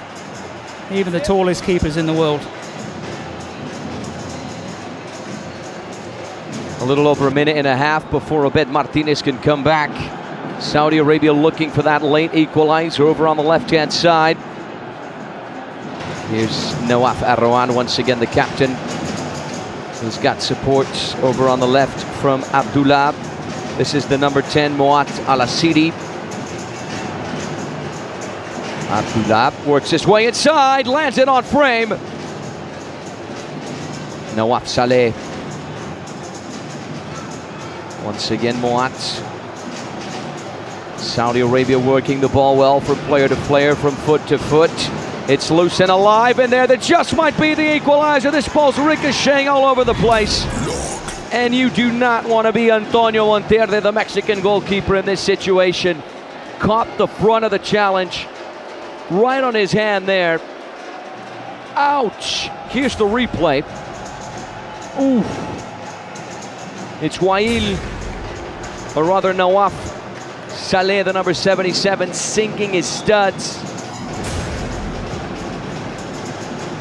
A brave keeping from Monterde. Maybe the second amount of contact on him. Don't need to speak loud, okay? Keeper doing exceptionally well to keep Saudi Arabia at bay. I was just about to mention, Anthony, the use of the two special cards, and maybe this is something for the viewers to let us know about what they thought about the use of those special cards and which card was the better used of the two sides. Because they're interesting cards, weren't they, to some extent? I think the reverse penalty, maybe. I think suspending a player, if you really know how to defend, you don't really feel the lack of that player. That's basically how I view that secret card. And as you said, I don't think there's been really one outstanding, not really outstanding player. In the Italy-France match, I could see France doing that against Italy's number 10, Petroli. But here, it was interesting, but they had the thought pattern, the process behind it, of course, the Saudis. So now Antonio Monterde is being tended to by the medical staff. Persas FC was his last team. There's a tight frame of Moises Daba, the backup goalkeeper for Mexico. Monterde was Kings League Mexico's best goalkeeper in Split 1. He had 24 saves in the World Cup of Nations last year. He seems to be healthy.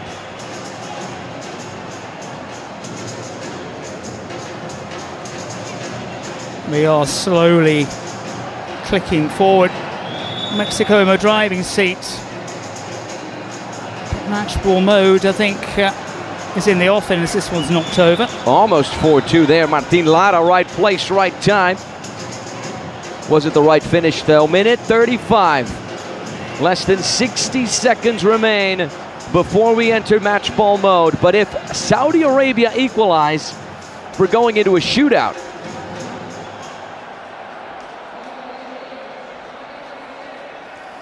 Just a reminder, tickets available for those wanting to see the mega final in 2 weeks' time.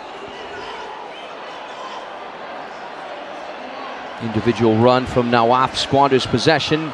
Mexico win it back. Martinez drives it across. The idea was good, the execution not so much. He snatched that one somewhat. Nice through ball up the pitch. Here's Abdullah Maghrabi. Here's Nawaf from range. The deflection. It's alive. Is it going to go in? No, it isn't. What a save. Spectacular from Antonio Monterde, who was not doing 100% just a few minutes ago. Top class from the Mexican goalkeeper. Lovely elasticity. Just refined reflex. Incredible. Yeah, and that little touch he got there denied Sultan what would have been a stonewall equaliser as he was coming in. Match ball mode. Game is still, no? The game is still. Okay. Chile. So Mexico still in front here, but they need another goal. However, the door is open for Saudi Arabia.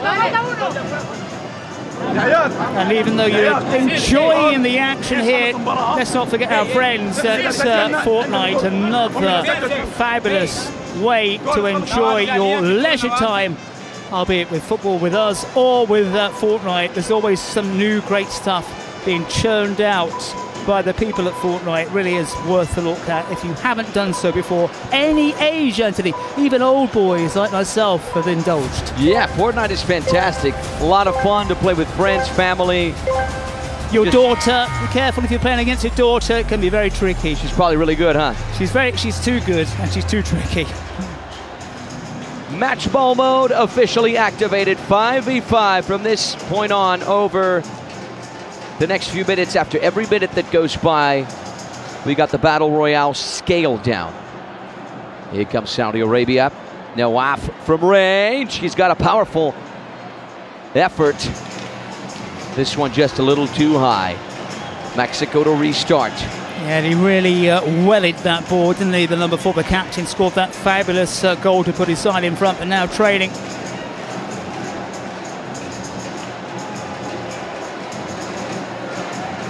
Next goal, all important. Another effort from range. Driven across, forced Moayad to fly. Good effort there from Tonatu Tona, the number 19 for Mexico.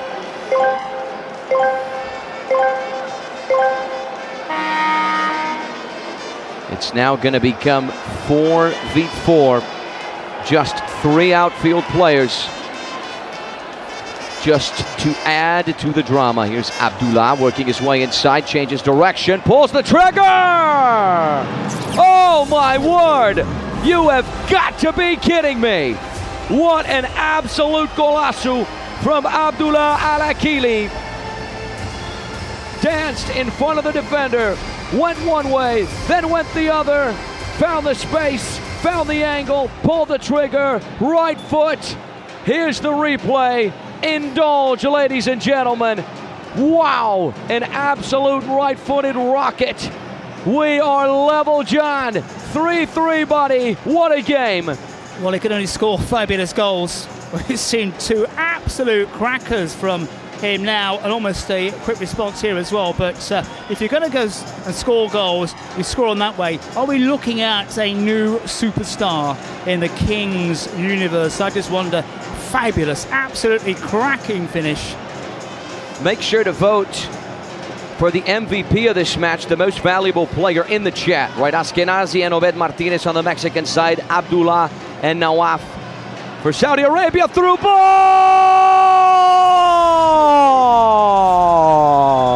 Oh my word! You cannot write this script any other way. Nightmare for Mexico, an absolute dream for Saudi Arabia, who win it. They go from 2-1 up to 3-2 down, and now to 4-3 up.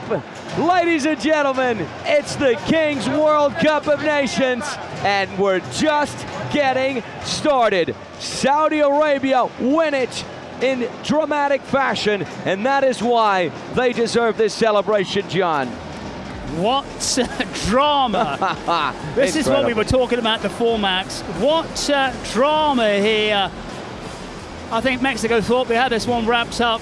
They took a real slap in the face. Again, another wonderful strike on target, another wonderful goal. You've got to say, I think overall, Saudi deserve it. Getting some support from our Moroccan co-commentators on that far side, but I think I know who the MVP should be. Don't want to influence anybody, but it really, really, really was some entertaining stuff and some fabulous goals. Yeah, I mean, if you ask me, John, it should be Abdullah Al-Akili, right, the number 19, who scored the golazo, had that 4th goal as well, but the MVP was selected, the voting was terminated before he scored these 2 goals. So we all know it's Abdullah Al-Akili, but one of the Mexican players, I believe it's Pepe Askenazi, the number 7, who's going to get the MVP of the match. Yeah, I think obviously for the technical considerations,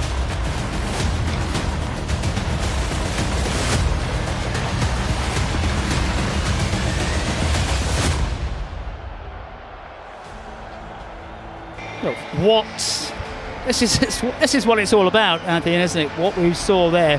What a match. I mean, we had a great game with Italy-France. It's very one-sided, but for my money, that was terrific. What we've just seen there from Mexico and Saudi pulling off some fabulous skills, some fabulous footwork as we get set for game number 3. But what a match that was. If you've missed it and you're tuning in for this game now, we'll go back and have a look at that game between Mexico and Saudi Arabia, because you've seen some great goals, and I think it really sums up what this tournament is all about, what the KWCN is all about in that game there, Mexico-Saudi.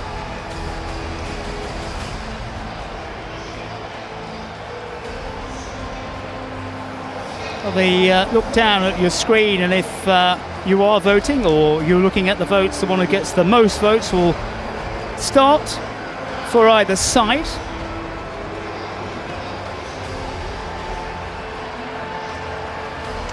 Yeah, just important to explain to our viewers across the globe, this is an important voting process that happens before the ball drop, right? 2 players are selected by the team. So in case of Chile here, we have Matias Rojas and Fernando Saavedra. On the Dutch side, Ilyas Buduni and Jamatelli. And then, of course, the voting process happens to determine who is going to be the player who's going to enter that 1v1 situation. And, of course, you can vote. You can become a part of our community. You can participate to help make these games even better, even more dramatic.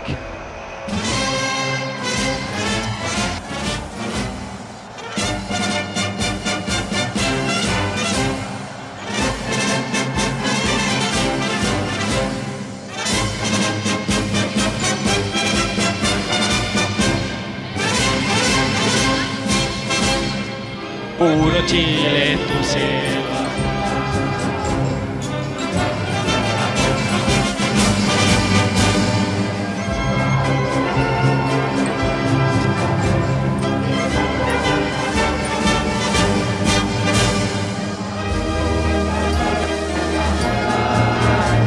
Que te dio por baluarte el Señor, que te dio por baluarte el Señor. Ese maje y no te vayas.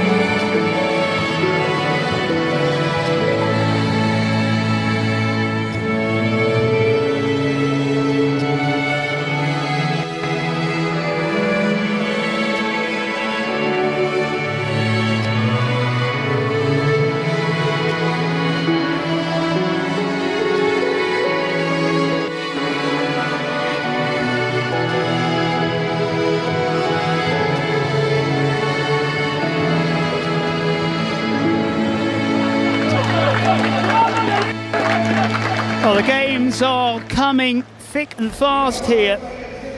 What a cracker we had moments ago between Mexico and Saudi Arabia. Wonderful game, Saudi.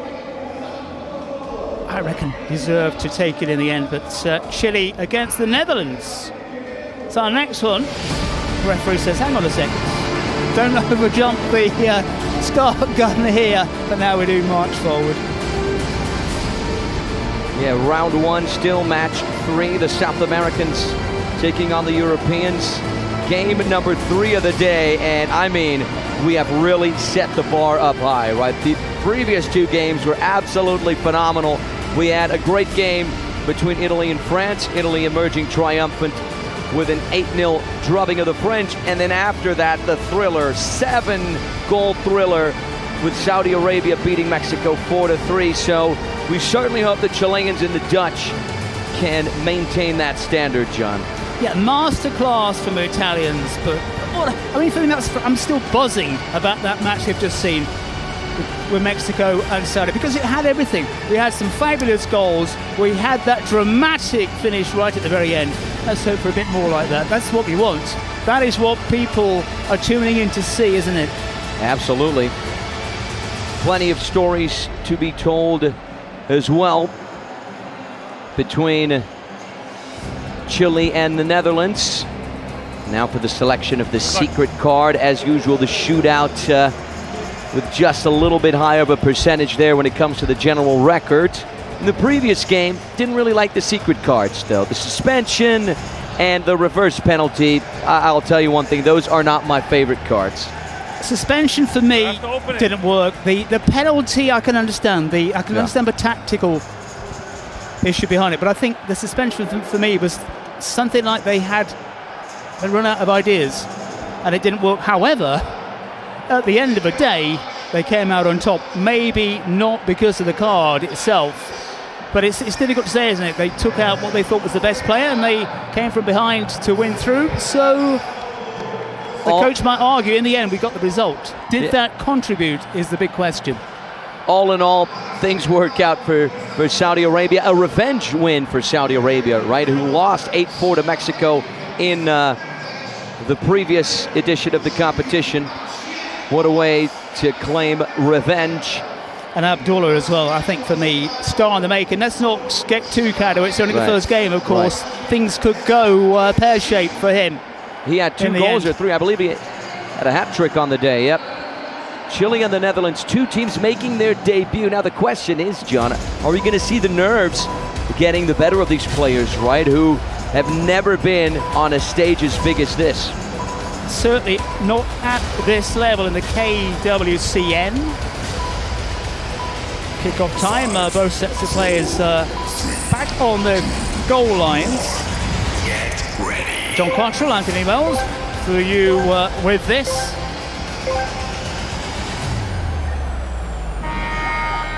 Well, who's quickest?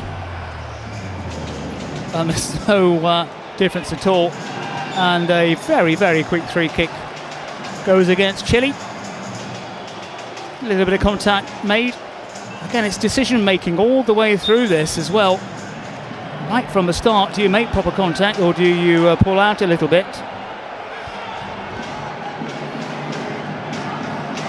Shooting opportunity, keeper's committed here and it's blazed. A goalkeeper's finish, as they say. Not quite sure whether that was the right strategy there from this guy, the number 80, Matias Rojas, to kind of track back and give him that much room to take the shot. I was going to say there's the pass and now the goalkeeper. And this is a shooting chance. Now the keeper spreads himself well. Good save there by Van der Sar. Spread himself well. This is Herrera. Can he have a go on his left peg? Thought about it, didn't have the quite confidence, and it's a scuff shot. And Herrera quickly back in his own goal. Chile in the red, the Netherlands in all black for this one. First minute has gone by, so now 3v3, but just 2 outfield players though. Yeah, of course, as this one's dinked over the top. Goalkeeper Van der Sar in support. Knocks it out wide. We've seen some brave keeping from the goalkeepers as this one flies into the back of the net from a long, long way out. Audacious stuff from Herrera. And from the punch on his own goal line, great vision because Van der Sar had come forward in attack and Chile take the lead.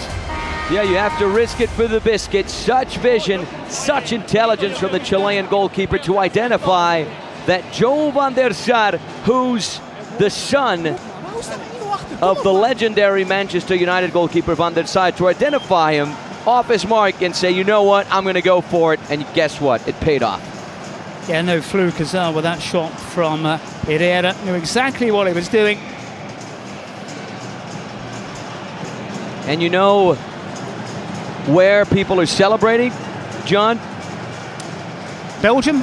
in Saratoga, Santa Clara County, California. You know why? Because Herrera is a goalkeeper coach at West Valley Community College in California. Stories of the Kings League, my friend. What a moment for him. He'd made that great stop as well, a brave stop just moments before. Players slowly coming on with this bullet effort, well off target. He did play in the first division in Chile with Palestino back in 2015. Yeah, Palestino nearly always featuring in the Libertadores or the Sudamericana. You know a thing or two about those competitions, right, my friend? Yeah, vague notions. Netherlands trying to respond here. Oh, the volley was on. There's a break on now for Chile. Mateus Rojas on the far side, no way through. Early goal, but a lot of time for the Netherlands to come back. A little over a minute till we get to minute 5, right? So we're going to get the secret cards, presidential penalties as options. Jama Telly, we saw making that run through there, but he wanted it on his stronger foot. Here he is again in possession. Had he gone for it on his left, he would have been through. 6v6 already with 4 minutes on the clock. Chile ahead, thanks to their goalkeeper, Herrera.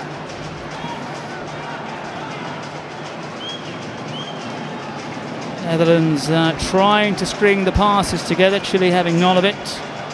These two nations with at the professional football level with a lot of history, especially the Dutch side at World Cup level. Not quite able to take the crown, but have come close on more than one occasion. Chile more of a power in South America and the Copa America. This is Herrera. Yeah, the 11th side, two-time Copa America champs, right? 2015 and 2016, both times beating Argentina in a penalty shootout. Nice give and go there. Ball just wouldn't run for Chile on that occasion, as we're up to full strength.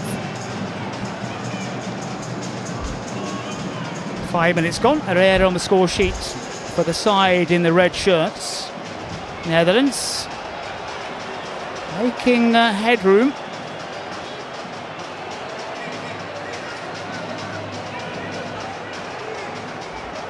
Referee looking on very closely.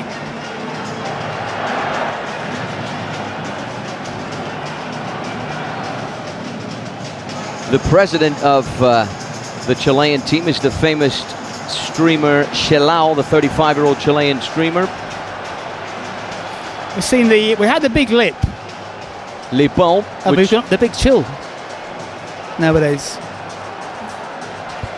Anthony Wells is looking at me. The big chill. Oh, yes. He's got it. Got it the now. The pennies dropped. Great film as well. There we go, yep, okay. For the older generation. But the legend, right, the co-president, Chile had the support of none other than Arturo Vidal, former Bayern Munich, Inter Milan, Juventus. Flamengo played for Flamengo. Of late. Yeah, won the 2002 Libertadores with the Mengão. Yeah, I didn't think for me he had the best of times at Flamengo, but yeah, moved on. The Flamenguistas weren't too happy with him. One of those moves. Had a brief spell as well at Atlético Paranaense in Paraná before returning to Chile, playing for Colo-Colo once again. When he was back to his best with Colo-Colo. In my opinion, he was at his best at Juventus in 2015 when they reached the final against Barcelona. Yes, time flies, a decade ago, more than a decade now, of course. Ago, oh my word, that makes us feel old, doesn't it, my friend? Yeah, you were about 3, I was about 13. Wasn't 3, I was 20 years old. A team shot in the end, memory lane, with Anthony Wells and John Quattrell. Trident Arena in Sao Paulo. The place to be. From wherever you're watching us around the globe, we're certainly very happy to have you here with us on this international broadcast in English of the Kings World Cup of Nations 2026. Chance here for the Netherlands to get themselves on the score sheet, but danger not cleared, but some brave defending from Chile. Still can't get it clear, and they pay the price in the end as it's drilled in low. Pressure from the Netherlands, who find themselves back on level terms. But the goal! Ekejeta with the finish in the end. That opportunity to get it clear, not taken by the Chileans. Drove it in low. It did take a slight nick on its way in. Yeah, off the post and in, if you ask me. This is definitely a golazo from Yuya Ikeshita. The Dutch-Japanese player went through the youth academies of Ajax and Utrecht. Scores the first goal for the Netherlands in the competition. We are level 1-1. Yeah, tight between these two.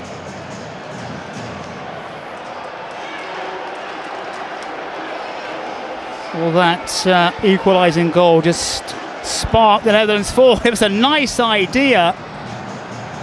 All leaping forward again. A little bit slack at the back. Chichi setting his head up off target as we reach the 9th minute. Yeah, the number 22 tried to do what Robin van Persie did, remember, against Spain in the World Cup in 2014 right here in Brazil. Yeah, wonderful diving header. It just might be a slight difference, though, between Robin van Persie and Mohamed Chichi. One of them scored, one didn't. Yeah, that's it. One apiece then. Third game of the day. United States against Japan. A lot of history for all sorts of reasons in that fixture. And then Brazil-Spain to come.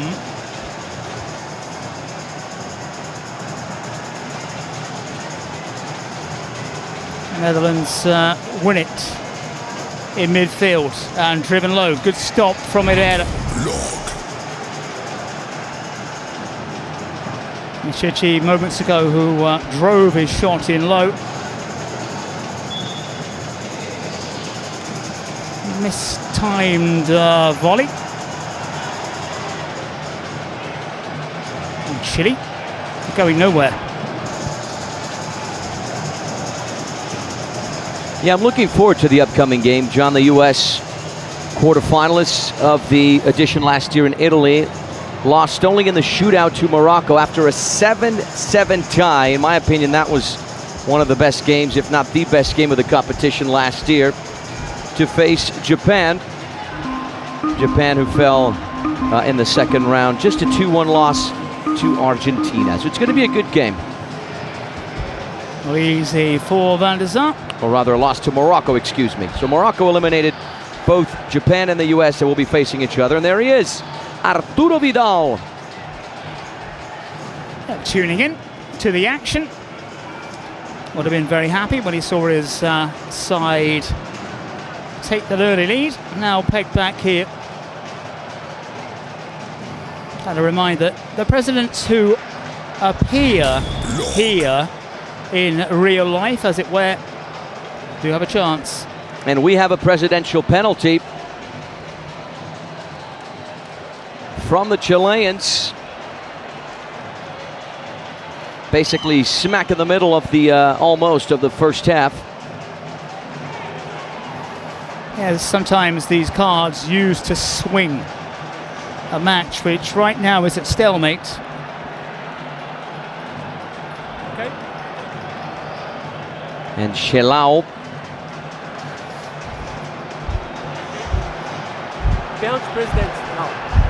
And there's a fun fact about the 35-year-old Chilean president.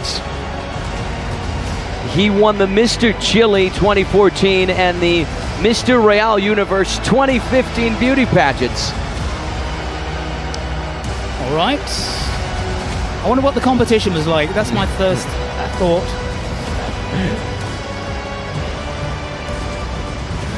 Well, let's see.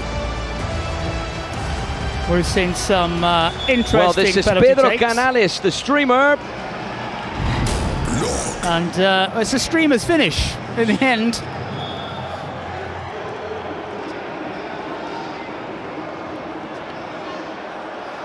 Well, commiserations for Pedro Canales. But the use of the cards. Yeah, Pedro Canales, better known on social media as El Coloro. He's been part of a Instagram page, DLT Sports, that has over 260,000 followers. Digital sports journalist in Chile. After that PK finish, though. Yeah, goes back to the old notebooks now to resume his work as this one pings across the area. And Chile do just about enough to keep it out. Almost 12 minutes on the clock here. Herrera for the side in red. Kishata with the equaliser for the Netherlands in black today. This is a long way round. It's not that far off target from the Netherlands goal scorer.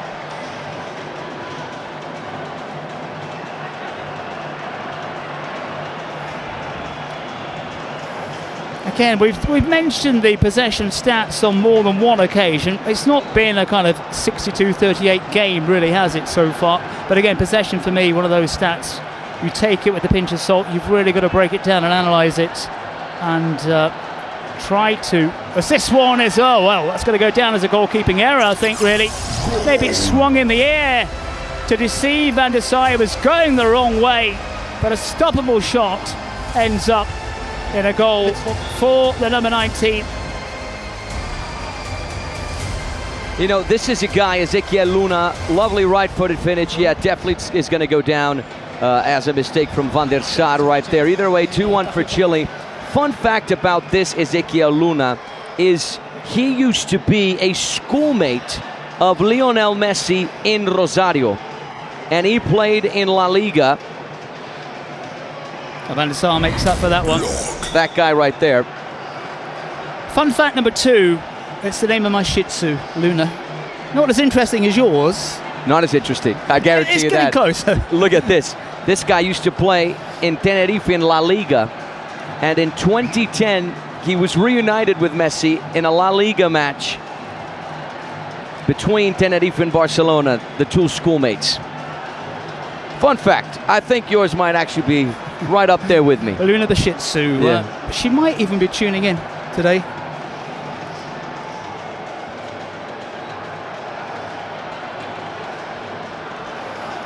Well, Chile then in front for the second time. A ding-dong battle, Chile and the Netherlands. Game number 3. KWCN. Kings World Cup Nations 2026. USA, Japan, Brazil, Spain still to come. Mateus with the captain's armband. Maybe Chile just trying to slow things down a little.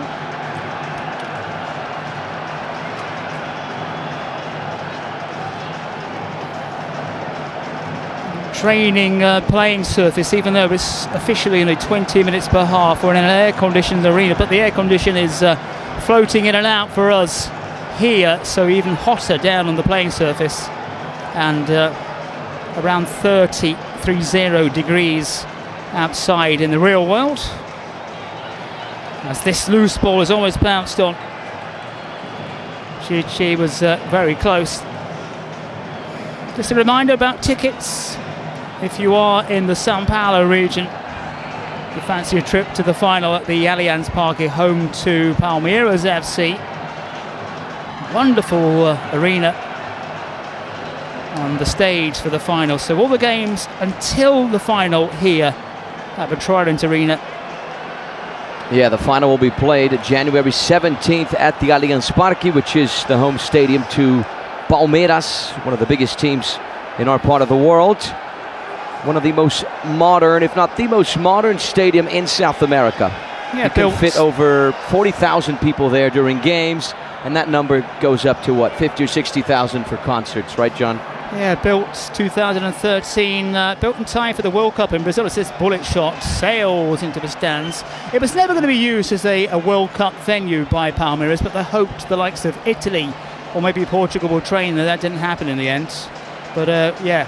Why Italy? Because Palmeiras are the team created by the Italian community here in São Paulo. Yeah, called it in their old days the Palestra Italia, as were Cruzeiro, until historical factors forced them both to change their name when Brazil entered into World War II on the side of the Allies, the only South American nation to take part. That's the end of the history lesson. Yeah, 1943. That's when. It's just full of facts, this man. Both of us are. I won't say which school he went to, but I can understand it. It's coming out. Slowly but surely. I try to hide it, but it's there, isn't it? It just comes out every now and then. Well, Netherlands going nowhere on that occasion. Closing on to 17 minutes now, where we've mentioned this so many times today already. This double goal phase. You get a goal, it's worth 2. Change of ball coming up as well shortly. Already placed in the centre circle, in the Trident Arena. Not matter the colours. You know, we talked about the kind of purple colour you're going to be using tomorrow for the new hairstyle. Right. You've got the orange ball. I thought it was going to be pink. Go, you little pink purple. Will you allow purple? If you allow, I'm easy. All right, purple it is then, my friend. Time for double goals. And at this stage, with the way things are, and we haven't seen a double goal so far, apart from a card used, special player card, star player card, which worked well for Italy, but we didn't see it in the last match. A terrific game, Saudi-Mexico. Now here, the scoreline's so tight, Anthony, it is the time to score, isn't it? Yeah, Chile, slightly the better team, slightly more ball possession, and that's why they lead by just 1 goal. But over the course of these, a little over 17 minutes, we can tell that Netherlands are feeling a little bit more the pressure of being on this stage, a little bit more nervous on the ball. Yeah, and I think as well the Chileans would have seen that wasn't exactly a real clanger by Van der Sar, but he misjudged the ball coming in. It's a bit of a swerve, to be fair to the keeper. And I think now they will give the pot shots on the Dutch keeper, just to see if they can force another mistake maybe.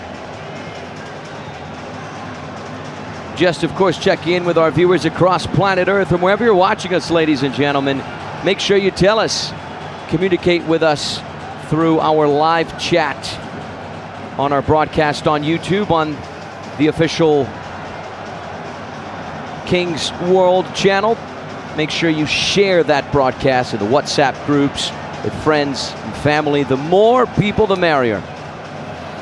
And just a reminder, the USA against Japan, and then Brazil, Spain, still to come. Very little to choose between Chile and the Netherlands so far in this tie, our 3rd of the day. Nice movements in the centre of the park, but it comes to nothing. Just to remind you of what's coming up. And now the Netherlands here, stretching Chile. The keeper came committed. Herrera doing enough to deny the Dutch.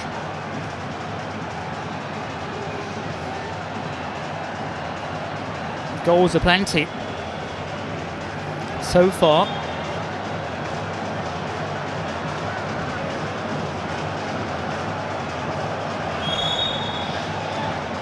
Yeah, that's a clear foul there. We're about to enter the final minute of this first half. Not going to lie to our viewers, John, it hasn't been the most exhilarating first half, but at least we had goals, right? We had an exhibition game yesterday. I believe it was Colombia and India that ended the first half with no goals. At least that hasn't happened thus far. Yeah, both of them in training mode, really. It's just whacked into the 2-man wall. And unlike 7-a-side games in Brazil, where sometimes the ball is a different weight, this is a typical football used in the professional game. On an artificial surface which is a very good playing surface. Even though the grass can be on the long side, it does make life hard for the players. It's draining on these kind of pitches. That's a wonderful little interception. 20 minutes on the clock, and the first half comes to an end, and Chile have a narrow lead against the Netherlands. One of our viewers just right now said, wow, the Netherlands are so multicultural, especially when I was talking about the goal scorer for the Netherlands, Yuya Ikeshita. Well, that's because he was born in Amsterdam to Japanese parents. So he speaks Dutch, Japanese, and English. That's why he's got that dual citizenship, an international team in an international competition.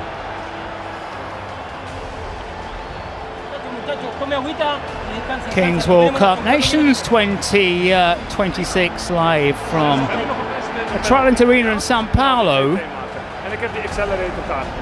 Let's see if we can listen into what the coaches have to say. Local time is exactly 4:45.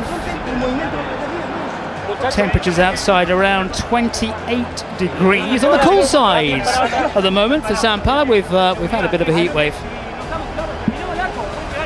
I think this is Herrera's goal. Yeah, this is a good opportunity, John, for Ignacio Gonzalez, the head coach for Chile, to pass out some instructions for his players. His assistant coach, Felipe Gonzalo, will be doing the same. And then on the Dutch side, Mohamed Ataibi and Omar Nijari, the coaches passing out instructions as well. The Netherlands thinking how they can get back into this game. They're losing by just one goal. They could be losing by a couple of goals if El Coloro, Pedro Canales, the streamer for Chile, hadn't missed that penalty kick. Tough to judge Van der Sar's performance over the course of the first half, right, John? Because he saved the penalty kick, but at the same time, he had the mistake on the goal. So you can say he went from what? From hero to zero. Yeah, he made to his credit, he did make a save shortly after the, it's not exactly a blunder, but he certainly misjudged it, and maybe the ball moved in the air when it was shot at him as well from close range. Keeper's job, very specialist nowadays. And of course, if you're an outfield player, you make a mistake, it's often forgotten. You make a mistake as a keeper, everyone seems to remember it, as we are doing right now in this game. 100%, my friend. In just a few moments, you're going to get the dice roll. The past two games, they fell on the same side, right? So if it happens again, we're going to say the dice is loaded. Someone said it was loaded after the second time. Someone said, I don't know who that person was. Complete idiots, of course. So DJ Mario, which is the president of the Spanish side, he will be in charge of the dice roll. As we're having a look at the Chilean dugout, both Chile and the Netherlands making their debut on this very stage, the Kings World Cup of Nations in Brazil in 2026. Yeah, it's interesting how it just gets shoved out. Oops, so we've got to change. All right, we've got to change here. Just as we were saying about the 1v1 situations in the past two games, now it's 3v3. Hopefully we get a few goals in these first 3 minutes of the second half. Yeah, it's interesting how the dice is thrown out and we get the ball dropped from a ceiling. I don't know if I'd go for the opposite way around, actually. I'd throw the ball in, maybe drop a dice from a ceiling. We can vote for that on social media. There you go, there's the page. That would be interesting. I'm with you on that one, buddy. All right, let's get underway with the second half. 3v3 for the first 3 minutes. 2-1 to Chile against the Netherlands here. Into the second half. Early free kick. Donoso has put himself around a little bit. Yeah, the number 80 there, Ilyas Buduni, seems to be having some issues with his left shoulder. Did it pop out of place? Nice point of view here from the ref. Caster number 7, that's our booth. We saw it for a split second. heard about pulling the arm or shoulder. Let's see it from this angle. Nothing there. Where is it? Well, the arm is on the shoulder. I don't think it's enough to pull it out unless he had a previous problem. There's contact, but there's no kind of drag. You can see the palm is flat. But some clear discomfort. A closer look by this man here. Checks the hair as well. I'm lip reading. That's Chile, let's go, I think is what he's saying. Oh, wat een opluchting. Honda, ik dacht misschien is zijn arm uit de kom of weet ik het, tot is zijn schouder.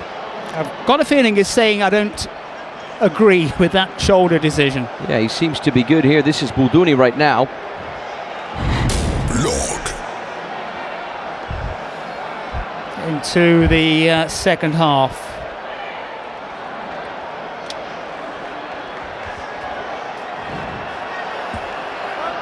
A reminder, we are connected with UNICEF and the terrific work they do as Chile move forward and just put this one wide of a target. We certainly are connected, John. UNICEF works in over 190 countries to protect and improve the lives of the most vulnerable children, ensuring health, education, and protection from violence, conflict, and poverty. Here's Buduni, halted in his tracks.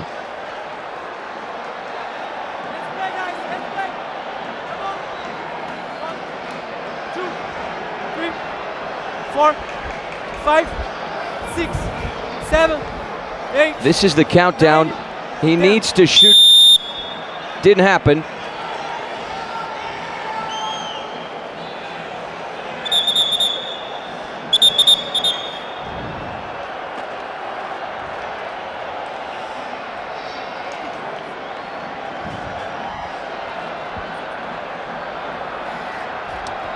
And just, of course, to wrap up on UNICEF, in 2025, Kings League and UNICEF joined forces to promote key causes, such as mental health, gender equality, and digital rights, supporting UNICEF's flexible funding so it can act quickly and where it is needed the most. Very, very important message.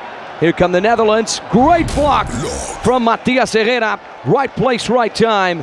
The Chilean acting as a wall there. Still 2-1.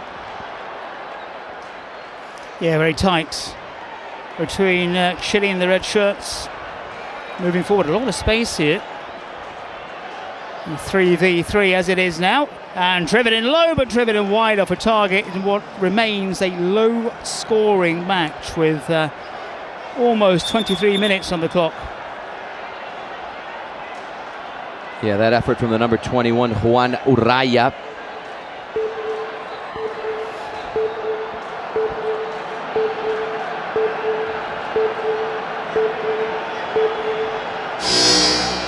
Uraya, who came through the youth system at Colo-Colo, where Arturo Vidal plays at the moment. And he was also called up to Chile's under-17 national team. Speaking of Arturo Vidal, there he is. Vidal is, of course, supporting Chile. And guess who the Netherlands have as their legendary supporter? None other than Wesley Sneijder. That's right, one of the top scorers of the World Cup in South Africa back in 2010, won the UEFA Champions League that year with Inter Milan as well, alongside José Mourinho, the Portuguese head coach. The basis. Wacht even. Eerst de basis. Even de basis. Now we return to 7v7 up until minute 36. So for the next 13 minutes, the teams can use the secret cards. Both teams have that option. And the Netherlands, of course, can use their presidential penalty as well. Yeah, it's been tight. Very little to choose between these two. Hence the reason we've been looking at all of these president supporters and stuff. And speaking of the president penalty, there he is, Chatmo. Right, he is who's the Dutch internet creator. He's just next door to us here, John, and he's very busy, very active. It's next door a bit. So again, look out for the explanations in the right-hand corner. But you're quite right, he's very animated. I'm sure he'd love to get out there. But again, only 3 goals here. Chile scoring first, Netherlands coming back, and then Chile retaking the lead.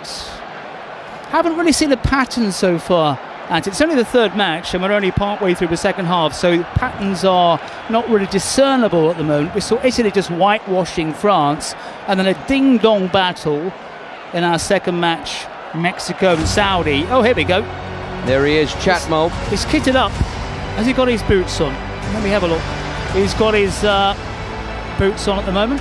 Some prefer to have the shot without boots. Someone's pointing down at the boots. We've seen a few good presidential penalties, and we've also seen a few not so good presidential penalties. What can Chatmo deliver? Which category is he going to fall into? We shall find out. Well, he did enough, sent the keeper the wrong way. That's a confident look, and that's a despairing look. And they are back on level terms. Yeah, good goal there from the president, Chatmo. His real name is actually Mohamed Rashid, and he's got a community of over 1 million followers. Talk about a top streamer.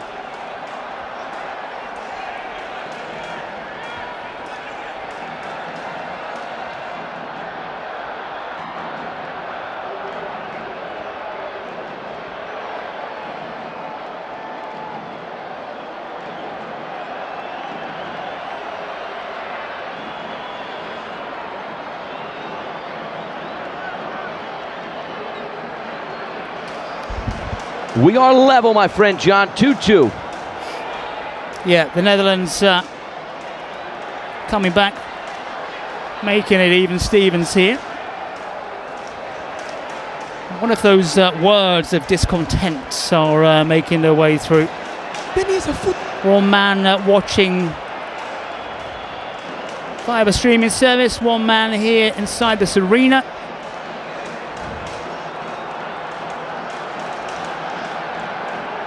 Very little to choose. Oh, it's a goal line hit, but no takers for the Netherlands there to pop that one into the back of the net.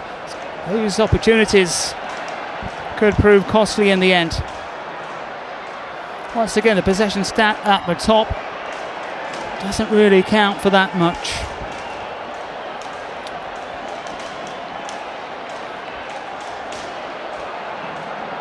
Anthony, pretty certain you're a betting man. Your money would be where? I used to be. Where would my money be? My friend, that is a very good and tricky question. You mean for this game right here and right now? I would bet on a shootout.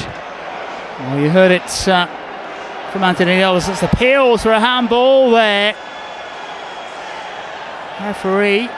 Just as I say that, we get a handball. Kiss of death. Yeah, once it's the again. second time, isn't it, today?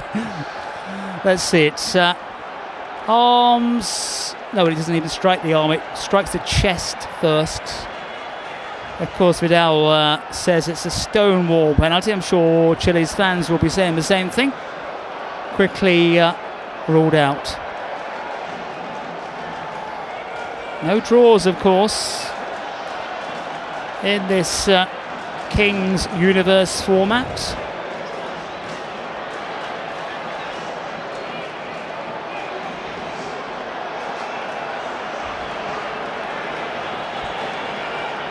.26 on the clock. Little to choose between Chile and the Netherlands. Chile twice taking the lead.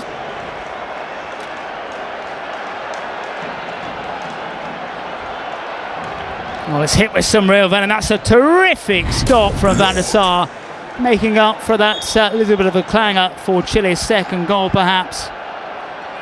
Some real welly behind the delivery. And a great reaction stop. Just 4 goals, John, but a decent number of finishes, right? We saw the number of shots a few moments ago. 24 shots between both teams.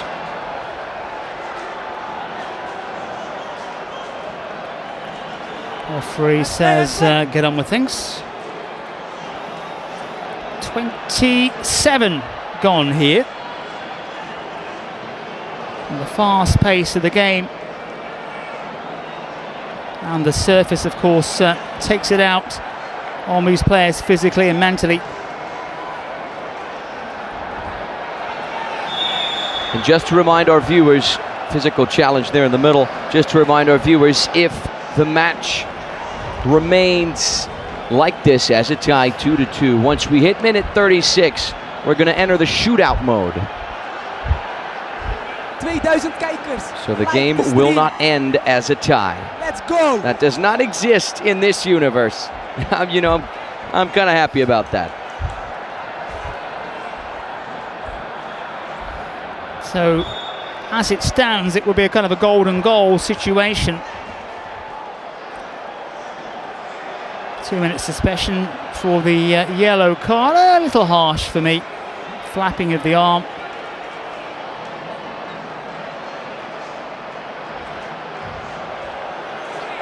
Chile trying to find a way through. Netherlands digging in. And Said Bouzambou, the number 12 for the Netherlands, out for a little less than a minute and a half.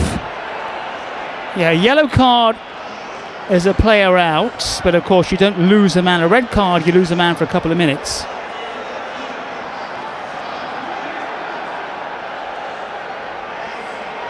Can Chile pick their way through? Driven low, that's not far off target at all. Certainly across from the right-hand flank. No one there to tap it in.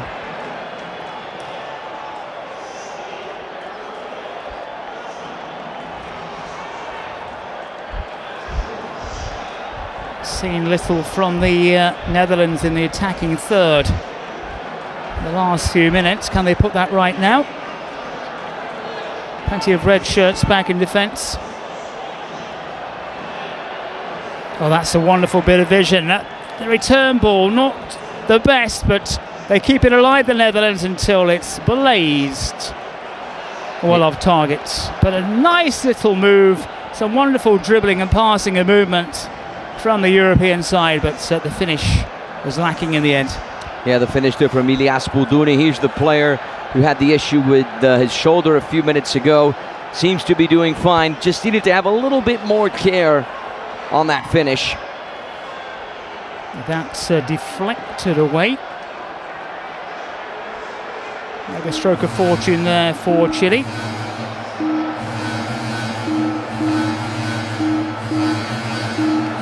And there's the secret card we were hoping for.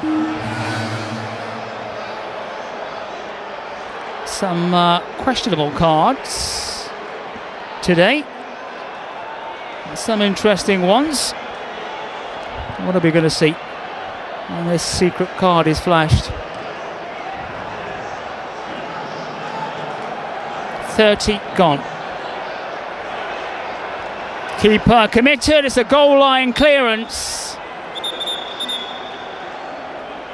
We get a secret card on one side and a secret card on the other. Yeah, it's not this kind of yin and yang play, isn't it? One team pulls out the card and the other side responds. Remember, in the second half, it's a goal times 2. That's a brave move.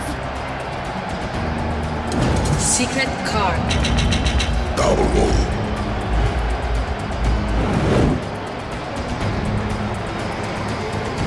And the Joker, this is the first time in the competition we've seen the Joker.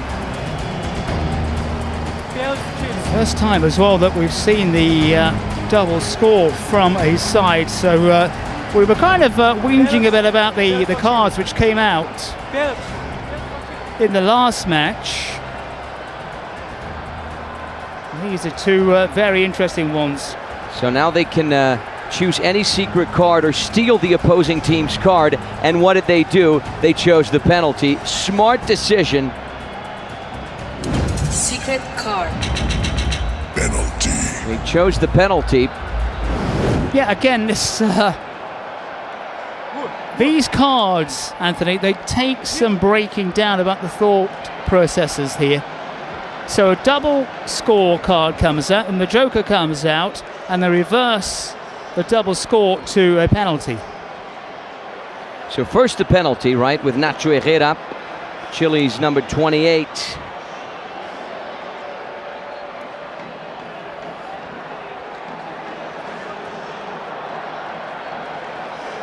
Here's the 38-year-old striker.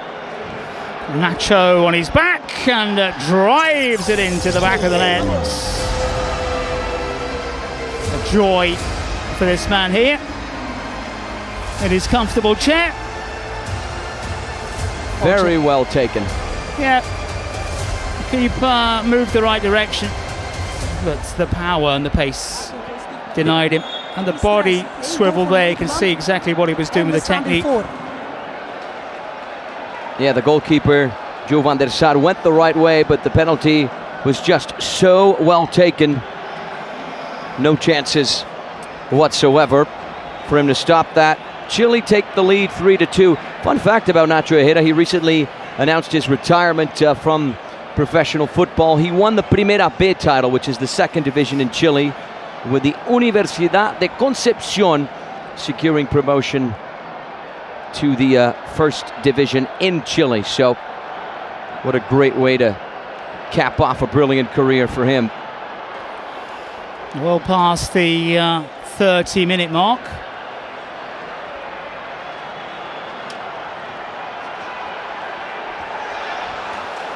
And close again.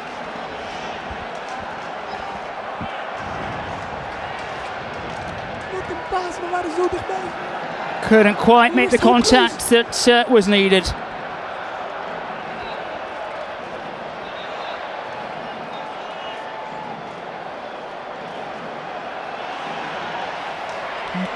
Again, the Netherlands knocking on the door. The Netherlands with less than 3 minutes to try and capitalize on that goal ×2. If they score, they're going to turn it around. But Chile are not making it easy. Here's Ilias Buduni. Good challenge there from Matias Vidangossi. Vidangossi, also a former pro. He did really well with the Chilean under-20 national team at the 2007 under-20 World Cup.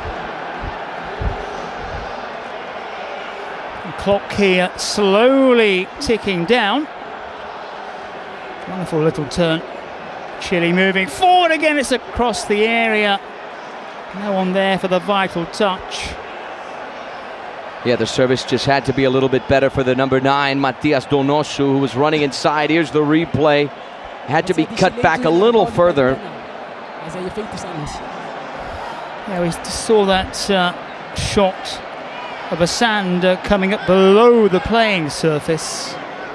Just that little bit of bounce and that cushion as well when a player hits the turf. But interesting that the sand disappears once it's been knocked up. But it is right below the surface, maybe about a centimetre or so. A little bit more of what you might call the grass.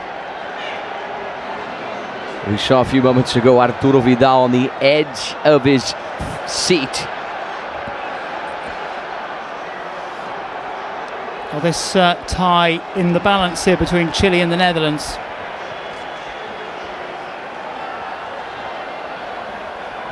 Less than 3 minutes away from either match ball mode or the shootout mode, right? But if things stay this way, it's going to be the match ball mode.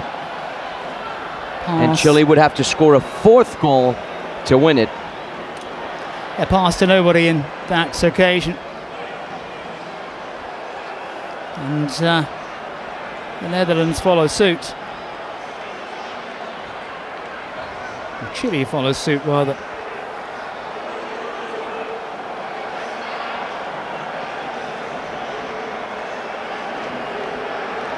.34 played.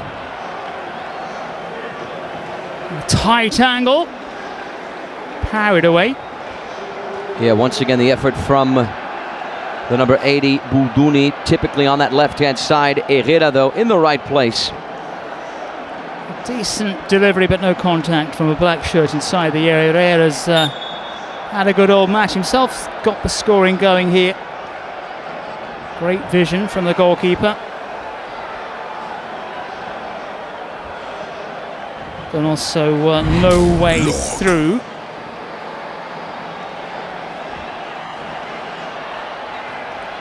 Yeah, Donoso certainly has the experience. He's got a physical presence, I think we might say that.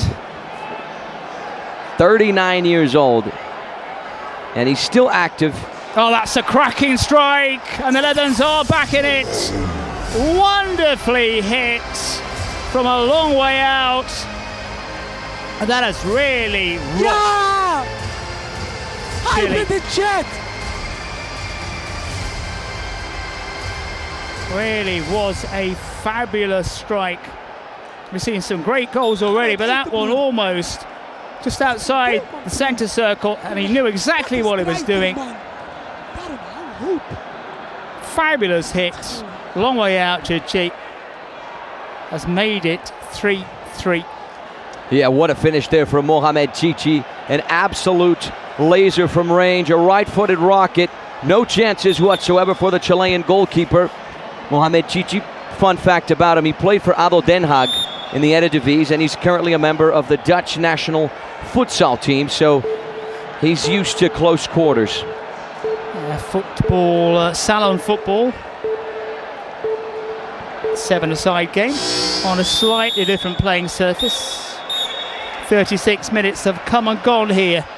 And my bet is good, my friend. Remember, put money on the shootout, and that's what we're going to get. Finally, the first game of the competition thus far that ends at minute 36 with the shootout mode.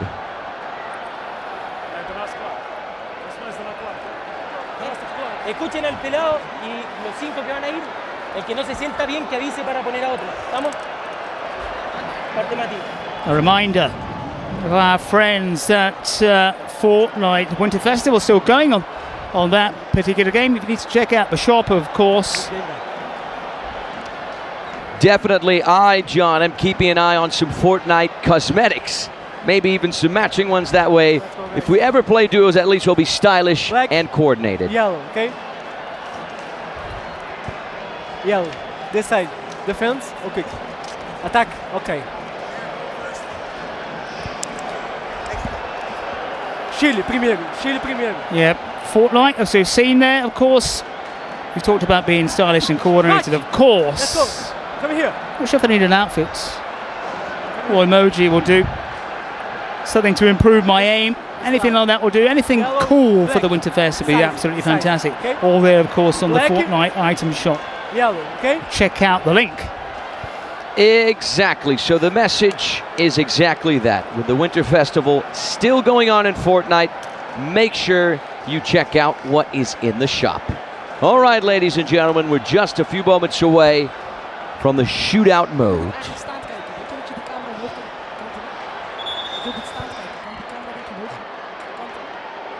Tenzij het een te groot risk is. Maar je ziet hier zeg maar die...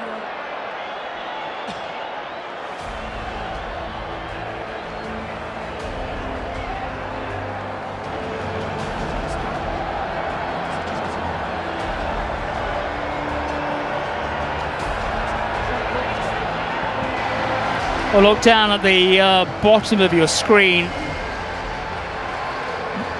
for the voting so far. We had a slightly premature decision the last time round, so your votes count. Get them in quickly. Yeah, Yuya Ikeshita and Mohamed Chi are the options for the Dutch. Yeah, and vote by name, not by player number. That is an important reminder. And then Luna and Juan Uraya, the options for the Chileans. Well, here we go. Shootout number one, and the keeper gets in the way. Lovely block there from The backup goalkeeper for the Dutch, Huub Schurman, right place, right time, acting as a wall, not allowing Matti Vidangossi to score his goal in the shootout. We're going to see now what Giamatelli, the number 10 on the Dutch side, can produce. The first shootout for the Netherlands. Giamatelli against Herrera. Oh, that's wonderful trickery from him. I don't know what the goalkeeper is complaining, but it's a great bit of skill. Lovely trickery indeed, but the question is, did he finish before the 5-second timer? Split second. I don't think it's. Oh, I think he did. I think he did. Yes, it's good. It is good. He did finish. The question is, the ball entered the back of the net after the timer, but I think that's good. Who's shootout number 2 for Chile? It's the experienced Donoso. Drills it in. That's what Chile needed. The 39-year-old finds the back of the net. Still active with Deportes Temuco in the Primera B, which is the second division of the Chilean Football League system. Made his debut in the top flight all the way back in 2013 with the famous Santiago Wanderers. Won the Clausura in 2015. Just the one stop so far. And to make it number 2. This time Matias Herrera doing an excellent job blocking Randy Walters. Left-footed finish. Not a good one though. Didn't quite place it in the corner as much as he should have. Maybe from that angle, it was hard to see what was going through the player's mind, but maybe just that little bit of lack of confidence with the finish perhaps. We saw a terrific finish from this man earlier on. Nacho Herrera.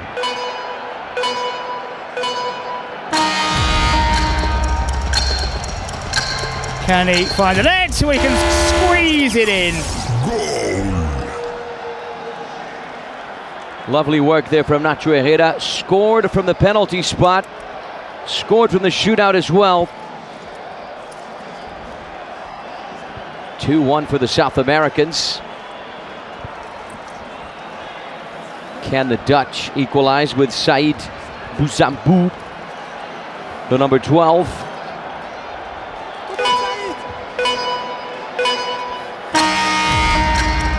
Racing forwards. Tries to take the ball and runs out of time. I'm talking about the time limit. Had to make that touch a decent one and didn't. And Chile now edging it.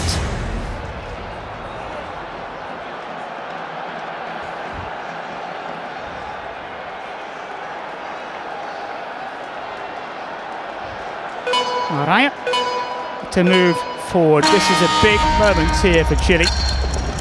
What's he going to do? Drills it forward and he finds the net. Chile edging forward here. Lovely effort there from Juan Uraya, made no mistake. 1v1, ice running through his veins, and Chile are very, very close to winning it. Oh, Issy, as he's known, this is a big, big moment for the Netherlands. Number 4 really has to find the net. Can he do so? Goes round, he's going to run out of time. And Chile celebrate here. The Netherlands beaten on the shootout. Time a factor. And all smiles for this man here. Sees his side scrape through on a shootout. Anthony, your betting feelings were spot on. I'm telling you, my friend, sometimes I get it right.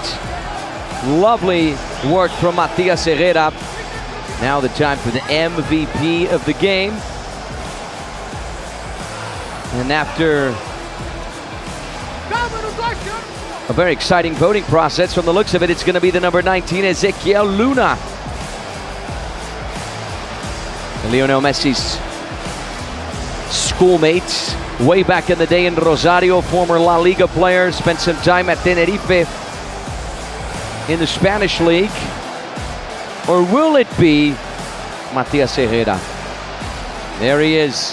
Ezequiel Luna scored Chile's second goal, a very, very important goal in this tight game. Congratulations to Chile. Congratulations to Ezequiel Luna, MVP of the match.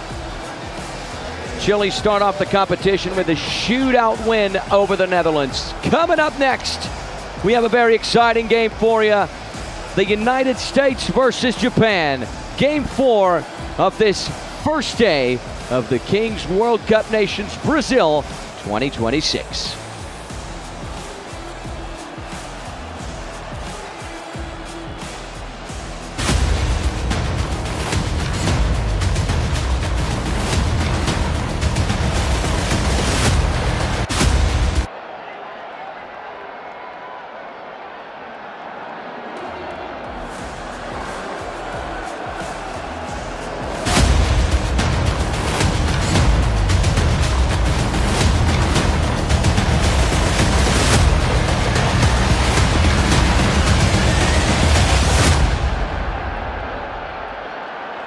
All right, ladies and gentlemen, welcome back to the Trident Arena in São Paulo, Brazil, where in just a few moments we will be getting underway with Japan versus the U.S. The U.S. versus Japan, Game 4 of this very first day, match day 1, the very first round of the Kings World Cup of Nations of 2026. The USA of Juan Ramirez, the Los Aliens FC midfielder, against the Japanese of Chorei Agata, who played 3 matches during the Kings World Cup of Nations in Italy last year. In the first game of the competition last year in Italy, Japan surprised everyone, beating Italy 3-1. Let's get to the national anthems, beginning with the Star-Spangled Banner of the U.S.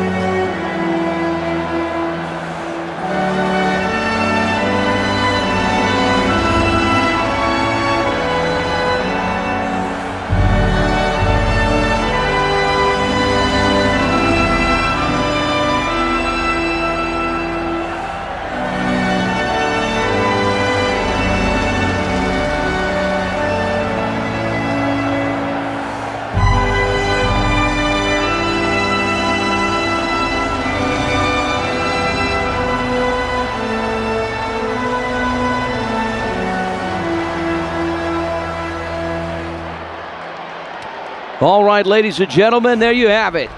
The U.S.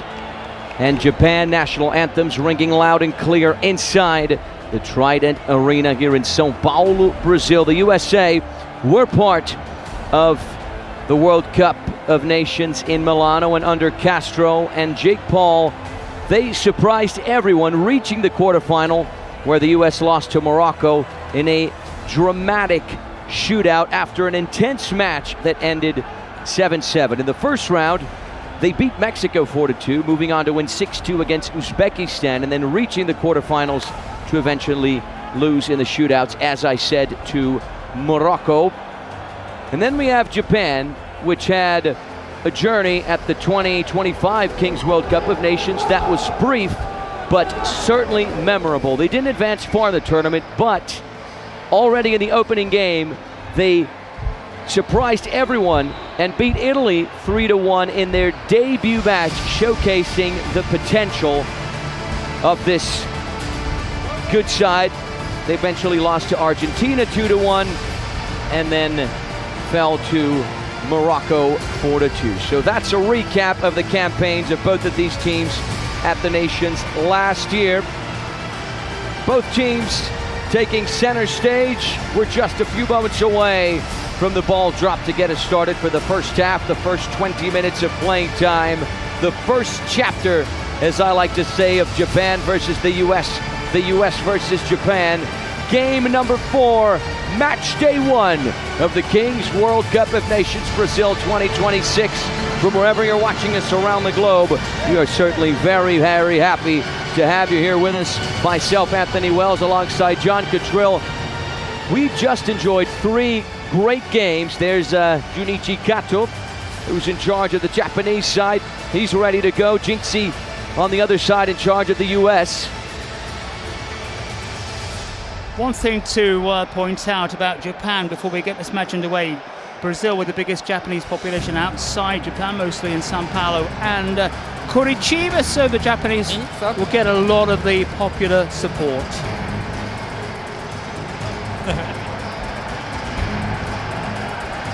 Looking at the secret card record to the left, just disappeared off the screens.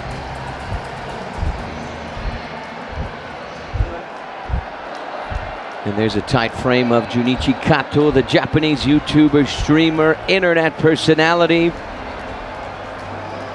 The man who made the crossover from digital entertainment into the world of the Kings League, just like many global streamers from across planet Earth. I'm taking a look around the Trident Arena right now, and I can already identify a lot of Brazilians coming in with Brazilian football jerseys, ready to cheer for Brazil in the upcoming game against Spain. The hosts, defending champions, the heavyweights, facing the mighty Spaniards. As you just saw a few moments ago, we had the voting process to determine who are going to be the players to start off the 1v1s. T-minus 20 seconds. Fasten your seatbelts, ladies and gentlemen. It's about to get good.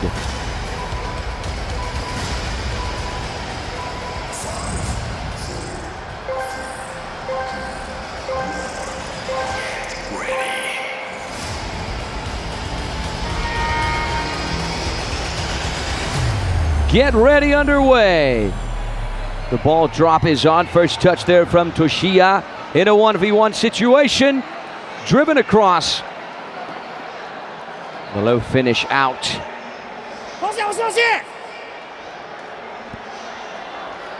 Remember, this is the Battle Royale scale up. Beginning 1v1. After every minute that goes by, a player steps on the pitch on either side. So at the moment, it's Toisha versus Bancelis on the US side. Here he is, the number 11, Rock Bancelis! Off the post! Almost 1-0. Picked up by Pollo Cortés. Bancelis gets another finish. And there's the efforts from Eduardo Pollo Cortés. Great save from Yusei Narita.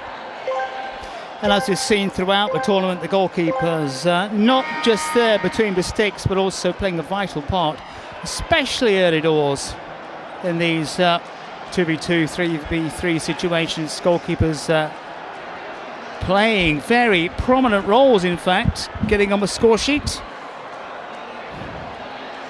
Now 3v3, 2 outfield players. Here's Pollo Cortés connecting with Nunes. Blocked. Driven across, loose and alive. Nunes gets a touch. Here's Cortés. Clean challenge there from Toshiya, who's slicing his way through, racing forward. Unable to land it on target though. Out of bounds. A nice little build-up from Japan, but the finish was lacking in the end.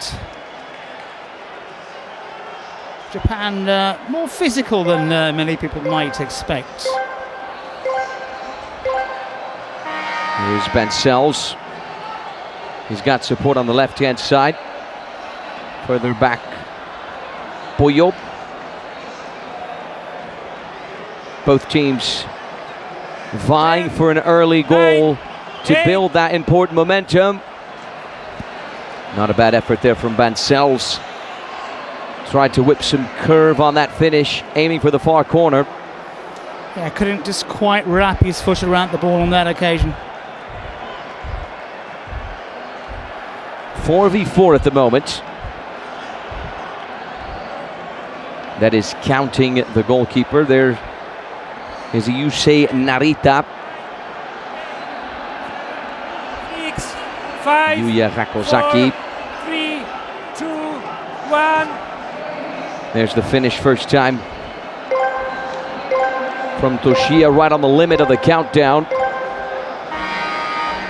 3 minutes now, 5v5. Already the space diminished. Walking pace from the North Americans. Ortiz got support on the left-hand side from Gabriel Costa. 8, 9, who's moving up ahead. 6, Nunez. 4, 3. There's Bancels. And there's the shot. Another one right on the limit of the countdown. As soon as you start hearing that 10-second countdown, at one moment, the player needs to take the shot before the countdown is over. There was a foul there, though, from Toshiya on Bancels.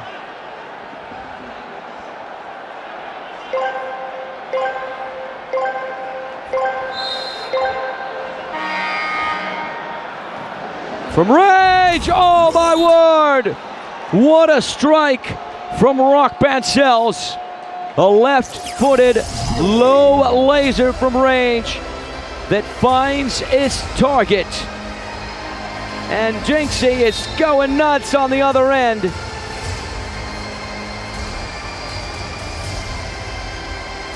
What a finish from the Spanish player. 1-0 USA, John. Fine finish, as you said. I've not seen that many long-range shots so far this afternoon, but that was perfectly executed, and the US in front. It was a decent enough goal. I'm not quite sure it demanded that reaction. We're not quite at the finals yet. When we get to the finals, fair enough. When the first stage, let's save something for the tank. Absolutely, my friend. Couldn't agree with you more. And the reason I said Spanish player is because Bancels holds U.S. citizenship. He's a Spanish player at Kings League Spain with a U.S. passport. That's the same case, for example, with Gabriel Costa, Brazilian player that holds U.S. nationality. Japan looking for a response here. Off the side net from the corner kick. Tried an Olympic goal to some extent, didn't he, really? But wasn't quite on target. Yeah, I think throughout this tournament we're going to find lots of different nationalities playing for lots of different teams here as well.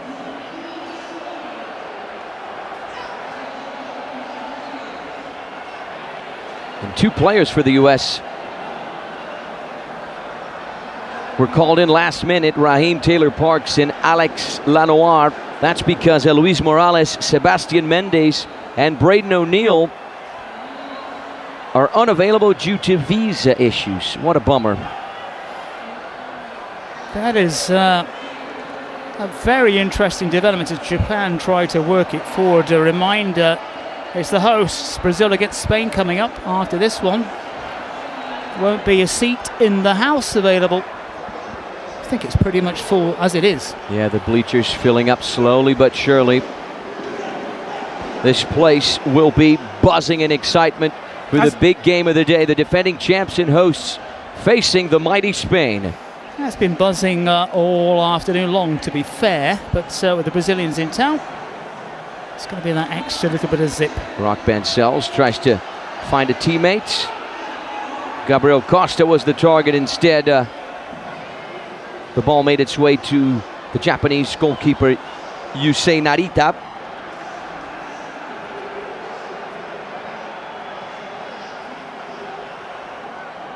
Here's Koga Yokoyama. He's got close support from Ryuhai. 7 minutes into the first half. Keeping in mind, in this first half, up until minute 17, the teams can use the secret cards and the presidential penalties. And one of the presidents for the U.S. is Weston McKennie, 25-year-old player of the U.S. men's national team, plays for Juventus in Italy. He was at the World Cup in Qatar in 2022. Should be at the World Cup this year in the U.S. And the US home advantage. 3 countries, of course. I wonder how they're going to perform this time round, the US. In the last World Cup, they made it to the round of 16, lost to the Netherlands 3-1. Yeah, there's inevitably the US is going to have a real impact on the world stage.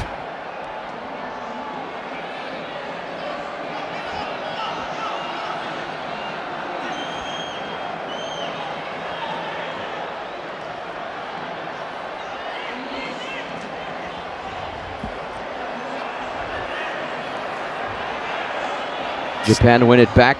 Ryuhai with support.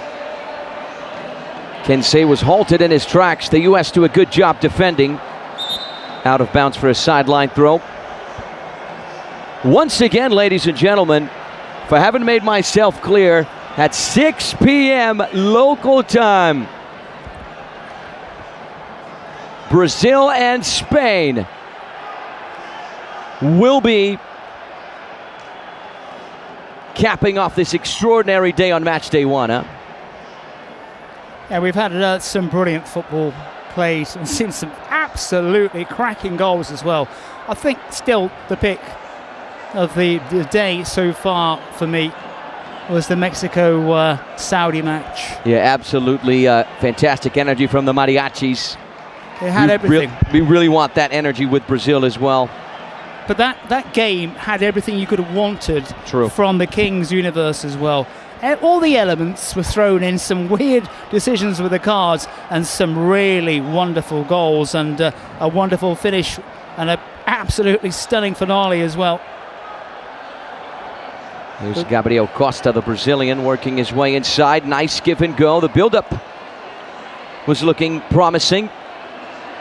But then Ryuhei Tanabe getting his cleat in the way just in the right time as we hit the 10th minute mark. The U.S. in the lead. Gustavo Gomes lost track of the ball there.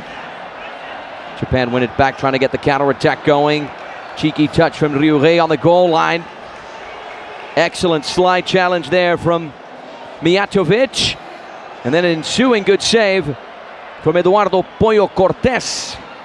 Yeah, Mijatovic really came flying in, didn't he? Had to make sure he made contact.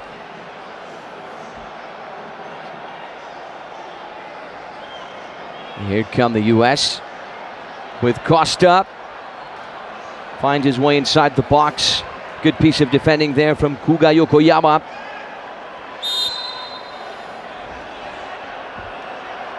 Almost 11 minutes gone. I think probably it's fair to say in this game so far hasn't really picked up, has it? Just one goal thus far. He got his ankle caught with the attempted clearance. No malice.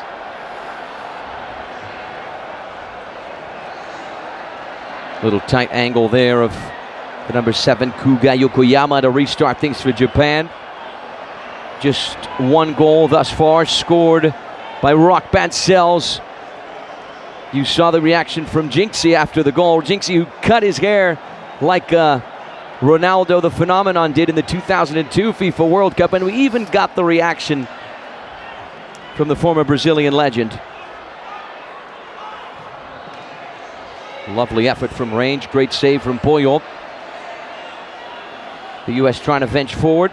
The ball finds its way towards the Japanese goalkeeper Yusei Narita, who immediately restarts.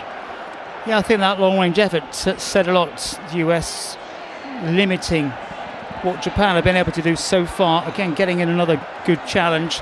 Ramirez on that occasion. We talked about the different nationalities. You look down the name of, look at the surnames in this US side, and it gives you a good hint about the family background.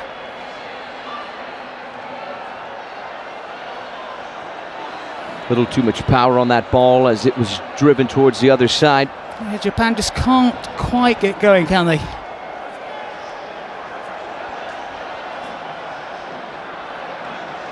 Yeah, a few of these players were involved in the World Cup of Nations last year, right? Eduardo Cortés, Eric Macias, Juanito Ramirez, Danny Nunez, Luis Morales Ortiz. So it is a team that has experience, much like the Japanese. Here's Ortiz on the left-hand side. He's in a tight space. Squeezes his way through. Oh, my word, if that went in, it would have been a golazo. Lovely piece of work from David Ortiz. Slams it onto the crossbar. Slicing his way through a couple of Japanese defenders. Here's Toshiya on the left-hand side towards the goal line. Yeah, nice cross inside the area, but maybe could have gone for glory himself on that occasion. So Japan a bit fortunate that it's only 1-0.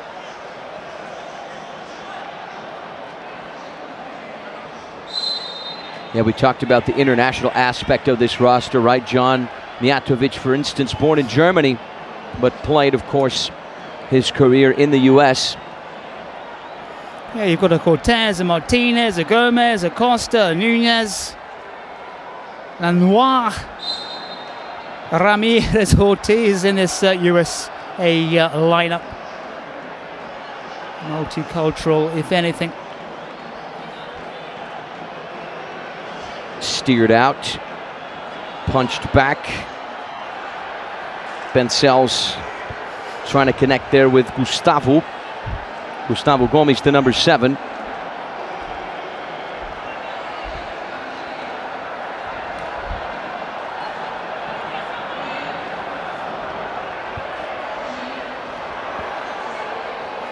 Gustavo Gomes' profile indicates that he speaks Portuguese, but it doesn't indicate that he's Brazilian.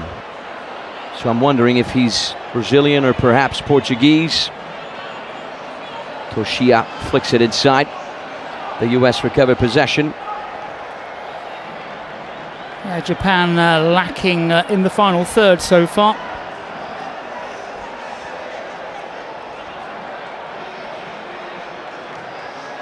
That's a dangerous ball across his own area. Yeah, you really need to have confidence to pull off something like that. Japan win it back off the post. Here's the rebound. Well, there you go. We talked about the danger. And finally, that danger smothered, but the Americans almost shoot themselves in the foot there. Good work from Boyo Cortés to get his body in the way and come up with the interception. School kid error. Never play the ball across your own area. Another save from Boyo. It did lead to a string of chances for the Japanese.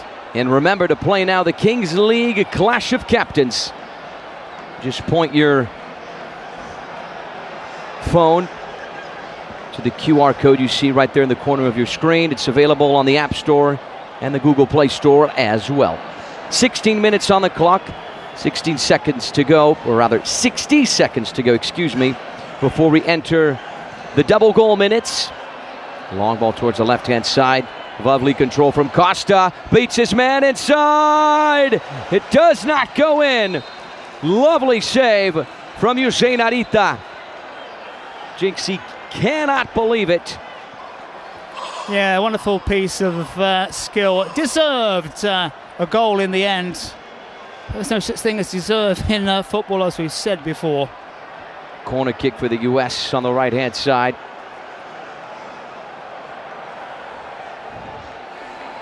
Again, just the one goal in it. Japan not out of this context by a long, long way.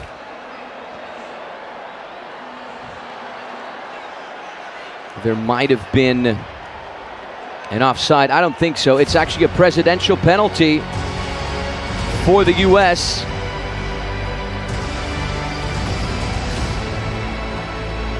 Castro, the American-Mexican Twitch streamer and the FIFA YouTuber, is going to take it. This guy has done such great work with his live streams. He has raised over $150,000 for cancer research and children's causes. So he's going to step up to the challenge. Left foot on it. Oh my God, you have got to be kidding me. The Panenka. He's got ice running through his veins. He is not a professional footballer, but he certainly executed that PK as if he were one. Wes McKennie would certainly be proud. The U.S. double their lead. Castro on the score sheet for the first time. USA on the scoreboard for the second time. Oh my word, what did... Panenka, that's correct. Yeah, he knew exactly what he was doing with that one.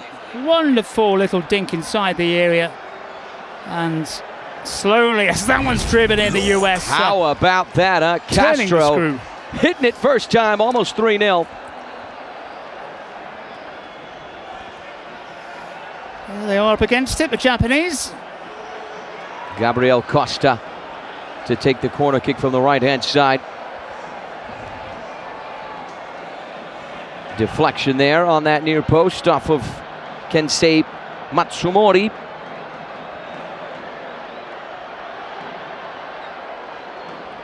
An excellent start for the Americans thus far. Right foot once again on it, cut back.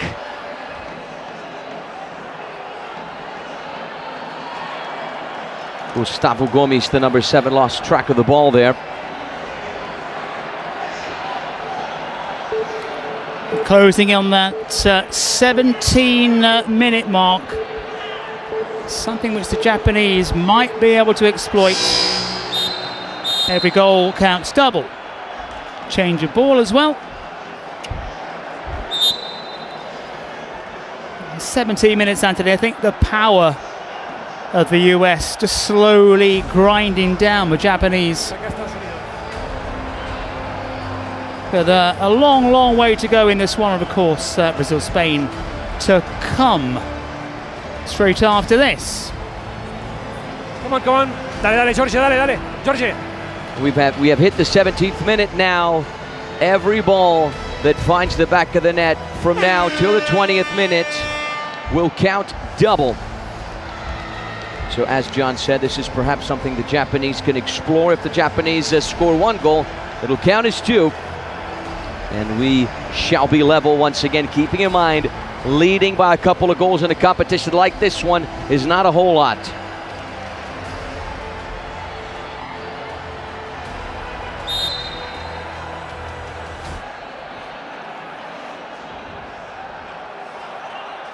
Underway once again for the final 3 minutes of this first half. A risky pass there. Japan are pressuring. This is a loose ball. Mijatovic sends it away. Japan win it back. Here's Kensei, goal line. Lovely saved from Pollo Cortés. Junichi Kato cannot believe it. Again, another flash of audacious skills from the Japanese, but they just can't find the end product, so they might get punished here. Almost 3-0 for the US. Lovely combination there between Gabriel Costa and Gustavo Gomes. The ensuing finish, though, wasn't quite the ideal for the Americans. Japan really need to do something in the final third to take advantage. They find the back of the net here, the back on level terms with the US. That's how tight things are. That's how the quirks of the game go. They have been second best as well beside in blue. Kinsey up the field. Hamamoto denied the turn. Again, if you're new to the match, just look down the bottom right-hand corner for reminders of the quirks in the rules.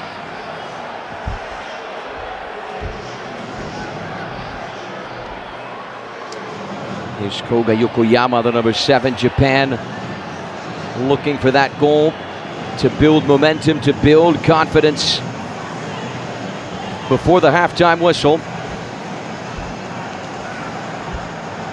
The Trident Arena already buzzing, everyone. Buzzing in excitement. And that excitement should only get bigger and bigger as we prepare for Brazil versus Spain. Spain versus Brazil. The big one of the day on a Saturday night in Sao Paulo, Brazil. From wherever you're watching us around the globe, trust me when I say this, this is the place to be.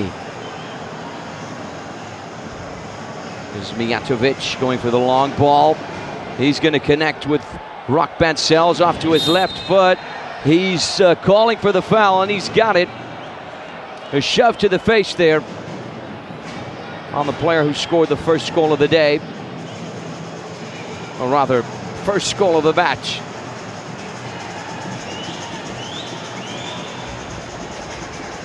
I can already hear the samba in the background. Left foot on it. It's loose and alive in there.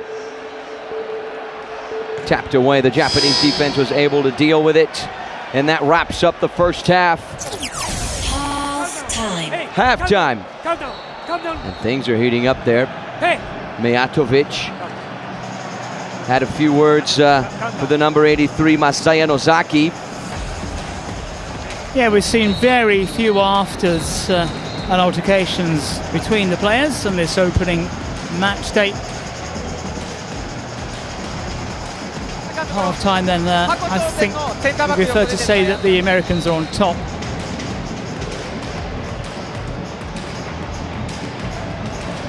Oh, finger pointing. We didn't catch what sparked the incident.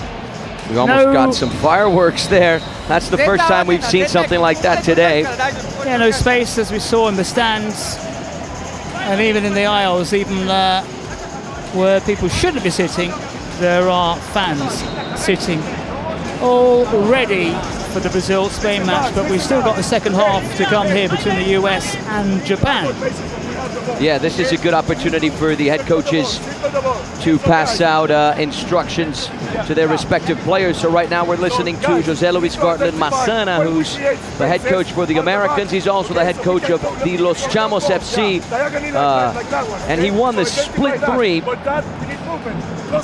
for Kings League America. So he is a Kings League champion.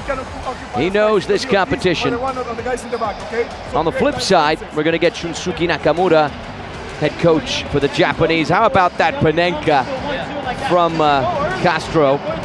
Ice running through his veins. Yeah, from a president's perspective, a very cool finish.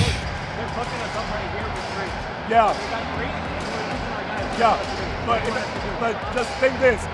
This is the first goal. This is how everything got started. Left-footed finish on the ball. So just find. I think the Japanese were a little riled up at half-time. It's the same. Yeah, once again, José Luis Gartland Massana, the head coach for the Americans, passing out those halftime instructions to his men. I'm sure he's pleased with what he's seen so far. Right after all, the U.S. are in the lead 2-0. And now we have Shunsuke Nakamura here, the head coach for the Japanese, passing out instructions to his players. The first game for the Japanese in Italy, successful, right? A 3-1 win right now.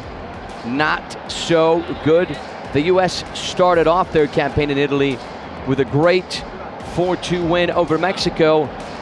They're starting off their campaign here in Brazil so far with a win against Japan. Here's the roll of the dice from Toguro, who's the president of Desimpedidos. known for his extravaganza and flamboyant outfits. It's going to be 1v1.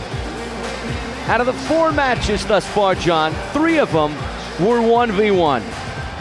The word loaded suddenly appears into the vocabulary again. Macias, Benitez, and Estefan. And of course the dice, as you saw in the corner there, determines the number of players. So we're going to have 1v1 for the first 3 minutes of this second half.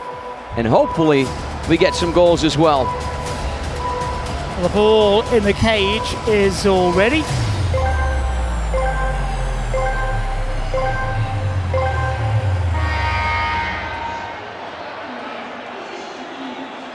Well won by Japan.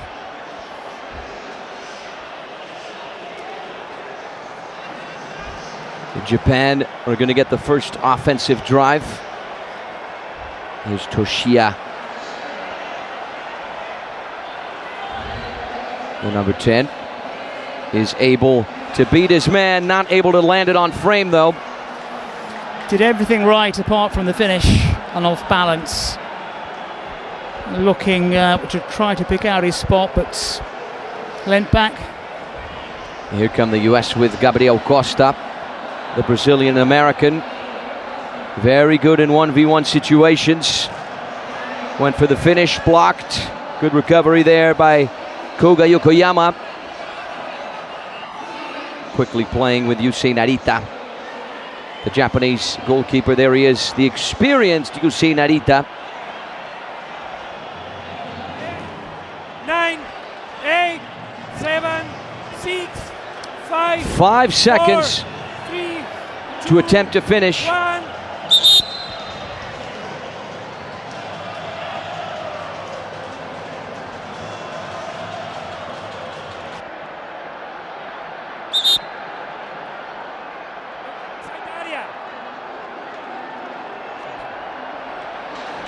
Since no shot was attempted before the 10-second mark, the U.S. recovered possession. Here's Rock Bancel's left foot! Make that 2 for the number 11. The U.S. have 3. Now you show me! Castro is shirtless to commemorate USA's 3rd goal, and what a goal by Rock Bancel's. Driving towards the left-hand side, what a left foot he's got. The finish across, the low laser in. Here come Japan now with a response. Pablo Miura blocked. He might get a second chance here. A little over 22, the Elastico left foot. Blocked by Pollo Cortés. And Bancel's as well with his finish, the physical strength to hold off the defender. Made all the difference, and now Japan do have a little bit of a task on their hands. Pablo Miura once again. 1v1. Tries to find an angle just over the crossbar.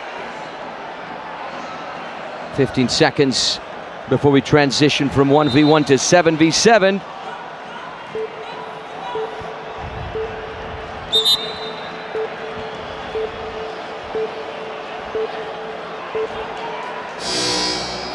And that is the end of the 1v1 scenario from this point on up until minute 36.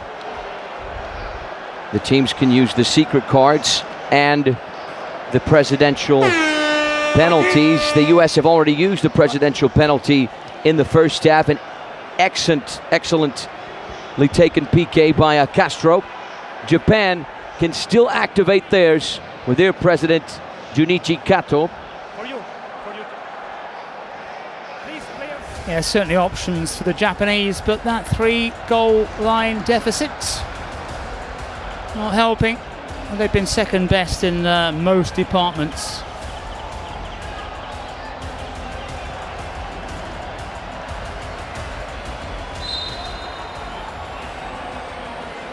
Underway with the final 13 minutes of this second half. That is before either match ball mode or shootout mode. The US in the lead by a trio of goals. Rock Bancells with the brace, and an excellent Panenka penalty kick from the President Castro. Yeah, the finishing of Bancells has been excellent here for the United States.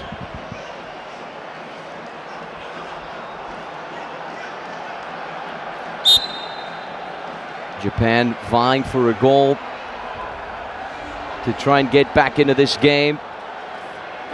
They still have the presidential penalty, and they still have their secret card, which of course could tilt things in their favor. Here's Pollo. Goes for the long ball. It is good. I did identify a little handball there from Juan Ramirez, the number 25.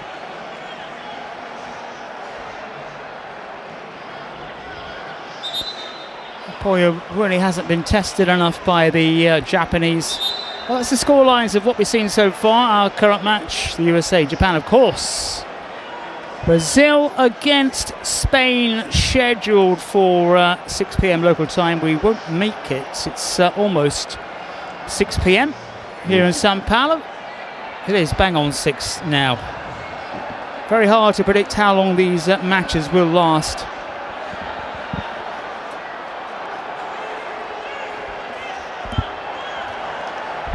Here's Stefan Mijatovic. He's got the support from Boyo Cortez. Ball possession split right down the middle. 50-50. US, though, have done a lot more with the ball, especially in the final third. Bancells has been terrific.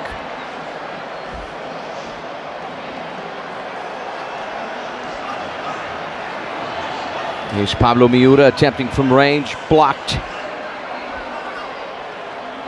Japan with a little bit more ball possession right now, working at the ball from foot to foot, from player to player. The attempted layoff there didn't happen. The U.S. looking for the counterattack. Look at the speed on Raheem Taylor Parks, the player who was called up last minute, Rahimovic, on the back of his jersey. Awkward running style from Rahimovic. Here's Masaya. Tickets available for the final in the Allianz Parque, home to Palmeiras FC. Here's Gabriel Costa. Cheeky. Went for the chip. Well, the outside of the right boot, flamboyant.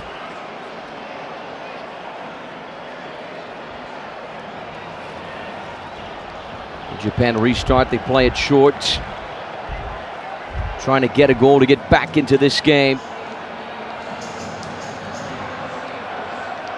So Shia unable to progress on that left-hand side. Yeah, Japan lacking any real cutting edge so far in this match. Drifting away from them a little bit.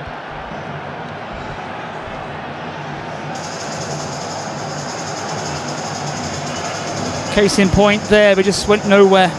The effort from way out from Eric Macias, the number 18. Saw that the Japanese goalkeeper was a tad bit off his mark. Once again, we got the Samba in the Trident Arena. We are warming up for the big one of the day, of this first day of the Kings World Cup of Nations. Brazil versus Spain, Spain versus Brazil. The hosts and defending champions to take on the Spaniards. DJ Mario, the president of the Spanish team, put a lot of pressure on Spain. He said, hey, in the past nations, Uzbekistan went further than us.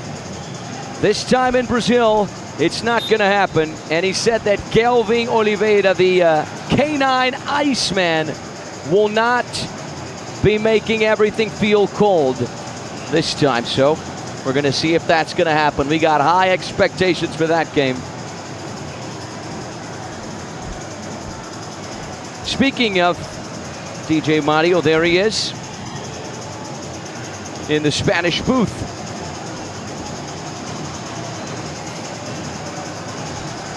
Still the US in the driving seats here. They've really set the tone, set the pace, controlling the rhythm of the game. And Japan's lack of cutting edge so far is costing them. Here comes Japan. Kuga Yokoyama racing towards the goal line. I think the photographer felt that one. Obviously not the camera out of his hands. The foul on him, just as we show the fouls. Once again, Castro there. Scorer of the US's second goal.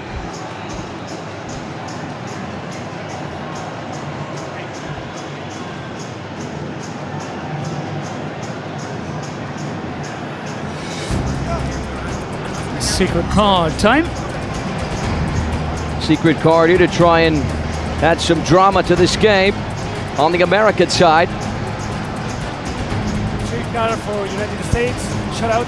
And it is a shootout for the US.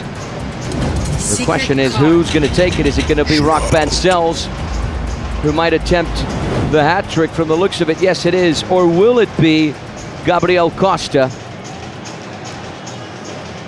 It will be Rock Bancells.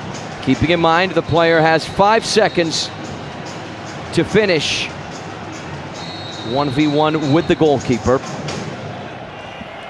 We're seeing what he can do on his left foot. The countdown is on. The shootout is good, and the goal is good as well. Rock Bancells has got his hat trick, and the USA have the fourth goal. They are running all over the Japanese. The US continue to pick Japan apart. Yeah, we've seen two one-sided matches this afternoon. They are opener, Italy, France, and now we're seeing it here, US and Japan. His first touch really set him up because he pulled that ball exactly where he wanted it. We knew it was going to be a left foot finish, and it came early, and it's probably curtains for Japan, even though there's a lot of time on the clock. And now Japan are going to activate their presidential penalty. Here's a Ryuhei Tanabe looking for an angle. Cut back, 4-1. I heard a whistle beforehand. Japan get one back. Look at the celebration from Keisuke Shigenobu. Just before the presidential penalty, Japan grab a consolation goal, and they reduce the damage. The deficit goes from 4 to 3. Japan have their first goal of the Kings World Cup. Yeah, and they were about to, as you said, bring the president on to take a penalty. So this scoreline, yeah, exactly, might dramatically change. Yeah, in 1 minute it can go from 4-0 to 4-2. I did hear a whistle. There in is the crowd. Junichi Kato. I heard a whistle in the crowd before that ball went into the back of the net, so I thought there's some kind of infringement, but obviously not. And this is an important rule, right, John? All the presidents physically present have to take the penalty kick. In the Kings League universe, Junichi Kato is the president of Murash FC, a team that has competed in the Kings World Cup of Clubs and is associated with Team Japan in the Kings World Cup Nations Tournament. So this is an internet personality that is very much involved in the Kings League universe. It's Junichi Kato versus Pollo Cortés. Pollo Cortés versus Junichi Kato.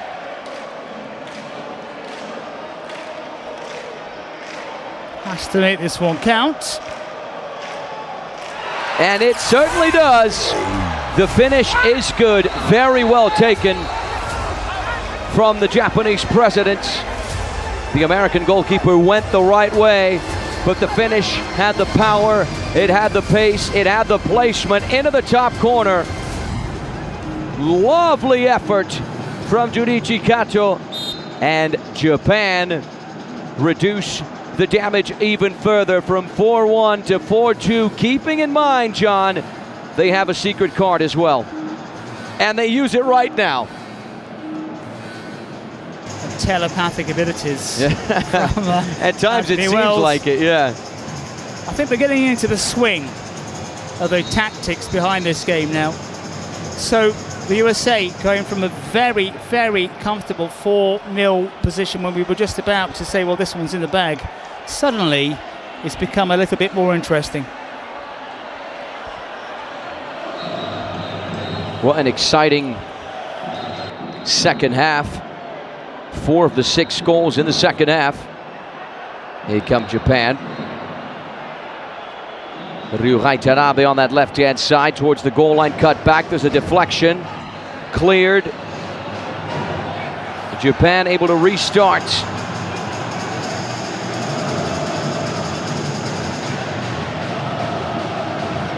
Here's Kensei.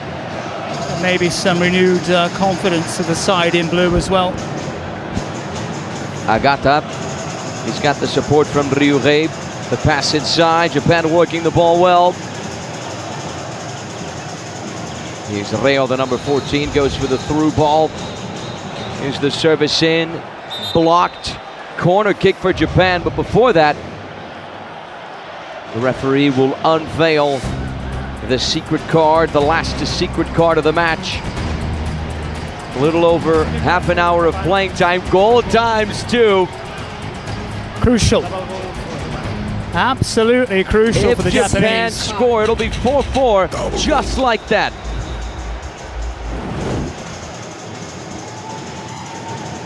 That is how to use a card. Of course, they have to do the business on the pitch. The US looking for the counter-attack. It was read well by Kuga Yokoyama. Out of bounds on the near side.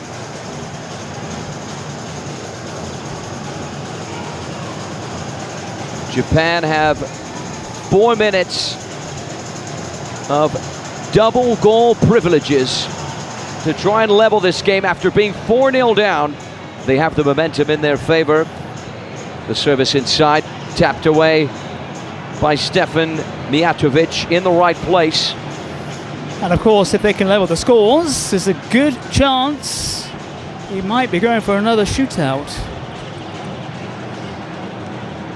We've already had one shootout on the day, right? The match between Chile and the Netherlands. Here's Ryuhei Tanabe. Lots of force, no direction.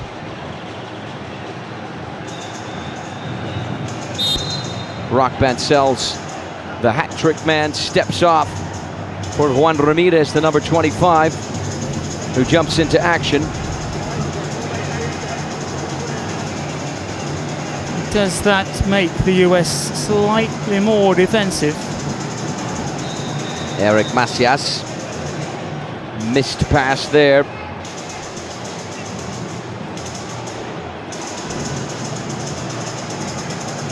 Here's Kuga Yokoyama to restart for Japan. A renewed Japan after those 2 goals.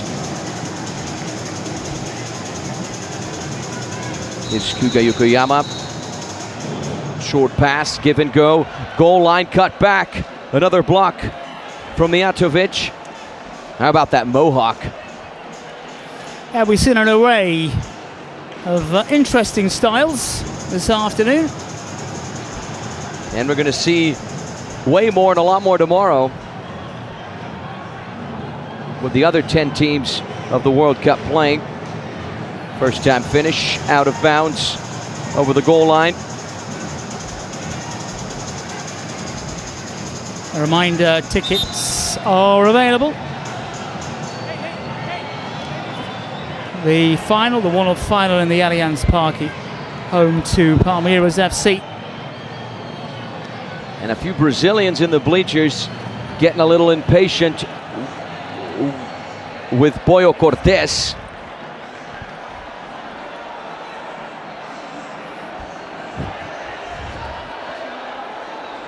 The final to be played on January 17th at the Allianz Parque, home stadium of Sociedade Esportiva Palmeiras, 3-time Libertadores champs. Titles in 1999, 2020, and 2021. Reached the final of the Libertadores last year, but fell short to Flamengo, losing 1-0 in Lima, Peru. And a stack of league titles as well. Underway once again. Pollo Cortés on his feet, ready to go. Less than 90 seconds for Japan to try that. Goal times 2. Cleared by Pablo Miura.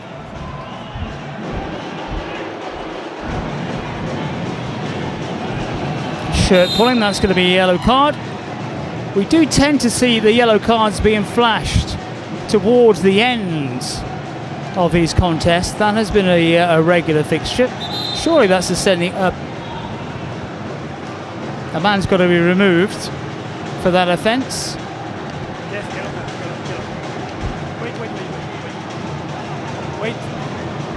wait. Salva. Now waiting for the suspension. Yeah, David Ortiz, a number 31, cannot be used for 2 minutes. The referee sounds the whistle. Underway once again. Japan keep pressing for that double goal, the equalizer. With that sort of passing, it's not going to happen.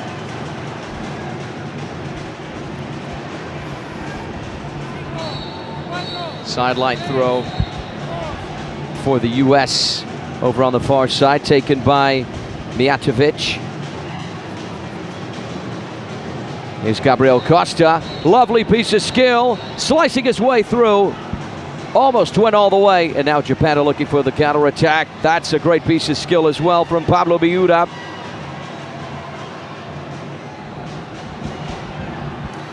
Yeah, you can see that Japan are really trying to turn it up for that double goal, but the clock is ticking down. Yeah, again, there are whistles coming out of the crowds, and the ball is in the final third. Here's the service at the traffic back post. Kazuki Hamamoto blocked. And Nunez throwing his body in the way very bravely. And that's the end of the double goal privileges for Japan. So now if Japan want to equalize, they're going to have to score twice. It's the number 10, Toshiya. Try to combine there with Pablo Miura. There he is. The Japanese Brazilian. He speaks Portuguese as well. Very good in one-on-one attacking situations. We saw that a few moments ago with that little nutmeg. Cheeky, very cheeky. Now the US are looking for the counter-attack. Here's Gabriel Costa. That's a blatant shove. Yeah, a little shove there. No card. And our referee was clear-sighted.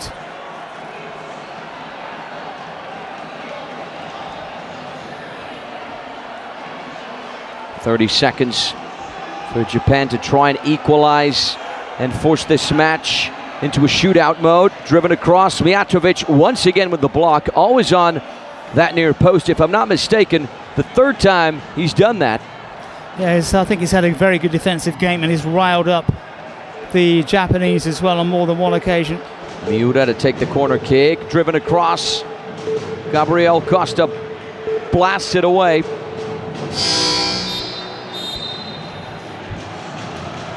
And we will be entering match ball mode, ladies and gentlemen, with the U.S. in the lead 4-2. So for the U.S. to wrap this match up, they need to score goal number 5. Yeah, it's one of those interesting quirks about this format and the Kings universe, that even though they've got the 2-goal cushion, the US still have to score again to confirm their win.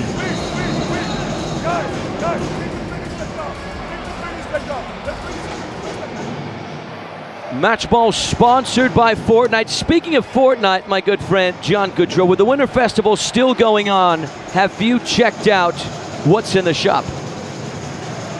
Well, I'm keeping an eye, of course, as I always do on the Fortnite cosmetics. Maybe even some matching ones. And if you play those duos, at least you'll be stylish and coordinated, which is what I like to be.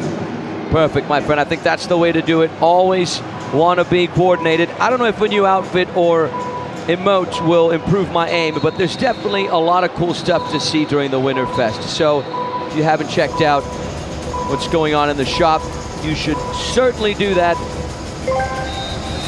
All right, everyone.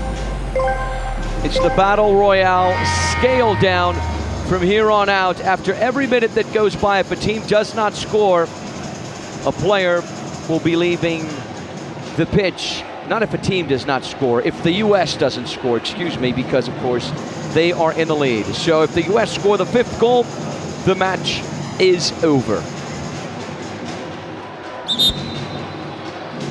It's 5v5 at this point.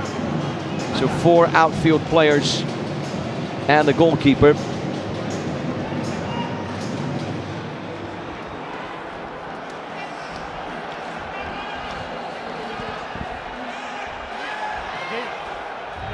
Tapped away. Here's Kensei Matsumori.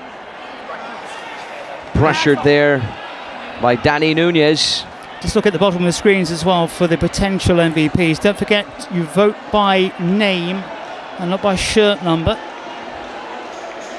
So make sure to vote in the chat for the MVP of the match. The options, of course, for the US are Stefan Mijatovic and Rock Bancels, the hat-trick hero.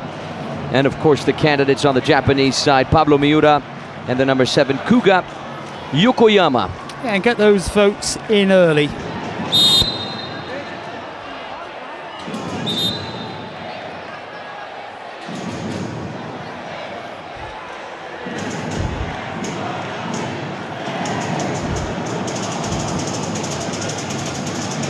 A mixture of shirts in the stands, Flamengo shirts, of course, everywhere in Brazil. Most best supported side in the country, and all the yellow, the gold, and the green, and the blue of the Brazil shirt.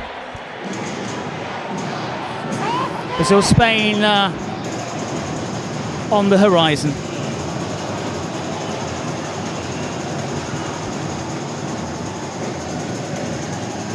.38 minutes now.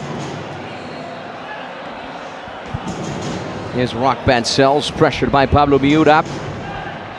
Sends it in, saved by Yusei Narita, who immediately gets the counter-attack going with Pablo Miura.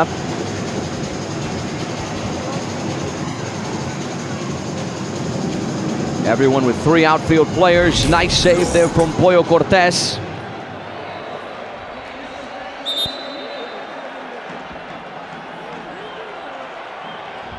In the bottom corners, you see Junichi Kato and Jinxie. Junichi Kato is here at the Trident Arena. Jinxie, of course, tuning in remotely.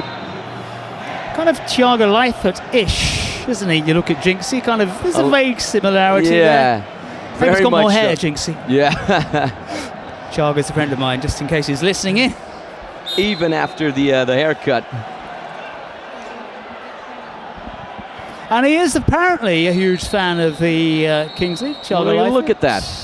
Small world, so I'll give him a call. I'm sure he's going to be calling me.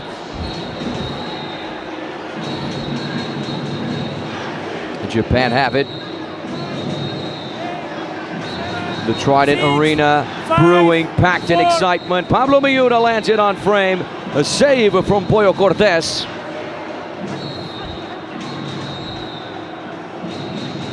Here's Stefan Mijatovic. We're very close to wrapping up this game.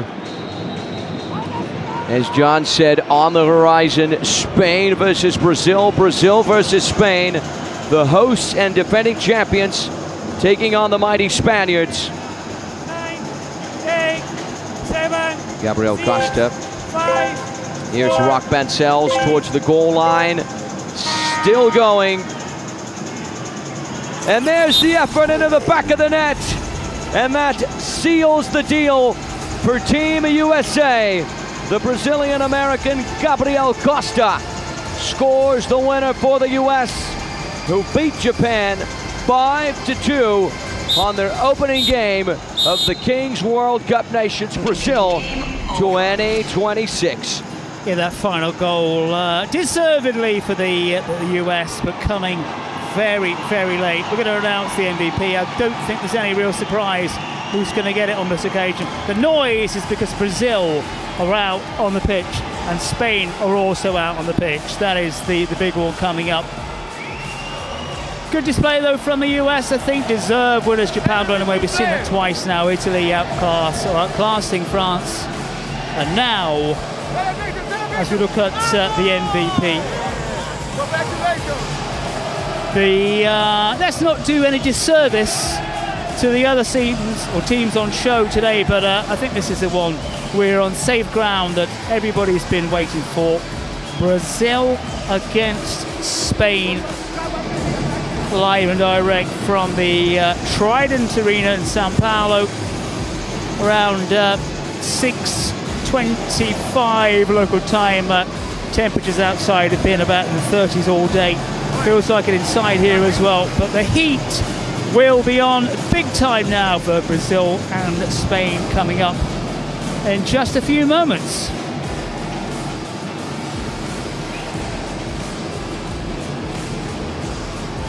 Noise levels picking up as expected.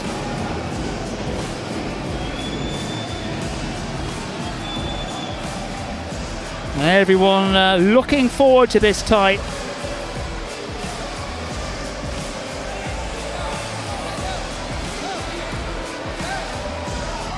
Hi.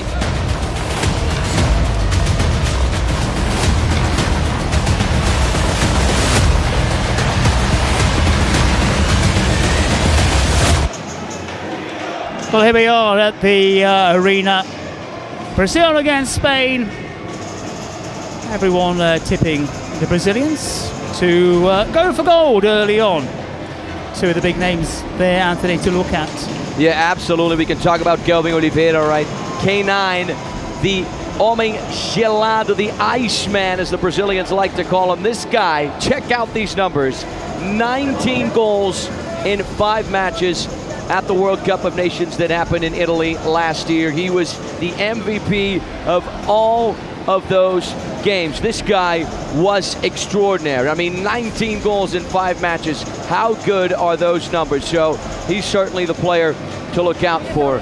For Spain, we really had high expectations for the Spaniards at the competition last year, but they were knocked out by Turkey and did not make it to the quarterfinals, right? They lost in the last chance 3-2 to Turkey, but DJ Mario put a lot of pressure on these guys. He said, listen, Uzbekistan made it further than we did. There's no way that's going to happen again in Brazil. So Spain versus Brazil, this is the big one of the day, this first day of the competition. Kelvin Oliveira and Lelechi on the Brazilian side. Carles Planas and Cristian Lobato on the Spanish side. Let's take a moment right now, of course, to appreciate the Brazilian national anthem.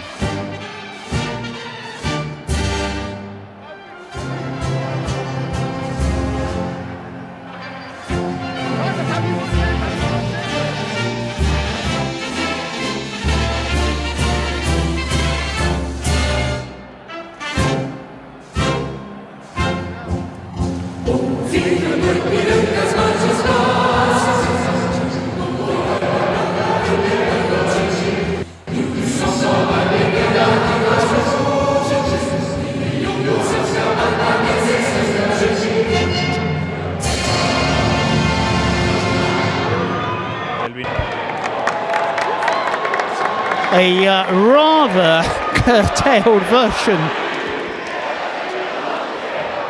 which I think is going to be continued in the stands.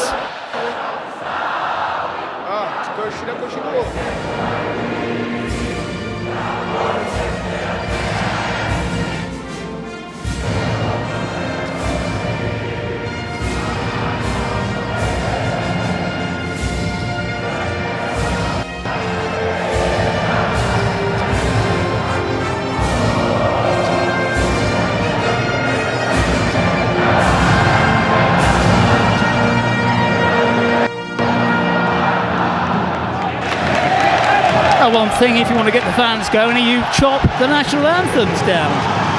We've seen it before in so many World Cup competitions, and we've seen it again tonight.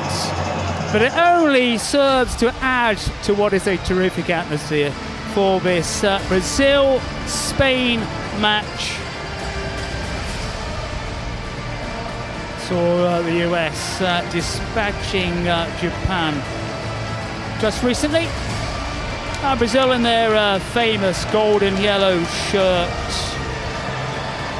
blue shorts, white socks, a kit which came in really after Brazil's defeat in the 1950 World Cup against Uruguay.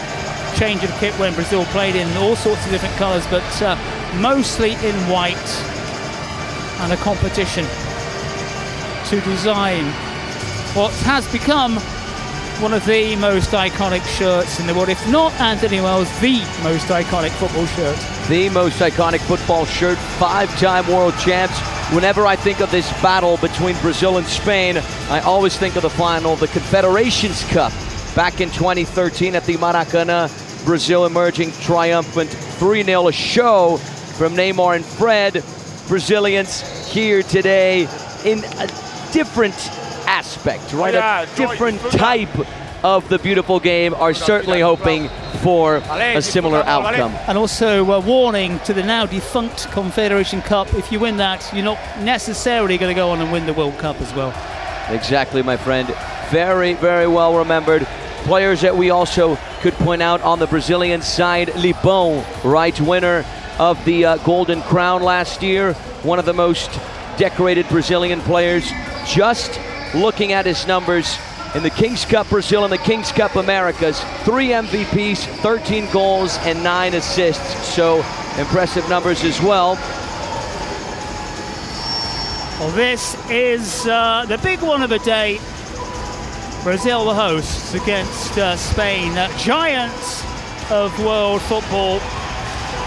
But you've got to say, with the locals in fine voice, Brazil heavy favourites for this tie. Will it be a runaway match, as we saw between Italy and France? We're going to find out. Will it be a ding-dong battle, as we saw with Mexico and Saudi? Oh, they race forward as the ball is dropped, and Brazil win that foot race. Yeah, look at the speed on Kelvin Oliveira to get to that ball first.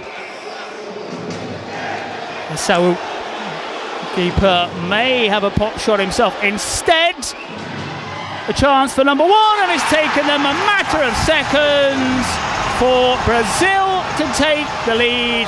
And who else? It just had to be Kelvin Oliveira on the score sheet. And I've got a feeling, Anthony, here on my bit of paper, I might be running out of space for Brazilian goal scorers today. I mean, just how good is this guy? K9, the Iceman. He's got ice running through his veins. First beat the goalkeeper. The defender was tracking back, and he knew exactly what to do to draw first blood for the Brazilians. 16 seconds into their appearance at the World Cup of Nations at home. Yeah, great start. Quickest goal of the day, I think, and here he comes again. Left foot shot, just wide of a target. Maybe the keeper wanted it on that occasion. Oh, just what the crowd were hoping for. Got a feeling as well, Anthony, just what they were expecting from Brazil. Spain have hardly had a touch. And now it'll be interesting to see how Spain are going to respond. Listen to this place right now. Listen to the energy, listen to the atmosphere. Spain with a chance for the equaliser. That is a 5-minute stop. Isaú. Yeah, what a save from Isaú. Really just one of the most consistent goalkeepers in the Brazilian scene. Really spread himself bravely. So Spain not yet dead and buried, despite what most in this arena believe.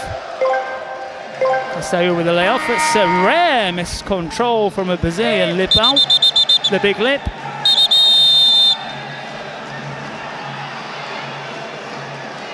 2 minutes gone. Brazil leading by 1-0 against Spain in the highly anticipated match of the day. Yeah, a little over 2 minutes in, and John, we can already pick up, identify here, see that this game is really off to a hot start, as we expected it to be. So we're in for a good one, as I like to say to our viewers worldwide. Fasten your seatbelts, ladies and gentlemen. It's going to be a good one. Well, what you might call Brazil's first choice keeper is going to be out for a couple of minutes. Victor is set to come in and quickly moves across to the Brazilian goal. Interesting name. Normally Vital. I've never seen a Vital before. But that's the name of Brazil's number 33. Might get his first taste of action here. Spain move forward with some purpose. They've got the technical ability to test the Brazilians, there's no doubt about it. Cole, short, gets it back to Cole, tries to sidestep his way out of trouble. Spain now showing the Brazilians what they can do. And once again, a little bit of space, and it's drilled just wide of a target. And Planas is not far away from an equaliser. Good movement from the Spaniards.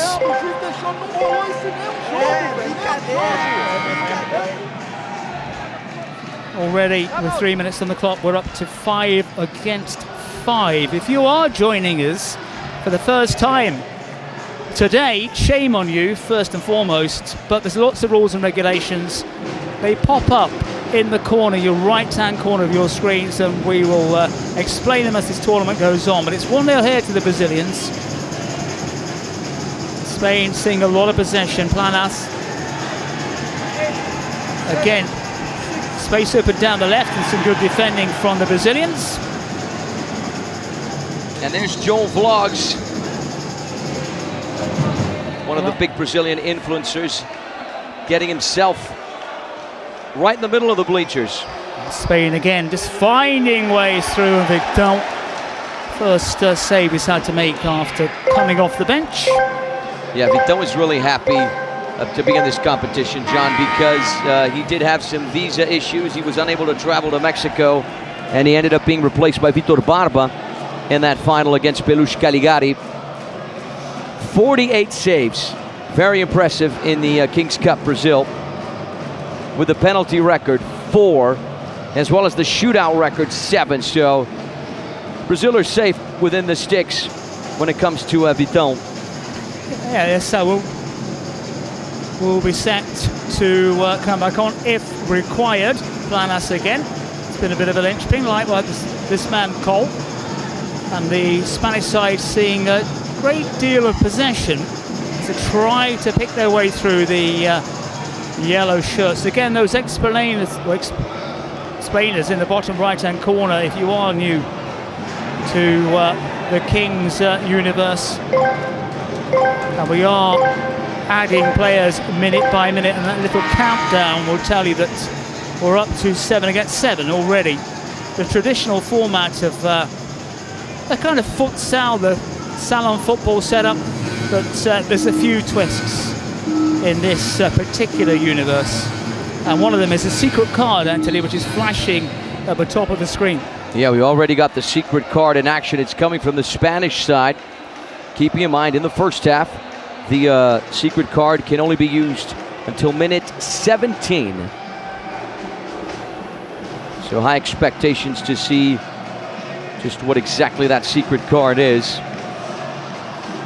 Yeah, we've seen some cards used to very good effect, and some rather interesting decisions as well. The Brazilians wanting, at the very least, a free kick. Elechi it was who went to ground. Almost 6 minutes on the clock. Brazil scoring after 16 seconds. I think the quickest goal of the tournament so far by Kelvin Oliveira. Who else? Since then, though, Spain have got themselves back into this match. And Moedo Dualt on the ball. The Spanish keeper's got it back again. Eloy is on his shirt. Eloy, not being threatened by the Brazilians. Launches one downfield. The red shirts move forward, and that's again fine defensive work because Brazil were caught just a little bit flat-footed at the back momentarily. Yeah, great work there from Dedo to track back on that far post, getting his place, getting his body in the right place to steer it away. And finally, the secret card will be unveiled. It is a star player, so this means that if said star player scores, the goal will count for 2. Basically what it means. We saw that in the first game today with Berotti for Italy. We see it again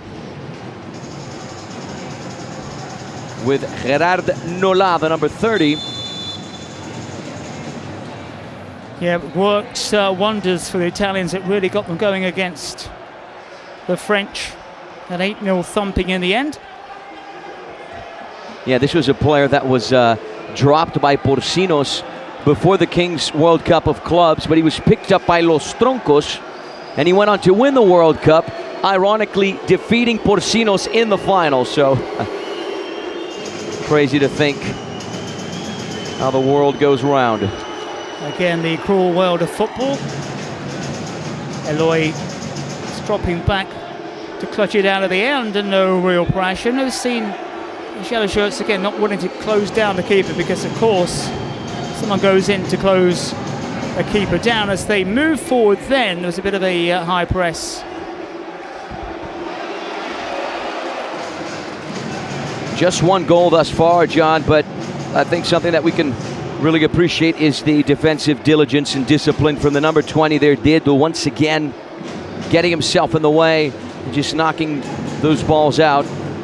Yeah, he's really stepped up just the right time, the right place for Brazil.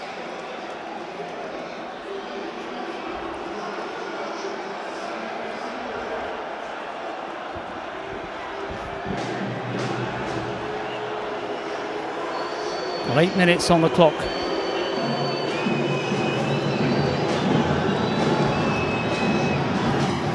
Brazil in the lead through Calvin Oliveira very early on, 16 seconds to be precise. But Spain have shown the Brazilians that they're not here just to make up the numbers.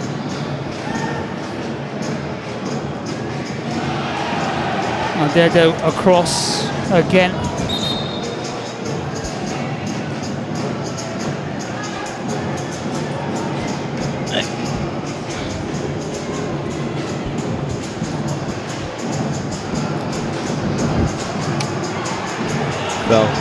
Well, we have a ball in the booth as this one goes wide in the end.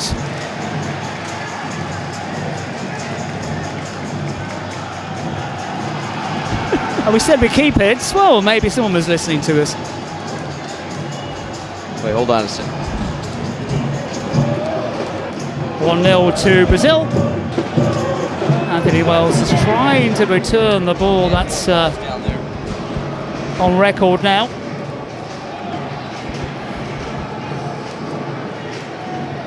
Vital, since coming off the bench, hasn't really been tested by the Spaniards so far. Maybe just once. Had to make a reaction stop. That might change now, but good defending initially from the Brazilians, but they're going to have to get back in numbers here now. Penalty. Referee immediately reached for it. Well, they're saying VAR, but it doesn't look that convincing for me. Yeah, That's a call for VAR. Disagreement coming from the Brazilian booth there with Toguro, one of the influencers. Yeah, late challenge there from Jefinho, if you ask me. Let's see from this angle. This is a penalty kick as clear as day. Knee to knee. Yeah, that is the knee rather than the foot, and of course the Spaniard made the most of it, as you would expect. Now, Anthony, it's got to be Nola, surely, who's going to take this penalty. Yep, Gerardo Nola. And if he does, and there's a lot of ifs here, if he does, if he scores, Spain will go in front. The experienced Spanish Kings League player steps up to the challenge. Well, this is when those special cards have to count, and he drives it in. Vital makes the stop, and the follow-up. Well, it perhaps was not the best penalty you'll ever see, but the keeper guesses right and denies Spain a golden chance of taking the lead. Yeah, what a save from Vital. We were talking about his numbers. They really are impressive when it comes to saving penalty kicks and shootouts, and that is exactly why. Sensational from the Brazilian goalkeeper. I just wonder if Nola as well didn't really set himself up properly, because he took it a little bit too quickly. Tried that little jump, hop and a skip before he pulled the trigger. Now down the centre. This is a chance for Spain. And once again the Brazil defending as well. This time there's another penalty appeal by a Spanish captain who won the last attempt, but possibly not this time, although it's a clumsy challenge maybe.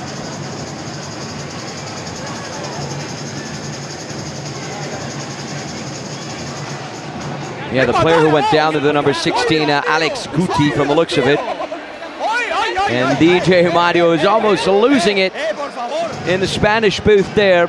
He's calling for a VAR intervention. I don't know, John, if you ask me, not enough for a VAR review. So we saw the VAR for the Brazilians, and then we saw the VAR from the Spanish. Saw a lot of theatrics in the booths. Certainly contact. Yeah, we're going to get a check right here. Will Ronaldo get the chance for another penalty kick? Yeah, it's a question, isn't it, of interpretation. And was that bit of shirt pulling as well? Yeah, the penalty is given. It's another chance for Ronaldo. Yeah, I think the referee might have seen a little bit of a tug on the shirt by Leleche, but we do hear from the refs, but we don't always hear the decisions, and I think he only saw one replay. So another big moment. Let's see it again. Is there a shirt pull? Oh, yeah, no, he kicks it in fact. Yeah, it's a left foot there from Leleche. So Brazil conceding 2 quick penalties. Vital was the hero moments ago, and you can hear his name being shouted by the Brazilian supporters.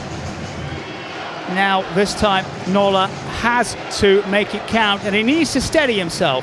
For my money, he rushed the first one. He's got a second bite of a cherry. And this time, he just put it away, and suddenly, Spain find themselves leading the hosts. Yeah, if there is a golazo off a penalty kick, John, this is what it looks like. Lovely left-footed finish. Top corner, not a goalkeeper in the world who could get to that ball. Look at this. Here's the replay. It had the power, the pace, the placement. Ronaldo with the confidence. He is the star player. This is how the Kings World Cup of Nations works. Secret card in effect. Spain take the lead. That's a great use of a card, even though they almost split the first time. Vital guessing right. But that's also the sign of a very good player mentally. And Spain, as Vital is caught, we've had a couple of injuries already to Brazilian keepers. As the camera will slowly pan across and we'll see the replay. Yeah, this is the most anticipated game of the day. You can tell by the energy, the aggressiveness, the physical challenges. Tough situation there for Vital. Yeah, and mere momentum taking the Spaniard forward. There was no over-aggression. There's no card, for my money at least. This does not merit any kind of card. And he got the ball as well when he came in with a challenge. Just the momentum of the man in red which took him forward.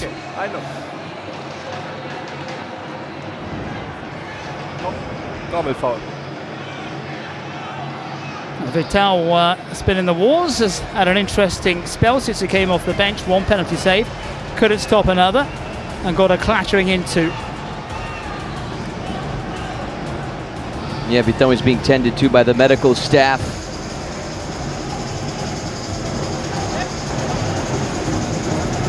one of the best goalkeepers really in Brazil since the beginning of the Kings League. Won 2 titles with Furia. And is fully recovered by the looks of things as we go to 13 minutes in just a second. Well, Spain using their cards to very, very good effect. Have taken the lead, and Brazil are a bit annoyed. Picking up the pace. Brazil, though, defended well, Anthony, but they've given away 2 penalties, and that shot, a bullet shot, comes to nothing in the end. Yeah, what a finish there from Andreas. For a split second, you thought it went in, didn't it? That's what everyone here in the Trident Arena thought at one point. Brazil are definitely annoyed. You summed it up very well. After those 2 goals, that double goal from Spain, rather, the Brazilians have seemed to have switched on. But I think on both occasions as well, the referee was spot on with the penalty calls. Absolutely, I agree with you there. VAR intervention was correct as well. And he immediately made his mind up as well, our ref, so that's good from the official.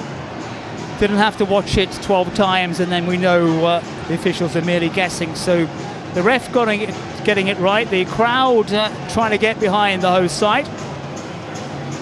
Still plenty of noise from the Brazilian supporters here in the Trident Arena, but Spain are in front. Yeah, clear foul there on Andreas. Worked his way inside, beat 2 Spaniards, then went down. That's a clear foul if you ask me. Yeah, there's going to be pressure as well on the official, isn't it? He's given 2 penalties to Spain. There's going to be pressure to not blow on every occasion, but maybe give Brazil the benefit of a doubt. Free kick quickly dispatched again, perhaps too quickly. Brazil claiming it took a touch on its way in. Now being ignored. 15 gone. When that early goal went in, Anthony, who could have predicted Spain would have been in front at this stage? Yeah, 15 minutes on the clock. Brazil immediately right off the get-go started out as the better side. That's why 16 seconds in they were able to score the opener, the fastest goal of the competition thus far. Spain. But this is why the secret cards can somehow turn the tides. They certainly can. Spain playing themselves out of a little bit of a hole there very effectively. Anthony, it's early doors. Very, very early doors, and we've seen how these matches switch and how the ebb and flow is. Is there a chance of a shock in this one? We saw what happened with Italy last year at the Nations, right? Losing to Japan 3-1. No one expected that to happen. But I think in Brazil, with a team as good as Brazil, the players that they have, we could talk about Lipão, we can talk about Andreas, we can talk about Lelech, we can talk about Kelvin Oliveira, the goalkeepers they have. Even with Spain leading 2-1, I find it difficult for an upset to happen because the Brazilians, they know how to deal with this sort of pressure, especially on a stage as big as this one. So far, Spain able to mop up the pressure. Trying to think of any real clear-cut chances for Brazil, apart, of course, from the opener, from Kelvin Oliveira. Ronaldo, who's been magnificent at the back, caught in possession on that occasion, and now the Spaniards try to sidestep the Brazilian defence. They'll have to get back in play. 17 is on the clock. Well, we've seen one player using to full advantage an opportunity to double the scoreline, and now that opportunity is open to any goal scorer out there.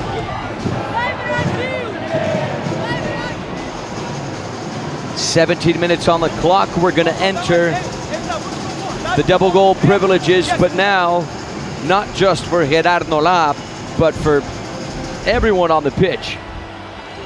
We're going to see if Brazil are going to take advantage of that. I think after that Spanish goal, the Brazilians have switched on. They're a little bit more aggressive.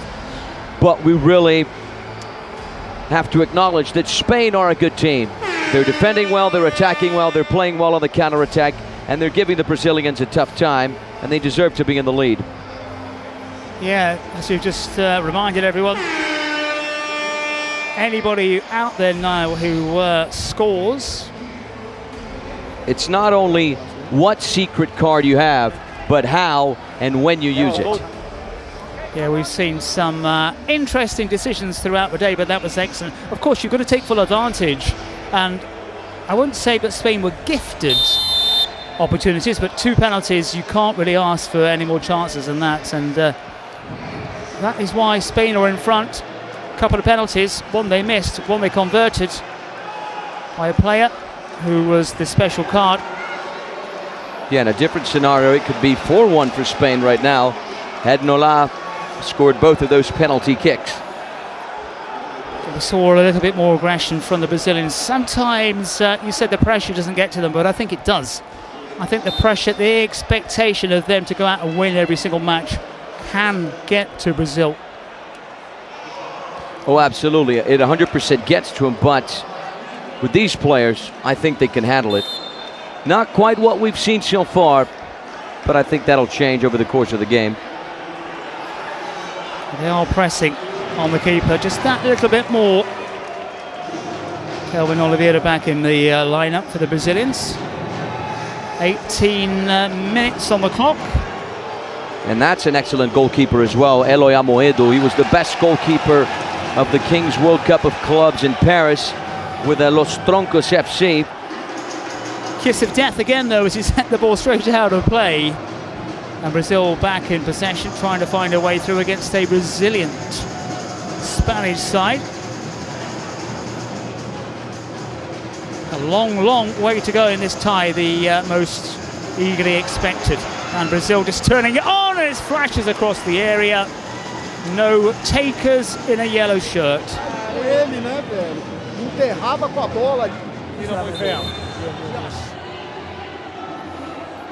Still Spain lead.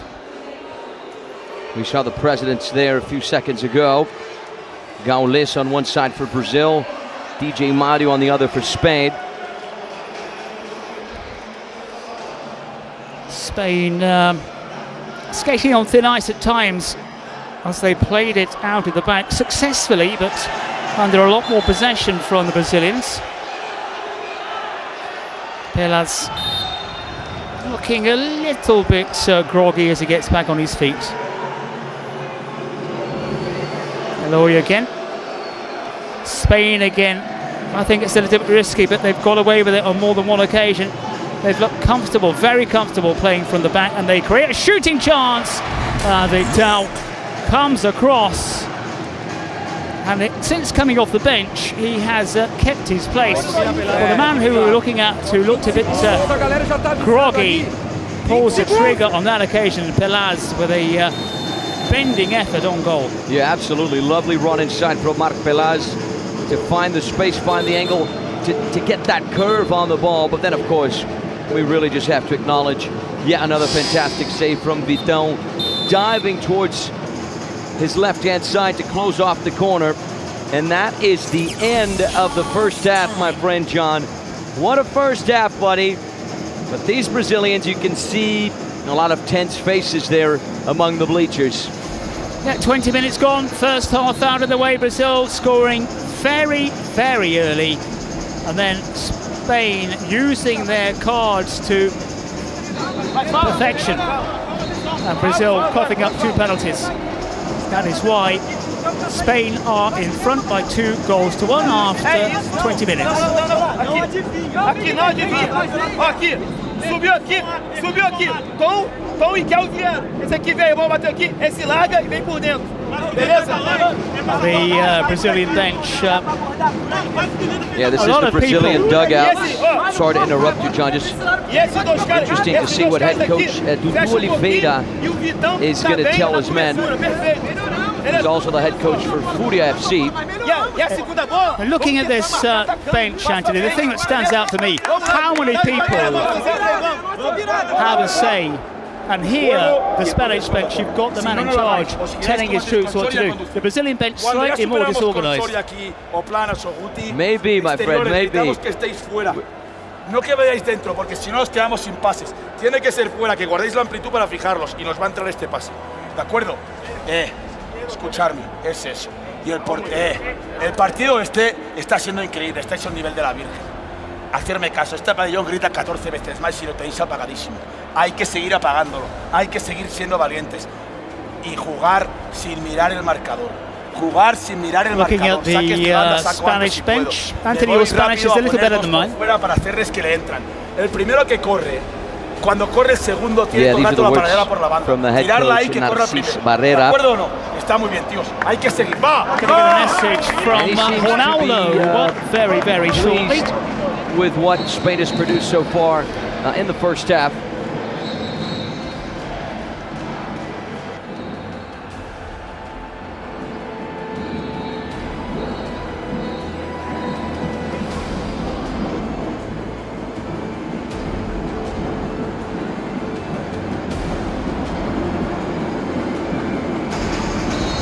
Well, second half to come shortly, but we're going to get a message beforehand. Couple of seconds.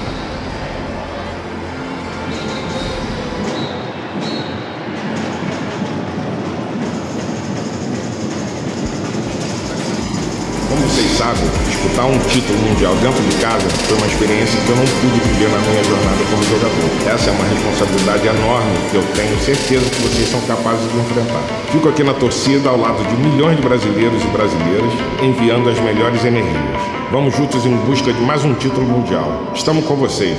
Vamos para mais uma, Brasil.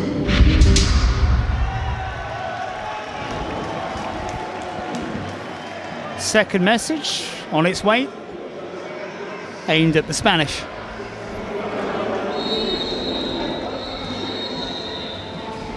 Bueno, la vida nos depara que el primer partido sea contra Brasil y encima allí.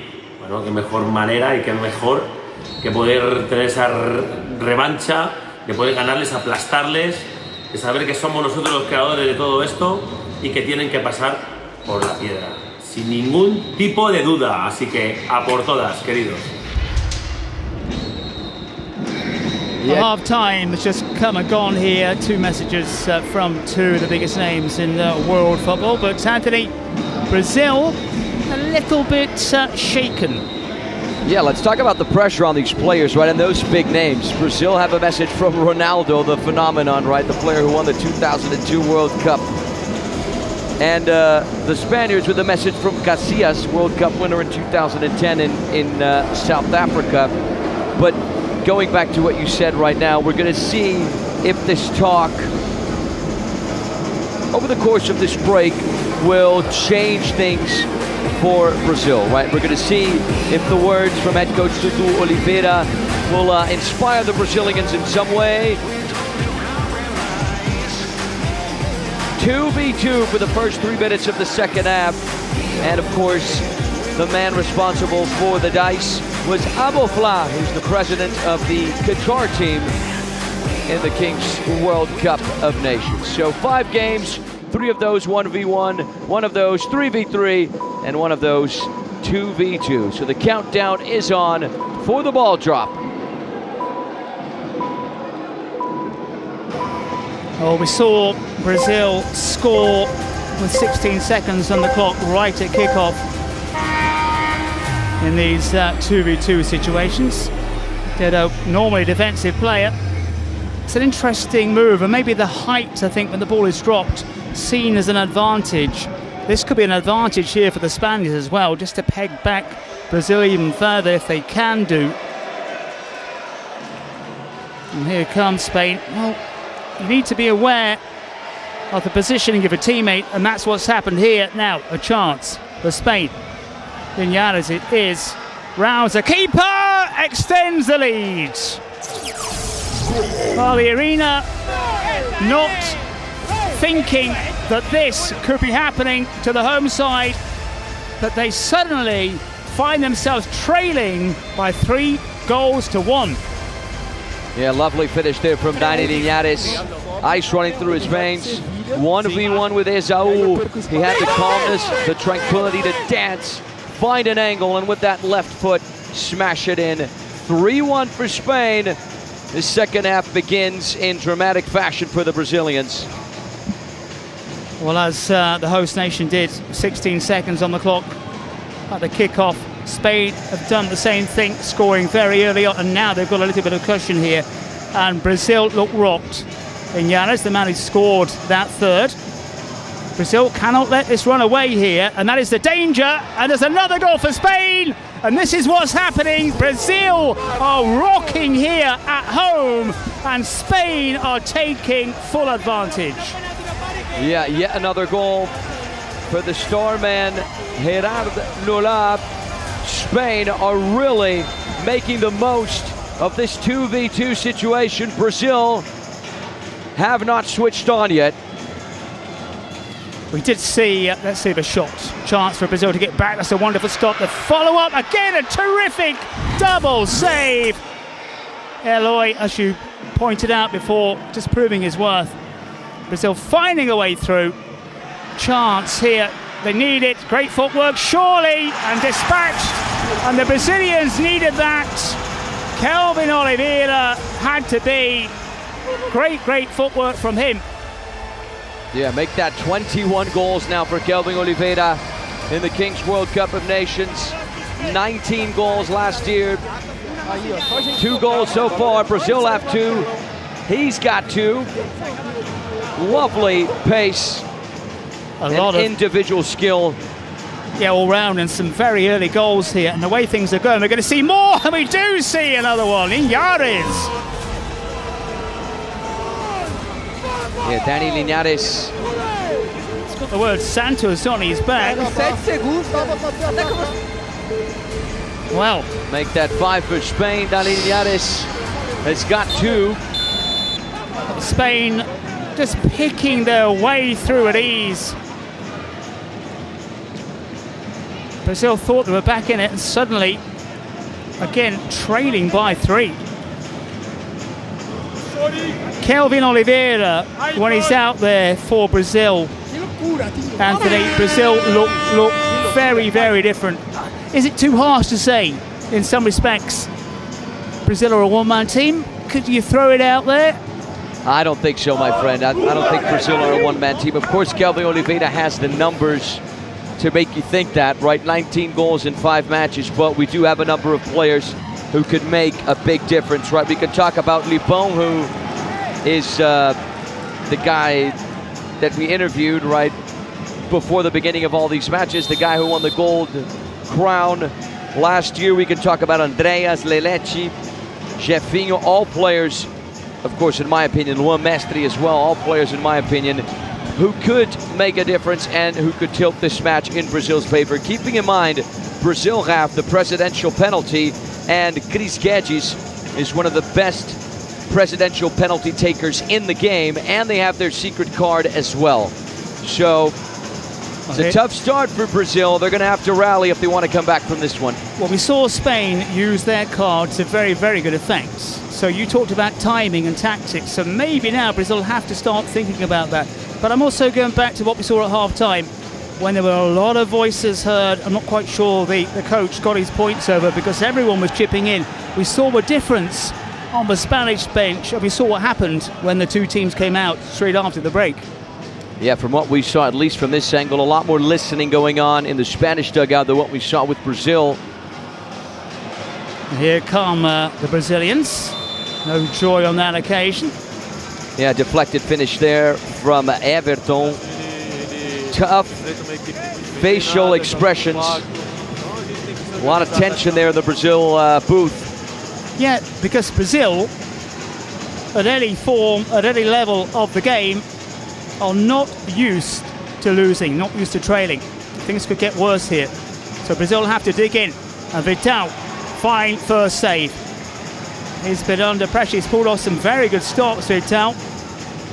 But his side have conceded 5. Brazilian supporters trying to lift their side. Is there a shocker or a shock result rather, on the cards. A long way to go here. Reminder about the tickets. And reminder that you can sync with the KWC Nations. A lot of information out there if you're new to the league, if you're an ardent fan. But here, the hosts trailing by 5 goals to 2. And of course, you can follow your team on the road to the Allianz Parque, where the final will be played on the 17th of January. Make sure, of course, you get your tickets on kingsleague.pro. Brazil flooding forward. Now they want a pen, and I think they've got it. What a run from Everton. He found the space, found the real estate down that left-hand side to really attack towards the goal line. He went down in the danger area, and it's a PK for Brazil. Let's have a look at it again. Yeah, challenge there from David Soriano, the number 4 defender, getting his knee in the way. For me, inconclusive. Anthony says Stonewall penalty. Will they go to VAR? I saw the gestures of a dive at the end. I think our referee is convinced, unless he gets the call. The Brazilians with a shake of the head. The referee's trying to keep humour. That's their clear signal. It's in swimming pool or dive. Yeah, the Spanish word for swimming pool. This is a big moment in this match. We've already seen 2 penalties given, 2 correct calls from an official. I think we did have a quick VAR check there, John, because you saw that the referee paused for just a moment, but the penalty kick stands. It's Kelvin Oliveira for the chance for the hat-trick. Yeah, who would possibly bet against him? This goal, if it is to be a goal, it's a very long run-up as well from Brazil's number 9. And Brazil need this. Stutter step, picks his space, the keeper almost gets there, but goal number 3 from the captain and Brazil's number 9, which puts them really back into this match. Once again, Brazil going to the captain. And now we have the presidential penalty on the Brazilian side. It's an opportunity for Chris Guedes to score Brazil's 4th goal. Chris Guedes.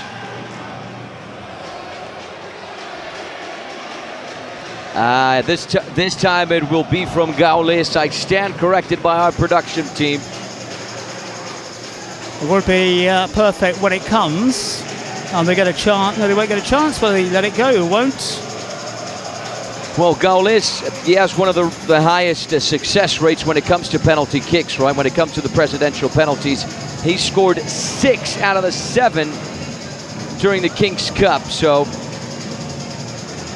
Yeah, we've seen 1 presidential penalty miss by France's Rami. Crowd baying at the officials on every decision.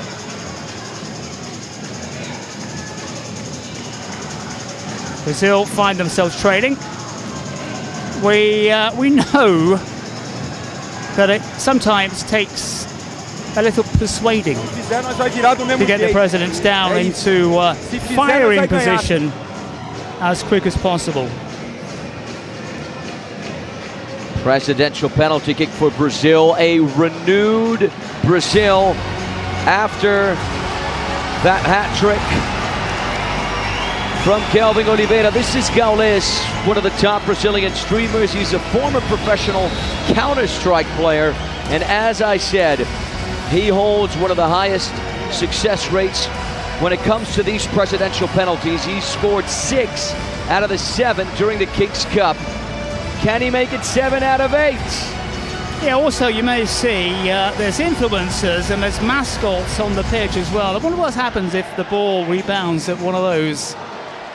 Well, they must kick in the rebound. Yeah, exactly. That's what I was thinking. They were there to hammer the ball into the back of the net. This is a big moment here for Brazil.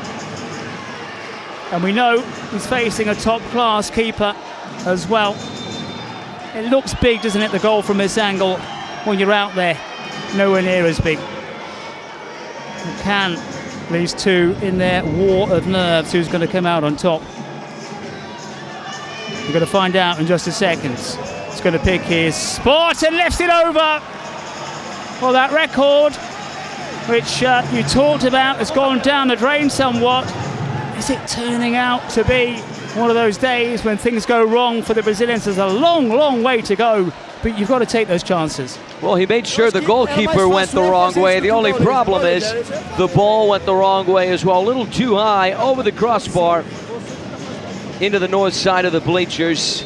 So an unsuccessful presidential penalty for the Brazilians. They still have a secret card, but remember, the Spaniards also have their presidential penalty to use as well. Yeah, and they might just save that until a little bit later on if it's tight. But mate, it's just the adrenaline, isn't it, out there? That's the adrenaline lifting over the penalty.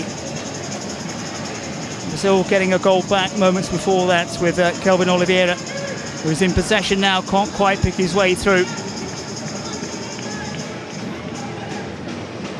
Given away far too cheaply on that occasion by Spain. In the driving seat here against the hosts.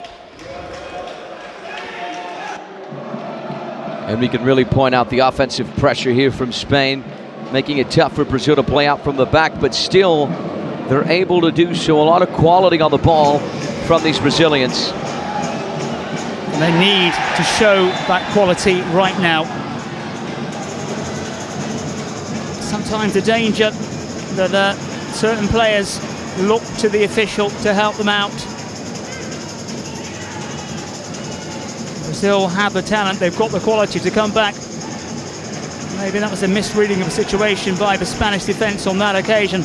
Perhaps an unnecessary corner to give it away.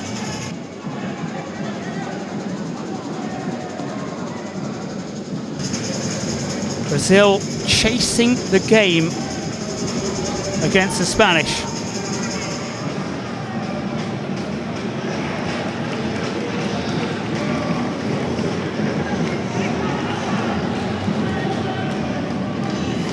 Shirts, fabulous shirts on offer.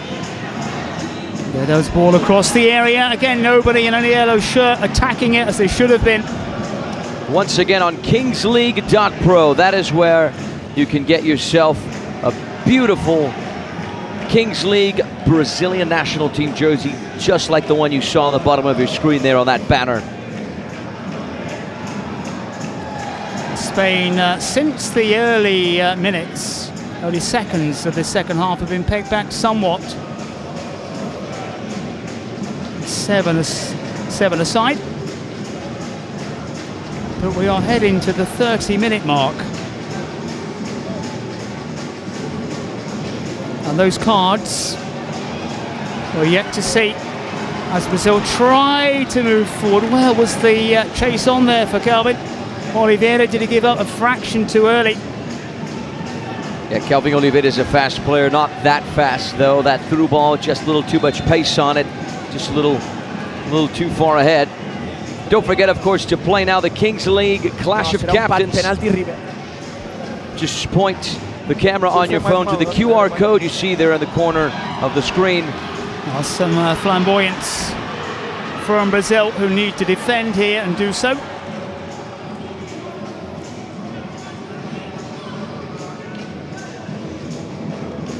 This is Well, W-E-L-L, number 8 of Brazil. We've got a Well and we've got a Wells. Right here next to you, my friend. What an honor. No goals for me, though. Did have a match ball, which I'm sure is going to be returned as Spain move forward, looking to punish Brazil even more, but can't do so on this occasion. Closing in on the 31-minute mark. Andres.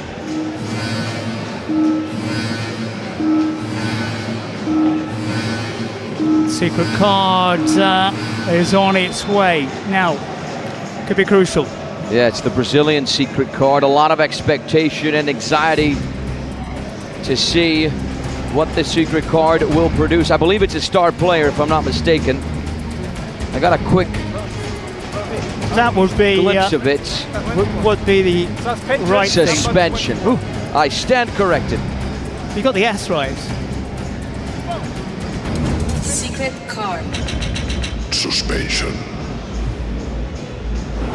Who is going? Yeah, we saw this early, didn't we? We saw this earlier in one of the matches and we questioned it. Anthony, your thoughts on that one?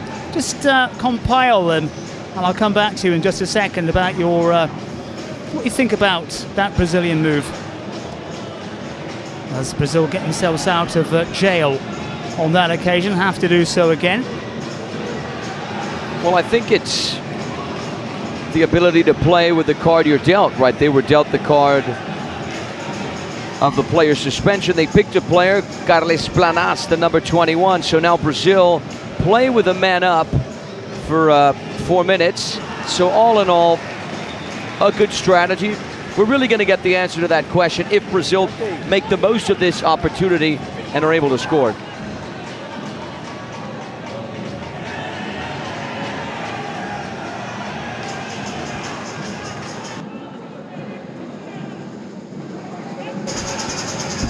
Well, Brazil looking, that's a goal line clearance.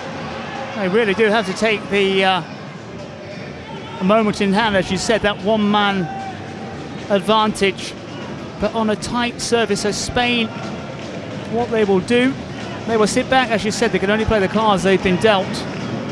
But the Spaniards are going to pack the area and make it harder and make shots like that from Kelvin Oliveira easy for Eloy. First time we've seen that particular card when a player has been removed. It's been told to get a move on. And interesting that Brazil selected Carles Planas. We didn't see a lot from Planas in the match, but he is a player who could make a difference for Spain. He does have La Liga experience. He came through the youth academy of Barcelona, played for Celta and Girona. And was wearing the captain's armband, so maybe they see removing him. But yeah, it's been a team performance, hasn't it, from Spain. Nola, of course, could have been the other choice. Presidential penalty on the Spanish side. DJ Mario, from the looks of it, is going to jump into action here. There he is. This is, we talked about big moments throughout this match. And this is another one, because if Spain can take a 3-goal lead, it's going to be trouble for Brazil. And just for you to have an idea, this guy has over 10 million subscribers in his main YouTube channel. His videos have amassed to over 4 billion views. Mario Alonso Gallardo, aka DJ Mario. Yeah, and still finds a time to pop up here. And what he's hoping is for a goal which will put Spain in a very good position. You see the move, the hand movement, a gesture to try to maybe bring bad luck. It doesn't work. Taken with aplomb, and there's near silence around the arena. Yeah, things were looking hopeful for Brazil at 5-3. Now at 6-3, things just become a little bit more tricky for the Brazilians.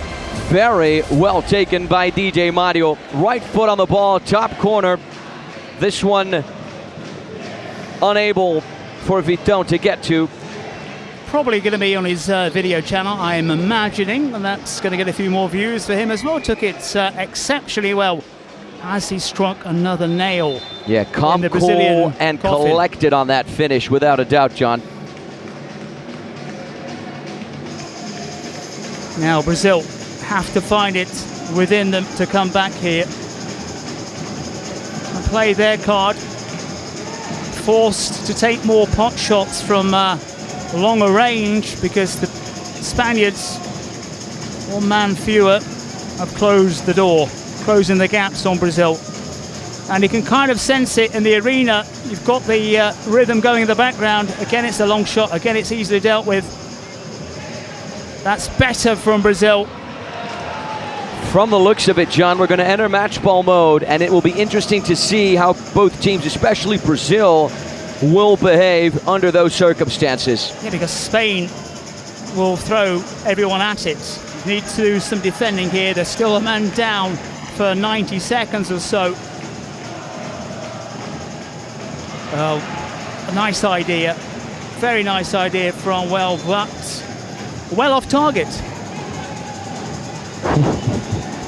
They're a little bit slow today. It's been a long day. Just a little bit. Just a little bit.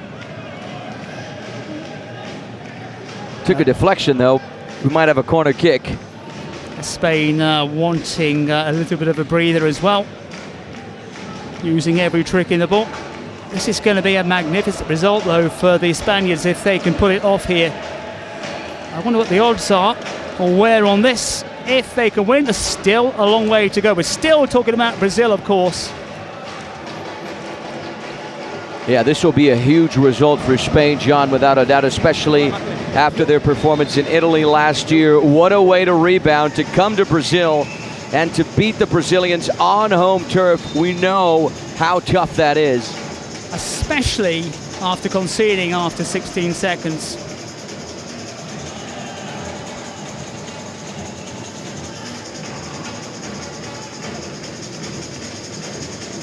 Onus on the team with the gold and yellow shirts. Not used to losing, certainly not used to losing opening matches. They can still come back, still facing 6 men, but they've been restricted so far at least to long-range efforts. So all credit to Spain to defending in numbers and keeping the Brazilians at bay. Trying to find that little bit of space, but finding it very, very hard. And within 35 seconds or so, Spain will be at full strength as the clock continues to tick down. Brazil here trying to move forward. We've got a mascot with us here.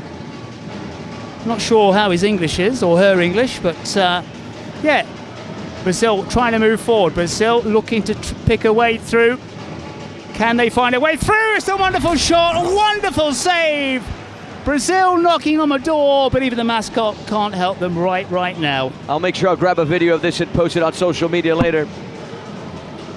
The mascot's doing an excellent job. Absolutely brilliant job in the stands. Oliveira, of course, Eloy with a deflection away. And there's an important substitution that we have to point out made by Brazil, John. Luan the Master, is on the field right now, the number 19. This guy also could be a huge difference maker for the home side in these final moments of the game. Plays for Funky Ball, an excellent side. Yeah, and when we get to that 37 minute as well, the odds shift dramatically against the Brazilians. Because it means Brazil have to come back, which they are more than capable of doing. But any goal for Spain, and it's the kibosh on the South Americans. So we are entering. That's a wonderful bit of skill. That's a driven shot in. Really great stuff, Leletti. Yeah, what an aggressive run down this left flank. Driven across. Almost into the back of the net. 36 right now, John. We're going to enter match ball mode. We're going to begin the Battle Royale scale down 5v5. And we know how this situation can favor the team that's losing. So it's going to be really interesting to see how this team might affect Brazil playing at home with the support of the home fans. But also we have to say how good Spain were at the start of the second half as well. Crucial moment. Again, a lot of voices. And just a reminder, of course, with the Winter Festival still going on in Fortnite, you need to check out what's going on in the shop. I know, my friend John, I'm keeping an eye out for some Fortnite cosmetics. Yep. Cosmetics, of course, the big ones here. We're both keeping an eye on cosmetics, in fact. And if you don't go for a new outfit or an emote, could improve your aim. There's definitely a lot of cool stuff out there in Winterfest. And keep an eye on the chats, of course. Check out the Fortnite items. There's always something cool and calm to look out for. Match ball mode, sponsored by Fortnite. Well, Brazil are under the cosh here. A goal for Spain. And that's the end of the road on opening day for the Brazilians. The Brazilians have to come back, and they also have to come back without conceding. So the odds heavily favouring the side in red. Is that a change of goalkeeper? And don't forget to vote in the chat for the MVP of the match. Kelvin Oliveira and Lelechi, the candidates for Brazil. Nico Santos. There was a change in the number of the jersey, John. That's what I thought. Dani Linares got number 9. Nico Santos got number 7. And then, of course, Gerard Nolap, also a candidate as well for the Spaniards. Yeah, late change.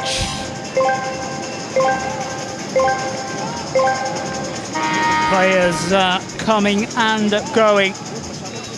This is tense moments here in the Trident Arena. Brazil are under the cosh.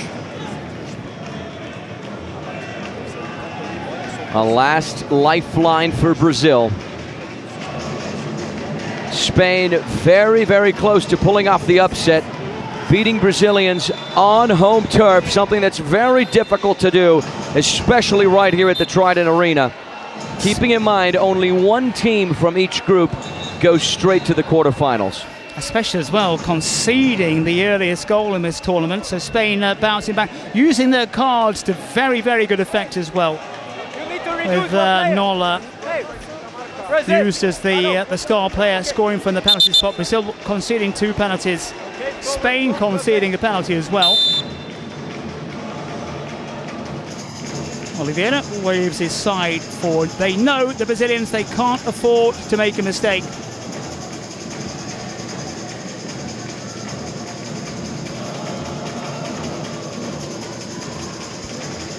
Can Brazil find a way through? Well, they do find ways through. Here they come again, Oliveira!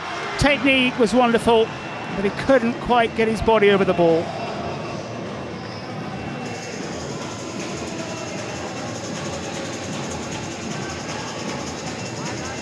Yeah, the effort there with the tip of his cleat from Lelechi. Eloy Amoedo once again in the right place. I mean, we really have to praise the work being done by the Spanish goalkeeper. He was very, very consistent over the course of the game. It's rare that a keeper also gets nominated for the MVP. And he's made a string of fine saves now. Spain trying to find an opening, trying to get that goal. And every horn you hear, it's one man less, one man fewer. As this one is dinked over. Was there a touch? The effort there from Nico Santos. Scored 2 of the 6 goals that Spain have. A reminder, when you vote, vote with the names, not the numbers.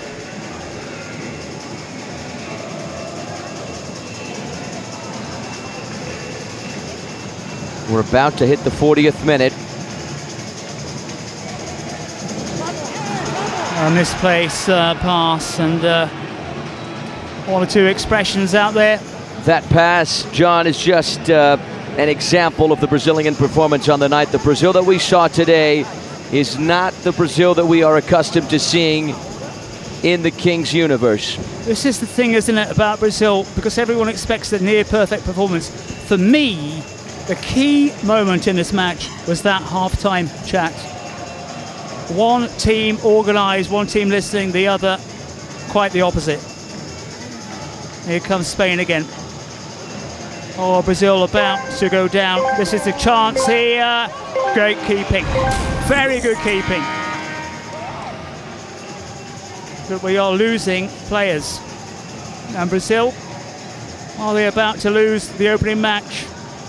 A result, if that's what happens, will stun everybody. Drilled in low, and that's it. Spain take it. You have to say that on the night, the side in red deserve it. Tactically, they got it right. They came back from a goal down. As Anthony said, Brazil perhaps not at their best, but Brazil on the whole, I think, deserve the win here tonight. Congratulations to Spain.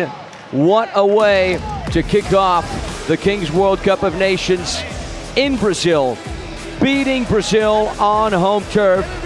Now is the time for the MVP, and it's going to go to the number 7, Nico Santos. A lot thanks to that brace in the second half, scoring 2 of Spain's 7 goals. We thought Spain, right John, we're going to have a tough time in the match ball mode. They held on defensively, offensively, did the right thing, tactically, got it right, scored that 7th goal. A dream start for Spain, an absolute nightmare of a beginning for the competition for the Brazilians. They're going to have to rebound in the upcoming games against Peru and Qatar. And for those of you who will be following every moment of our cup here at Kings League, take note, this will be one of the most sought-after items of the season. That one right there, the official ball, will be signed by the key players throughout the whole World Cup, making it a very, very unique item. And there's more. KTO owns this true relic. Important message. Yeah, and the final goal.